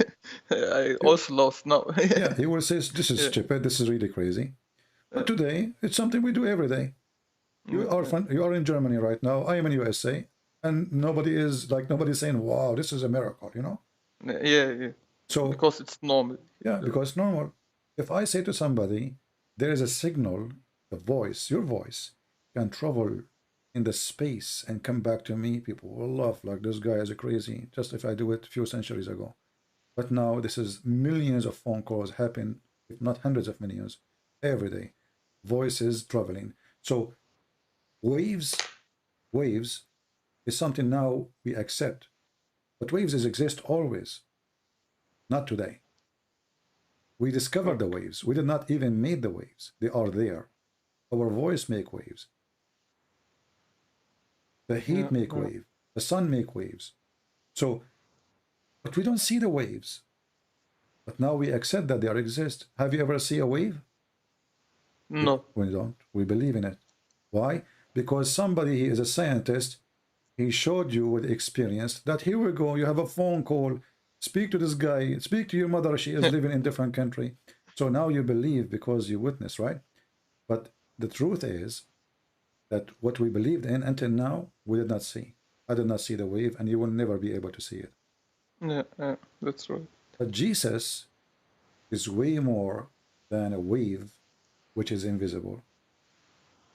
The proof for me that Jesus is God, that he can change us from bad to good. Yeah. Me, myself, when I was, let us say a teenage or even older, if somebody look at me, I want to go in a fight. Like, why you are looking? If I see two people fighting, once I saw two people fighting, I don't know why I saw two people fighting one guy. I don't know why they are fighting. I jump with the other guy because I felt those are two and he is one. So I jump in the fight. I don't know why they are fighting. Then when the fight is over, the guy, the short guy, he said to me, do I know you? I said, no. He said, so why you jump in the fight? I said, because you're alone. So I used to be like jumping into fights, and I used to be a kind of aggressive. Then, slowly, knowing the Lord, knowing the word, you change. You change slowly. The Lord, he changed you. In Islam, you convert to Islam, you are a nice person. Second day, you want to attack the neighbors. With Christ, you can be a person who graduated from the jail. You can be a person who spent his life in jail. And then Christ, he can make you a new person. So Christ's miracles happen every day by changing us to better people. And this is proven again that he is the true Lord. Okay. So Christ can change your life. And in the same time, if you are a person who believes in Christ, you will notice that the change which you receive will affect people around you. Because now, whatever love you have, it is going to be a mirror in your life. So you forget about your hate, you forget about your anger, you will be a person who enjoy life for real. It's like, hatred and anger and those things is the same as a phobia. Somebody have a phobia from germs. He will never enjoy sleeping in a bed because always he is worried that the pillow is dirty and the blanket maybe have something dirty. So wherever he go in the bus, somebody touched the thing. He go in the car, somebody maybe touch it. He go in an office, he have a phobia. He cannot enjoy life because his phobia is killing him. Christ, he kill all your fear. First, you don't worry about tomorrow, where you will be. Already you believe in your heart that you are saved. Second, all the anger and the hatred is gone. So you have zero enemy, and that change a huge thing in you. You sleep, you wake up, you are not thinking about revenge of people who hurt you. Every one of us, we have people somehow they did something bad to them. And then in our thinking, we start thinking, I wish that God will do this to them. I wish God will, inside us, because we have a lot of anger and we cannot forget what they did to us. When you become a Christian, true believer, all this madness will be washed out of you and will be a new creation. This is why maybe you heard the Christian saying, in order to be saved, you have to be born again. Yes. But we are not going to be born again. I mean, are we going to go inside our mother womb and come back? No. No, I understand what Jesus meant about this. Yeah, we are born again by Christ. So the proof that Christ is God, when you accept him, you will notice yourself, not the neighbor, not somebody telling you, you will notice yourself that you become a new person and you are born again. So it's something you experience. It's something you will feel. It is something will prove to you that you are a new person. And if Christ is not God, then nothing will change on you. You will stay the same person. Because if you really truly believe and you follow the steps of Jesus and nothing changed on you, that means Jesus really is not God. But I doubt for a second that you follow the steps of Jesus and you believe in him, and you will not change, all of you together, and you will be a new person and you will be born again. Okay. So if you like to accept him, I will be happy to help you. If you have anything to say about Christ, feel free, don't be shy. You know, I have followed you for 3 years now. Yeah. You are. If it is okay if I call you tomorrow again. Sure. If I am live on air, you can call me. Yes, because in Germany we have now 4 o'clock. And which time you are tomorrow live? I don't have really a time, so just watch my channel, or you can go to Patreon, subscribe, Yes. and then you will receive an email from Patreon says to you, Christian Prince is going. He posted a video. Yeah. No, okay. So I will call you tomorrow again, and we can talk about what I found. Another question, maybe I have to tell you. No problem. I will be happy to help you, and I invite you. Thank you. I invite you are very and good man. and I pray for you, and I ask all the Christians here to share their prayer to our brother here, who is from the Yazidi, to see the truth and to believe in Jesus and to be saved, him and his family. And trust me, my friend, Christ, he loves you, for he is the one who created you to be in heaven, not to be in hell. You know, it's better to be loved from God than to be killed from God. Yeah, well, God, he loved you, my friend. You see, you're not a Christian yet, right? I'm saying, I assure you that God, he loves you. This is why Jesus, he came to this earth and he died on the cross, not because he had to, but because he loved to. So he loved to save you. He loved to do whatever is going to take. This is why the Bible says a happiness will be in the kingdom of God, for one soul is saved. So when you accept and you are saving yourself, this is not a victory for God. And this is not a victory for Christian Prince. I got nothing from it.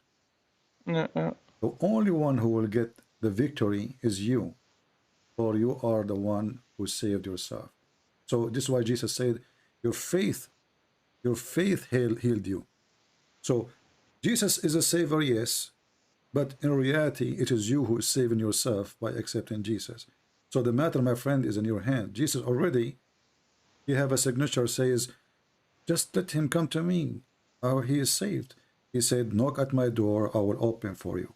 Yeah, I know this. So it's in your hand to knock at his door or to ignore his door. Okay, I will think about it. No problem. Yes, I will call you then tomorrow again, my friend. All right, my friend. If it's okay. Take care. God bless. Okay.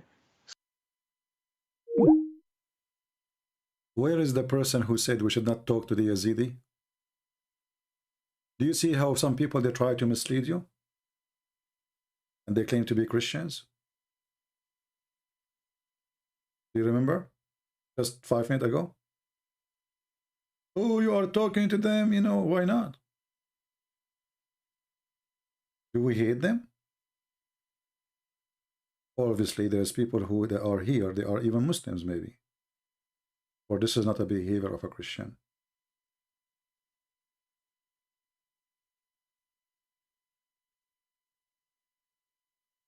We, as a Christians, we've been ordered to share the gospel. The disciples of Jesus, they travel everywhere, and travel at that time is extremely horrible. Not like now. You jump in an airplane, after an hour you pass to the end of different destination. They sacrifice their life, speaking to people who knows nothing about Jesus.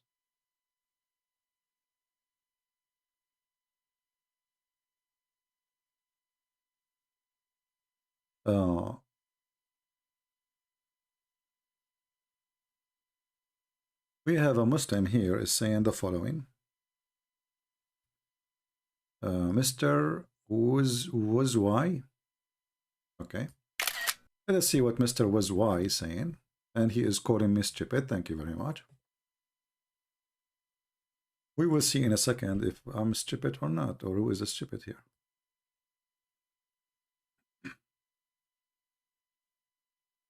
Here we go. So Mr. was why, he said the following. You said, you cannot find any miracle in the Quran, but your great Jesus performed 6 miracles in the Quran. So your Jesus is a fraud? My friend, those are the miracles of Jesus. So you steal or you stole from my Jesus miracles. You claim that this is your miracles? So look what happened now. We challenged Muhammad to show us one miracle. He could not find himself, so he had to go back to Jesus. So the second we talk about miracles, we talk about Jesus, even in the Quran. Thank you very much. And you said 6 miracles. By the way, what 6? Well, there's many more. I can show you. You are ignorant. But as long as you are saying 6 miracles, so how come Jesus have 6 miracles and Muhammad have 0 and Allah have 0? If you want to say to me, oh, those are miracles given to Jesus by Allah, this is your claim, prove it. Prove it. I can claim now that Jesus, he did miracle because of me. I gave him power. People will laugh at me for saying such a thing. So who is the fool here? Your Quran keeps saying that Allah, he did not give Muhammad any miracle. The Quran says that. So what we will do now? And now you are in trouble. Why Jesus have all those miracles, Muhammad have none?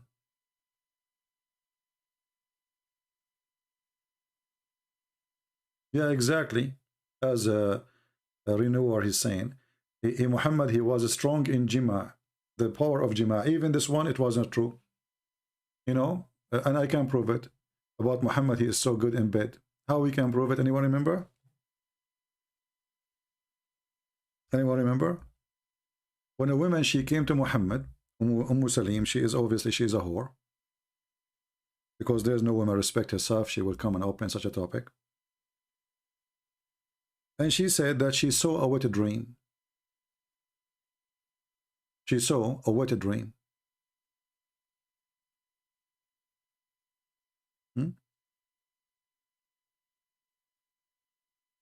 Muhammad, he told her, well, if she said that she have orgasm. So Muhammad, he told her, well, if you see the liquid in your private part, then you need to wash. The wife of Muhammad, she said to him, like, what the heck? Women, they have this charge?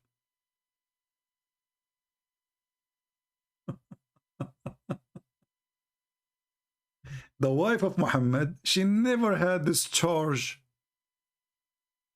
So how Muhammad is so good in bed? If his wife, she cannot believe it that women, they have orgasm. So what Muhammad was doing exactly?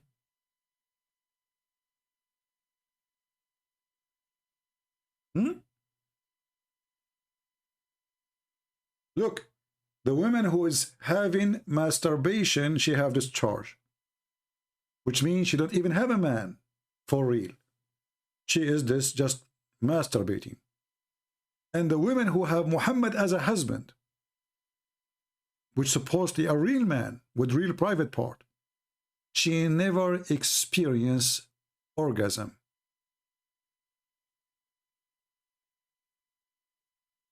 She said, the wife of Muhammad, oh, do the women have this charge? This really happened? He said, yes. Otherwise, how the child resemble the mother or the parents, which is stupid to say.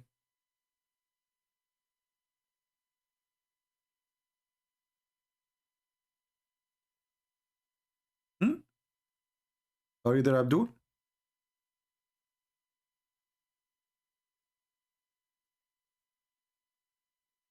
Your prophet wife, she never saw this charge. And then there is a story, not to forget to mention it, where Muhammad, he said that I was the most weak person between all mankind, and then I invoked my God, and he sent me a dish of kebab. I ate it, and I got the power of 40 men.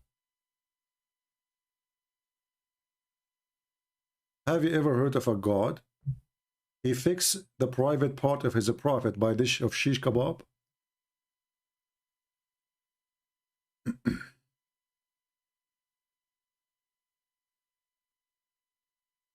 Are you there? The one who's asking for miracles. Here we go. This is a miracle. God sent in a dish of shish kebab to fix the private part of his prophet.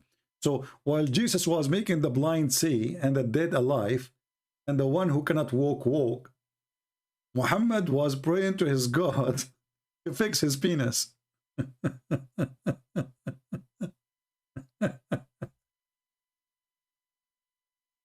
And then his God, who is supposedly God, the Muslims, they say, if Allah, he wants something, he say, be, is going to be. You know, he said, be.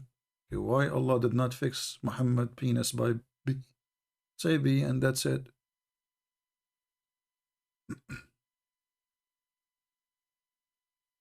And then Allah, he sent him al-Kufayt.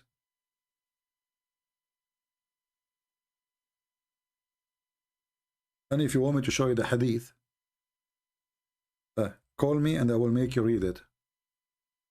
Do you remember the guy from Afghanistan? Once he challenged me to show him such a reference, and he was very aggressive with me. He said, you are a liar. He said, this is not true. This is absolutely false. And then he challenged me for the end this penis too. And then when I showed him, second day or 3 days after, I don't know how many days, he called. He said, you are right, I'm out of this garbage.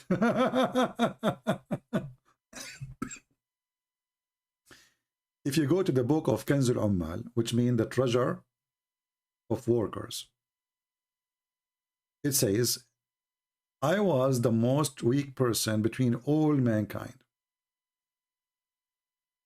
I was, Muhammad saying. Or even you can read it in the Faidul Qadir, or any Islamic books, you know. So he was the most weak person between all mankind. And then I invoke Allah, until Allah, he sent me a dish of shish kebab. And after I ate it, I get the power.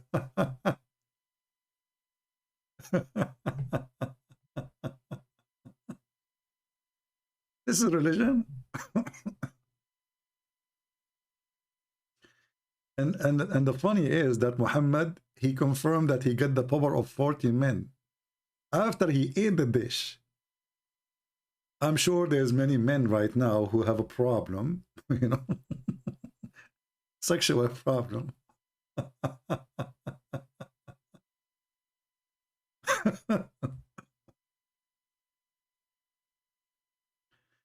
And who is the one who delivered the dish? Jibreel. Let me show you here. This is the book of Imta'ul Isma to Al-Maqaridi, volume number 6, page number 126. And we will do the translation using Google.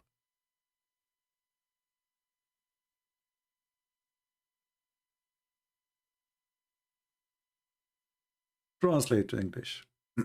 Read and laugh. Are you there, miracle person? So Jibreel, he brought to me, he came to me and he brought a pot, and he have in it al-kufayt, which means kufta, you know, kufta, shish kebab, kaboob, whatever you call it. And I ate from it, and I was given then the strings of 40 men in intercourse. Boom, boom.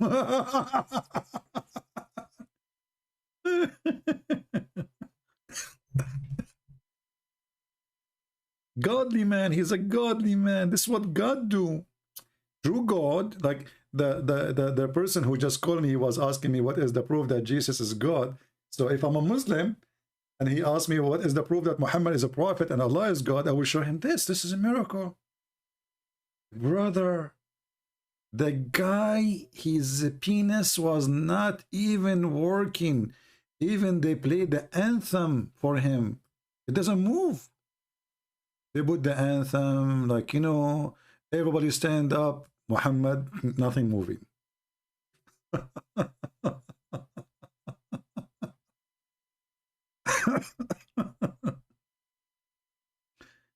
So Jesus, he have the power to heal the leper, to heal the blind, to walk in water, to create from the mud the bird, and he is the word of God, and he is born as a word of God and a spirit from God. And Muhammad was busy crying that his penis is not a crying no more. Answer: why Jesus, your God, healed the blind, but why he cannot do it first try? Who said that Jesus could not do it first try? That's your prophet, the guy. He keep telling him, go and eat honey. Jesus, he put mud in the eye of the person and he saw. What first try, second try? What's wrong with you, Abdul? Potato. Guys, if you are, let me try to convert some people to Islam. If you are a person and your is not working good, if you convert to Islam, you pray to Allah, tell him about your problem, that your penis is not functioning no more. And then Allah, he will go to his kitchen. He will start cooking shish kebab. Now, shish kebab, scientifically proven to be the ultimate, super, duper powerful boom boom. Aman, Rabbi, Aman. Kebab. Kebab, oh man. So when the Prophet he received, or if you convert to Islam, brother, don't make me hungry now. I did not eat all day. And then when you receive the kebab of Allah, brother, your private part will be like the missiles from different galaxies. You will shoot everybody in your life. You don't even need to use your keys to open your door. You will break it. And I heard that some of those who Allah healed their private part, there's no mic. And for me, the sound is fine from my side. So I heard that some people who they have mic problem again. Okay, hold on. I don't know why this happened. And I thought we fixed it.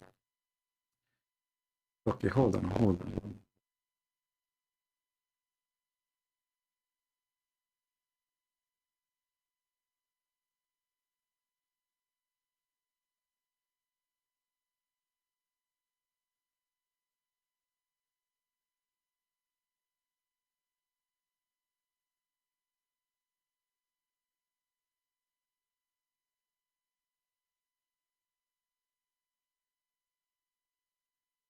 All right, is it working now better? I hope so.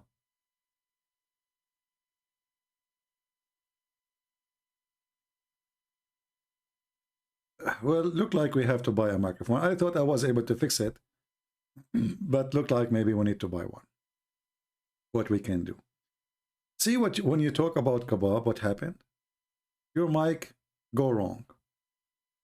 Because this kebab is connected to boom boom.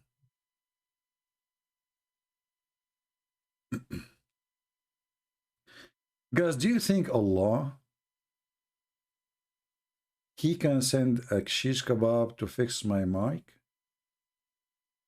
I mean, the microphone, he have certain shape. So based on the shape thing, maybe there's a connection.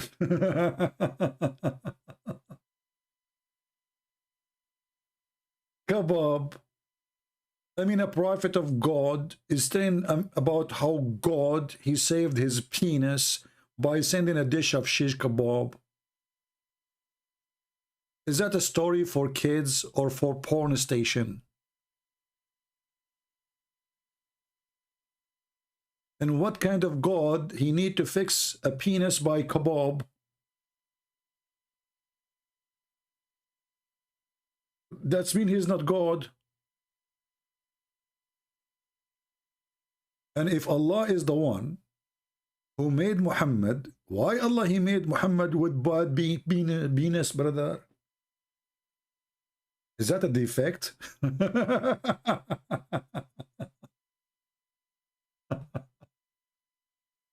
Hey guys, how many of you getting hungry right now? Oh boy, I miss shish kebab, honestly. I did not eat for a long time. Maybe I should do you know, yeah, I'm getting hungry now. Oh boy. It hurt to talk about it. Yeah. Anyway, what we can do, I mean, this is God wisdom, brother. God, he decided to fix the penis of the Prophet, penis, by his shish kebab. Not normal gods don't do that. Only special gods, kebab gods. Look, he did not only send him the kebab, he sent him a pot. He sent him the whole pot full of kebab. And the story can get more fishy actually, because in one of the stories says that Fatima, she ate with Muhammad. Fatima Muhammad, stepdaughter, Muslim they believe it's his real daughter. She ate from the same shish kebab. Did she get the power of 40 men too?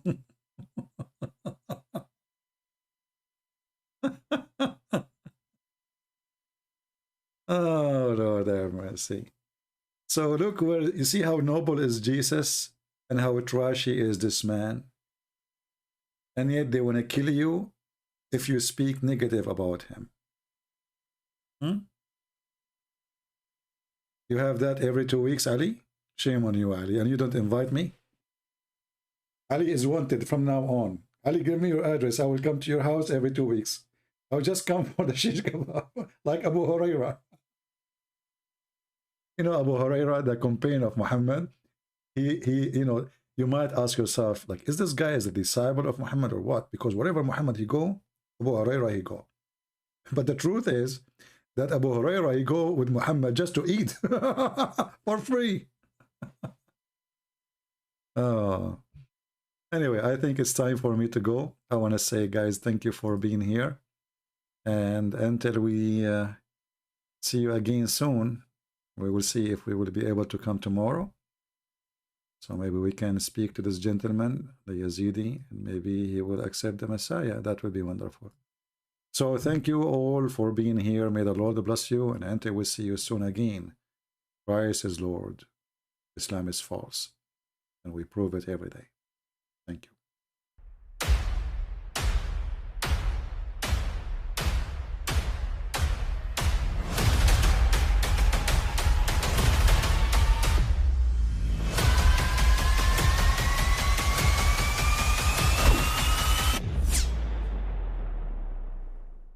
But I mean, again, he doesn't know who Gabriel is, right?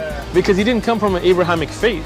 The people of Mecca were pagan. Quran is mentioned, if this book was from other than God, they would have found in it many contradictions. If a book is without contradictions, that has no bearing on whether it comes from God or not. I've had phone books that are inerrant, but I certainly don't think God gave them.